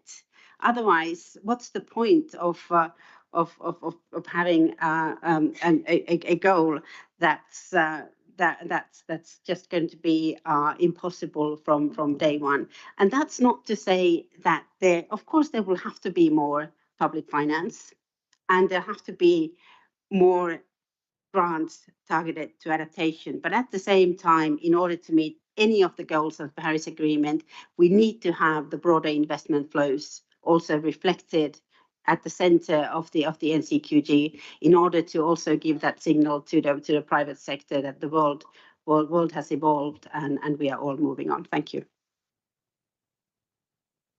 Thank you. Next, I have LMDC. Thank you, Zahir. I hope you're feeling better now. I have to say, thank you for the honesty from the EU. And also, let me find my, okay. On behalf of LMDC, we appreciate the modification made to the input paper to include various package options for the NCQG. As mandated by COP21, paragraph 53, and in accordance with Article 9 of the Paris Agreement, the NCQG must set a floor of US 100 billion per year, taking into account the need and priority of developing countries by COP29. The NCQG's role as part of global effort to achieve the Paris Agreement goal while acknowledging that NCQG is only one aspect of climate finance. In this context, we must point out that the package 3, 5, 7 do not align with the mandate, as they propose a global investment goal. It is important to distinguish that a global investment goal is different from the NCQG, which specifically focus on the mobilization of finance for developing countries. While we recognize the importance of collective actions to address climate change, it is essential to highlight that given their historical responsibility, developed countries must urgently scale up their own actions and support for developing countries. We have already bear the brunt of the negative impacts of climate change and addressing them with our own limited resources. It is time for developed countries to deliver on their commitments. Additionally, we believe that use of packages has transformed what was initially a complex, open-ended report into a more straightforward, multiple-choice format. This approach significantly aids our government officials in understanding the issue at hand. Personally, I found it much easier to explain the different packages in 10 minutes than to spend 2 hours going over at 30 pages input note. Of course, we will ultimately need to translate agreed package into final decision language. However, during this phase, we believe it is crucial to simplify the options for NCQG as much as possible. I thank you. Thank you very much. Next, Guinea. Thank you, Co-Chair, and I support the statement made by the chair of the Africa Group. And it is obvious that we will go for option 2, but I would like to seize the opportunity to explain why I do not support global investment flow or a multi-layer approach. First, the second NDR report has shown that developing countries have distinct needs across different thematic areas. For instance, NDC 47% of the needs were for adaptation and 46% for mitigation. A goal with sub-goals allowed us to directly address this distinct need rather than more general multi-layer approach. And I think a goal with sub-goal also based on the second report of the 100 billion goal reports, which reveals that despite growing adaptation needs, mitigation finance still dominates. In 2022, adaptation finance was only 24% of the total climate finance, according to different estimates. Sub-goals can ensure a more balanced allocation, particularly for adaptation and loss and damage, which are critical for African countries. In terms of transparency, I think sub-goals provide clear targets for each area, adaptation, mitigation, loss and damage, making easier to track progress and hold contributors accountable. This addresses the challenges noted in the second report of the 100 billion goal, which indicate the lack of multi-layer agreed accounting methodology for the 100 billion goal. So if we do not agree on an accounting modality under the 100 billion goal for multi-layer approach, I do not believe that we will have that under the NCQG.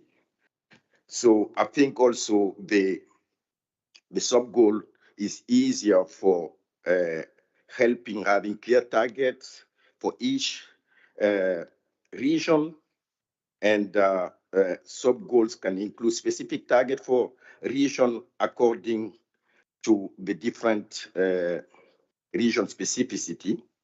It also allows for flexibility, and that is referred in the co-share document, paragraph 14, option 2, that needs and priority are constantly evolving. Sub-goals can be more easily adjusted over time to reflect the changing circumstances as opposed to complicated, sophisticated, multi-layer approach. In terms of instrument as well, I think a sub-goal will be, and a goal with sub-goal can be specific and can help set specific target for different financial instruments. And this is also reflected or revealed through the second report of the 100 billion goal, that funding, that loans are still dominating the climate finance flow. It will be also easier with goal and sub-goal to align with existing processes that can be more easily aligned, and making the implementation and the reporting more streamlined. So the global investment goal, from my understanding, from my perspective, remind me on the overall climate finance flows from the standing committee, which states there are monies, but those money are mobilized, invested only in developed countries. We should be reminded that this process is from developed countries to developing countries. Hence, I think the option of global goal, we do not support. Thank you. Next, I have Aosis. Mika. Thanks a lot, Co-Chair. Just to say that I can really hear you at the start, but I, based on the interventions from other colleagues, will just follow suit and provide an intervention similar to theirs. So we'll just ask for package 6 to remain in the input paper. The general understanding and the structure of the package, as we've highlighted for quite a few technical expert dialogues and these meetings, is to follow the logic of what is in Article 9 and the reading of Article 9. And that is that there's the provision aspect, and then there's mobilization through public interventions. This is also mirrored in the enhanced transparency framework, which again also falls under Article 997. And so we wanted to make sure that there was, in the structuring of the goal, bearing that in mind, noting that we do need to have maybe technical discussions on the aspect of the mobilization ratio from a public intervention to what is mobilized and having an understanding of that. And so maybe that is a discussion that the TED can have on this mobilization ratio, noting that current mobilization ratios have failed in the past. The 100 million is an example of that. The World Bank also had a mobilization that they had in their report from billions to trillions, I think in 2015, and that has yet to materialize from multilateral development banks. So we just need to be careful as well about mobilization through public interventions, and understanding that the core provision is what ideally should be guaranteed. The sub-goals are based on that we have in our package based on where in the Paris Agreement simply mentions support. That's why we have our 5 sub-goals. We mentioned that in the past before, but I wanted to reiterate it on the floor. And so our sub-goals are linked to adaptation, mitigation, loss and damage response, transparency, and readiness. Last, we're hearing other colleagues, I guess, kind of summarize where they potentially want this meeting to potentially end on.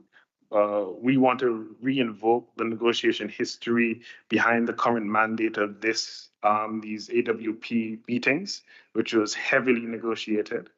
And that the clear understanding is that, first of all, these are not formal negotiations. We reiterated that multiple times in Dubai. Participation is a huge part of that aspect for us as small and developing states.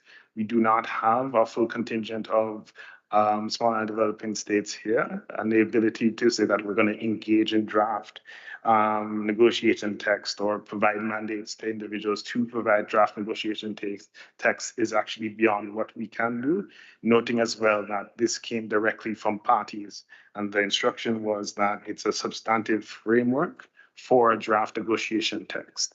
And we must stay true to that promise. Again, looking at many different persons who are involved in that, that's something that was heavily negotiated primarily from our grouping. So we just want to reiterate, colleagues, while we do want to engage in streamlining and understanding different options, we still see the mandate as that the CMA will engage with the negotiations of this, looking at this substantive framework that we produce out of these meetings/workshops. Thanks a lot. Thank you, Mikhail. Next on my list, US, United States, Kevin.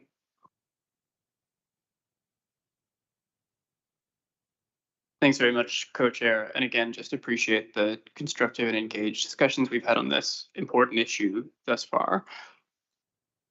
I think our main reflection on this section was unfortunately a higher degree of disappointment in this part of the paper than in other sections. And while I agree with many that it is currently in the clearest form yet to be digestible and is useful in showing the linkages between various aspects, it is our view that the option that was presented by the United States in our submission is not adequately reflected in the current table, which is, of course, a concern for discussions about how to future streamline this and move this work forward. To be very clear, our articulation for a vision for the goal includes a global investment goal as the outer layer for the goal.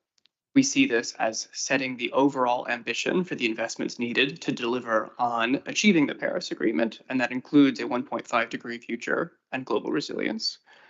In addition to that, we see that goal being delivered through, first and foremost, an ambitious, impactful, and realistic support goal, which includes support provided and mobilized to developing countries.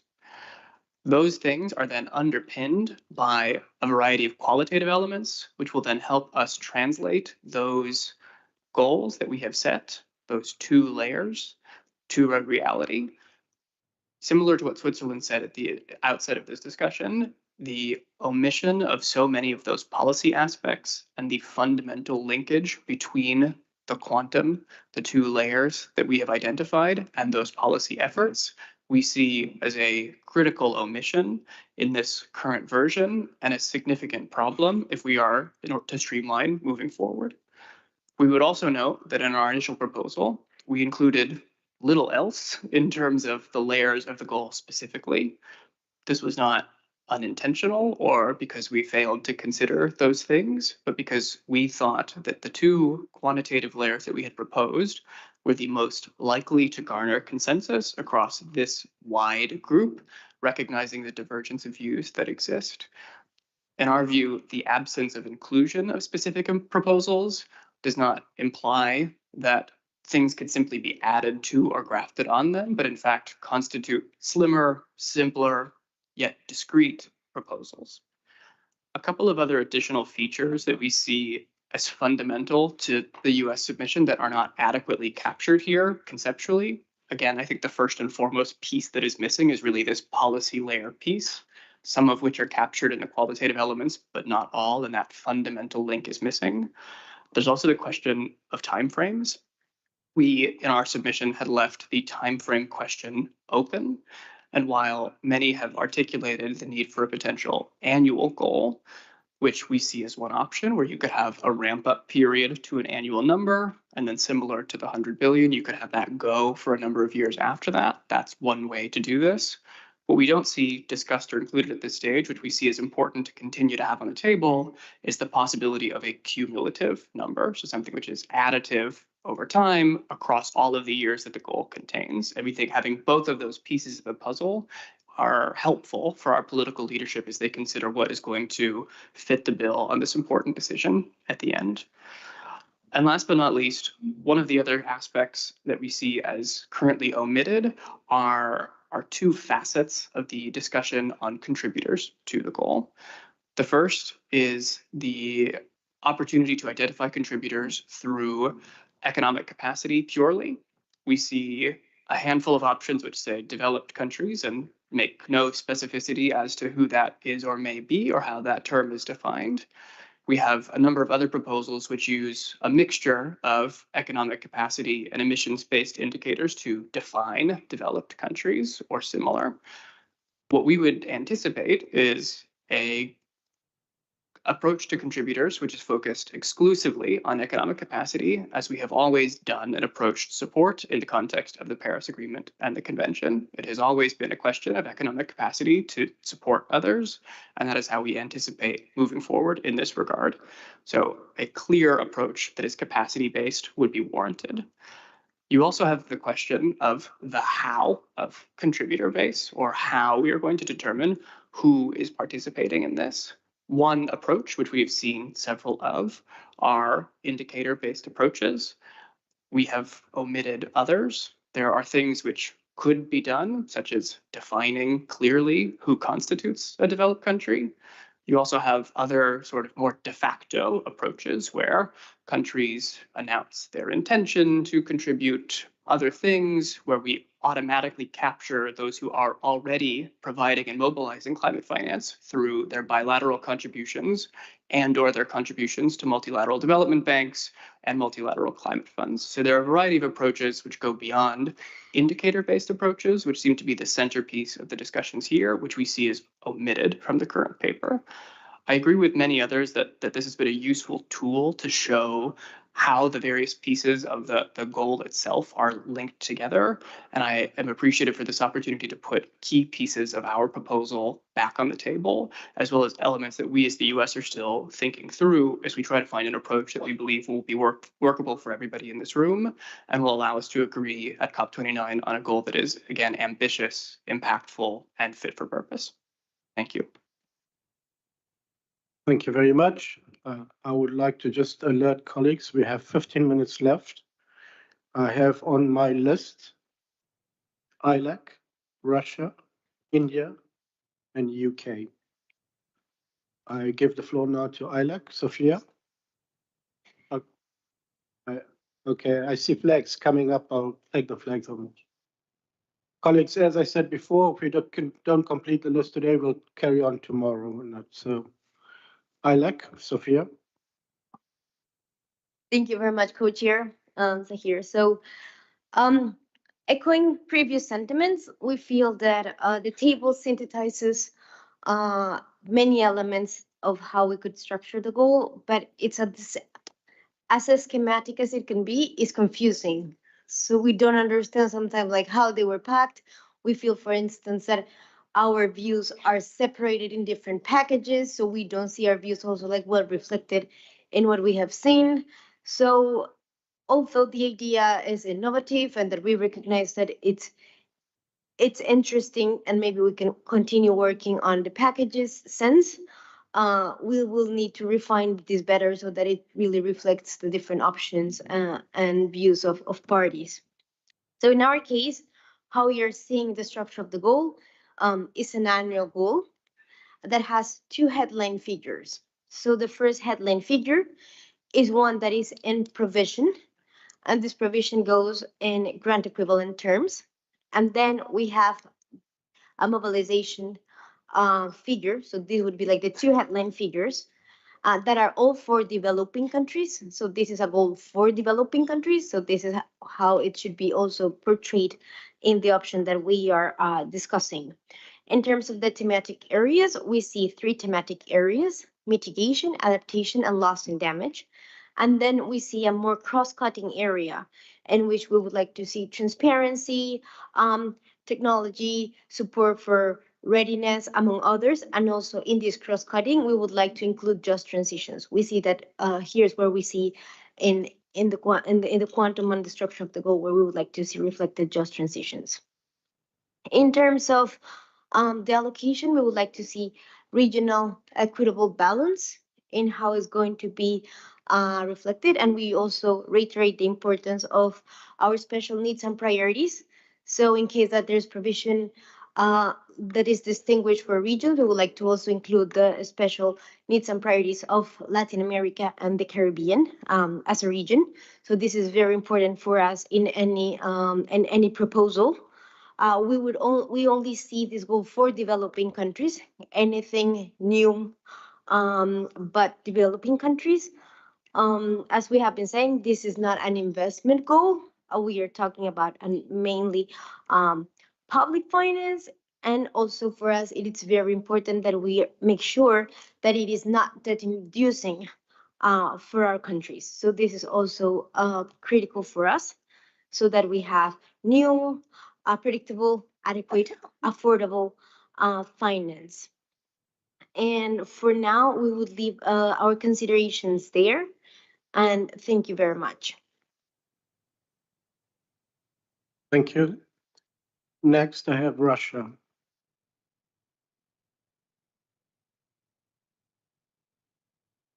Thank you for the floor. Continuing goal formulation option, we strongly prefer options either 1 or 2. These options are more consistent with Paris Agreement. We cannot support language which directly contradict Paris Agreement. For example, Paris Agreement does not include any obligations from other parties depending on personal income, emissions, or similar indicators.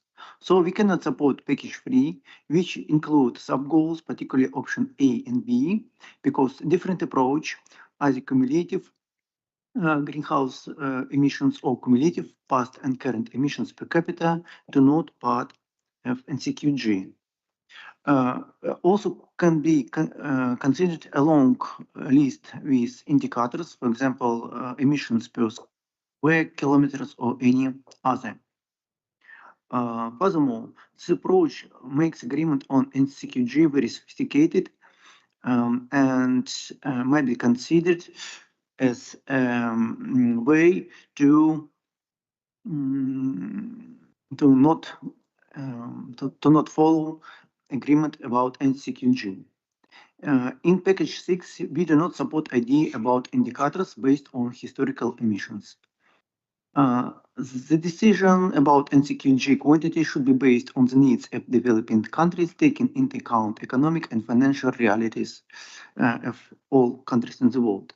The best way is to use a scientific approach, which should be realistic in the long-term perspective. We consider it premature to include any specific figure in the draft at the current stage. At the same time, some low and upper limits can be important for mutual trust and future negotiations. Thank you. Thank you very much. Next is India. Thank you, co-chairs. Extending our support to the LMDC, we welcome the package approach in the input paper. The table can be further reduced to 2 or 3 packages as a streamlining effort. Broadly, we believe that the goal could be a combination of packages 1, 2, 4, and 6. Some brief comment on these packages. Foremost, it has to be made clear that carbon neutrality is not a goal of the Paris Agreement. As countries, we have voluntarily set aspirations to become carbon neutral in the long run, but in different points of time. Mid-century net zero or carbon neutrality is not a long-term goal and is not a legally binding target. NCQG is in the context of needs and priorities of developing countries and not their voluntary ambitions. The phrase long-term goal of achieving carbon neutrality by mid-century contravenes CBDR-RC, and we request removing this. For package 2, we suggest a reformulation in line with the suggestion given for the context session in the previous session, where we said that the support should reach all developing countries, geography areas. Further, burden sharing arrangements in package 246 should be worded properly to reflect the right essence of our burden sharing arrangements in our submissions. The burden sharing arrangement was suggested to be built among the developed countries to establish a fair share of their collective obligation towards NCQG. We suggest retaining the language from the original submission to avoid misinterpretation. An investment goal is different from the NCQG, which is a mobilization goal for developing countries by developed countries, taking into account their needs and priorities. And we should not mix the mobilization goal with the investment goal. Both have different meanings and cannot be seen from the same lens. We do acknowledge that NCQG is only a part of the finance needed to set things on the climate agenda into motion, but this forum is for us to come up with the NCQG, and the mentions about layers on investment only leads to confusion. India strongly believes that the input paper has to be streamlined further by keeping investment objectives out of the NCQG. Package 3, 5, and 7, they talk about investment goals which do not meet the mandate from COP21 and the objective of the NCQG. Given this, none of the packages are acceptable to us. Thank you. When I say none of the packages, I meant 3, 5, and 7. Thanks. Sorry, can you just repeat?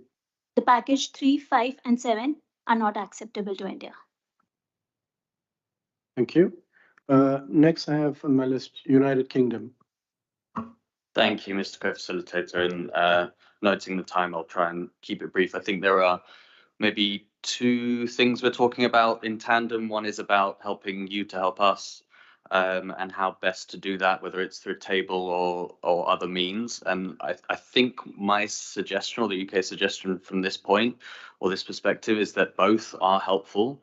That I absolutely take the point from the colleague from China that ministers will be able to look at these packages. It's one page. Isn't that a very straightforward thing to do? I think maybe the next thought is that any minister, I'll say for my system, will say, well, I like part 1 of package 6 and part 8 of package 2, and am I not allowed to combine them? And the answer is, of course, you're allowed to combine them. So there's no, we shouldn't give the impression that each package is sealed off and no part of it can be combined. So if people do appreciate that package, and I appreciate why, absolutely, let's think about how best to do that and how best to adapt the columns. I think that we should also allow ourselves a bit of space in and around that to allow for that kind of flexibility and that flexible thinking to come afterwards. I think maybe the second thing that we're talking about is where I would maybe take the steer from the co-chairs, which is we do need to talk to each other. I think that talking through you isn't going to work, especially with the previous intervention. I think I'd be very worried, and I don't think it's in the spirit that we've been engaging with in this session or in previous sessions of suggesting removing entire packages and what is and isn't acceptable. I think we all are well aware of people's positions, and I think we've got to be moving into a phase where we're helping each other. I think that I'll leave that there. So in that spirit, I think that noting AOSIS, your point around decision text. I think it's also true that the African group mentioned that decision text is helpful. It's not necessary for, I appreciate we're working on a framework, but decision text isn't being adopted here. It's not being, forwarded to the COP as a endorsed thing. So I think just keeping that open rather than fully closing it off will be helpful. I think that the last thing is kind of where I started in the previous intervention, which is just to say that one of the reasons where I started on the table is that our kind of preference, our suggestion isn't quite reflected. So if we can make sure that, these packages, not every single one is trying to meet every single party's submission, but that they are a good reflection of the breadth of opinion, I think we'll be in a good place. So I'll leave it there. Thank you. Thank you very much. We've come to that point where it's almost 4 o'clock. I know that there's a large group of countries that want to have their coordination at 4. I have remaining on my list Pakistan, Japan, the LDCs, Grupo Sur, Iran, and China. We will start tomorrow in that order, with Pakistan going first. And for others who didn't put up their flag, you can raise your flag tomorrow when we do have the session. But tomorrow we will start promptly with this. Can I urge colleagues, please start talking to one another? This is the only way on how we're going to come closer to one another. If we talk not at one another, but talk to one another. Fiona, anything from your side before we close today? Okay. Secretariat, I don't know if you have any announcements.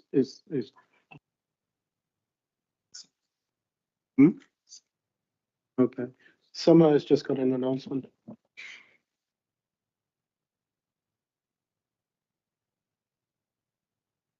Two quick announcements from our side. So the first announcement is that please be aware that gate A, the gate that you used for today, will be closed tomorrow. So instead, you should use gate B and E. E is the one on the right-hand side, once you go out this way. And then B is the one close to gate A.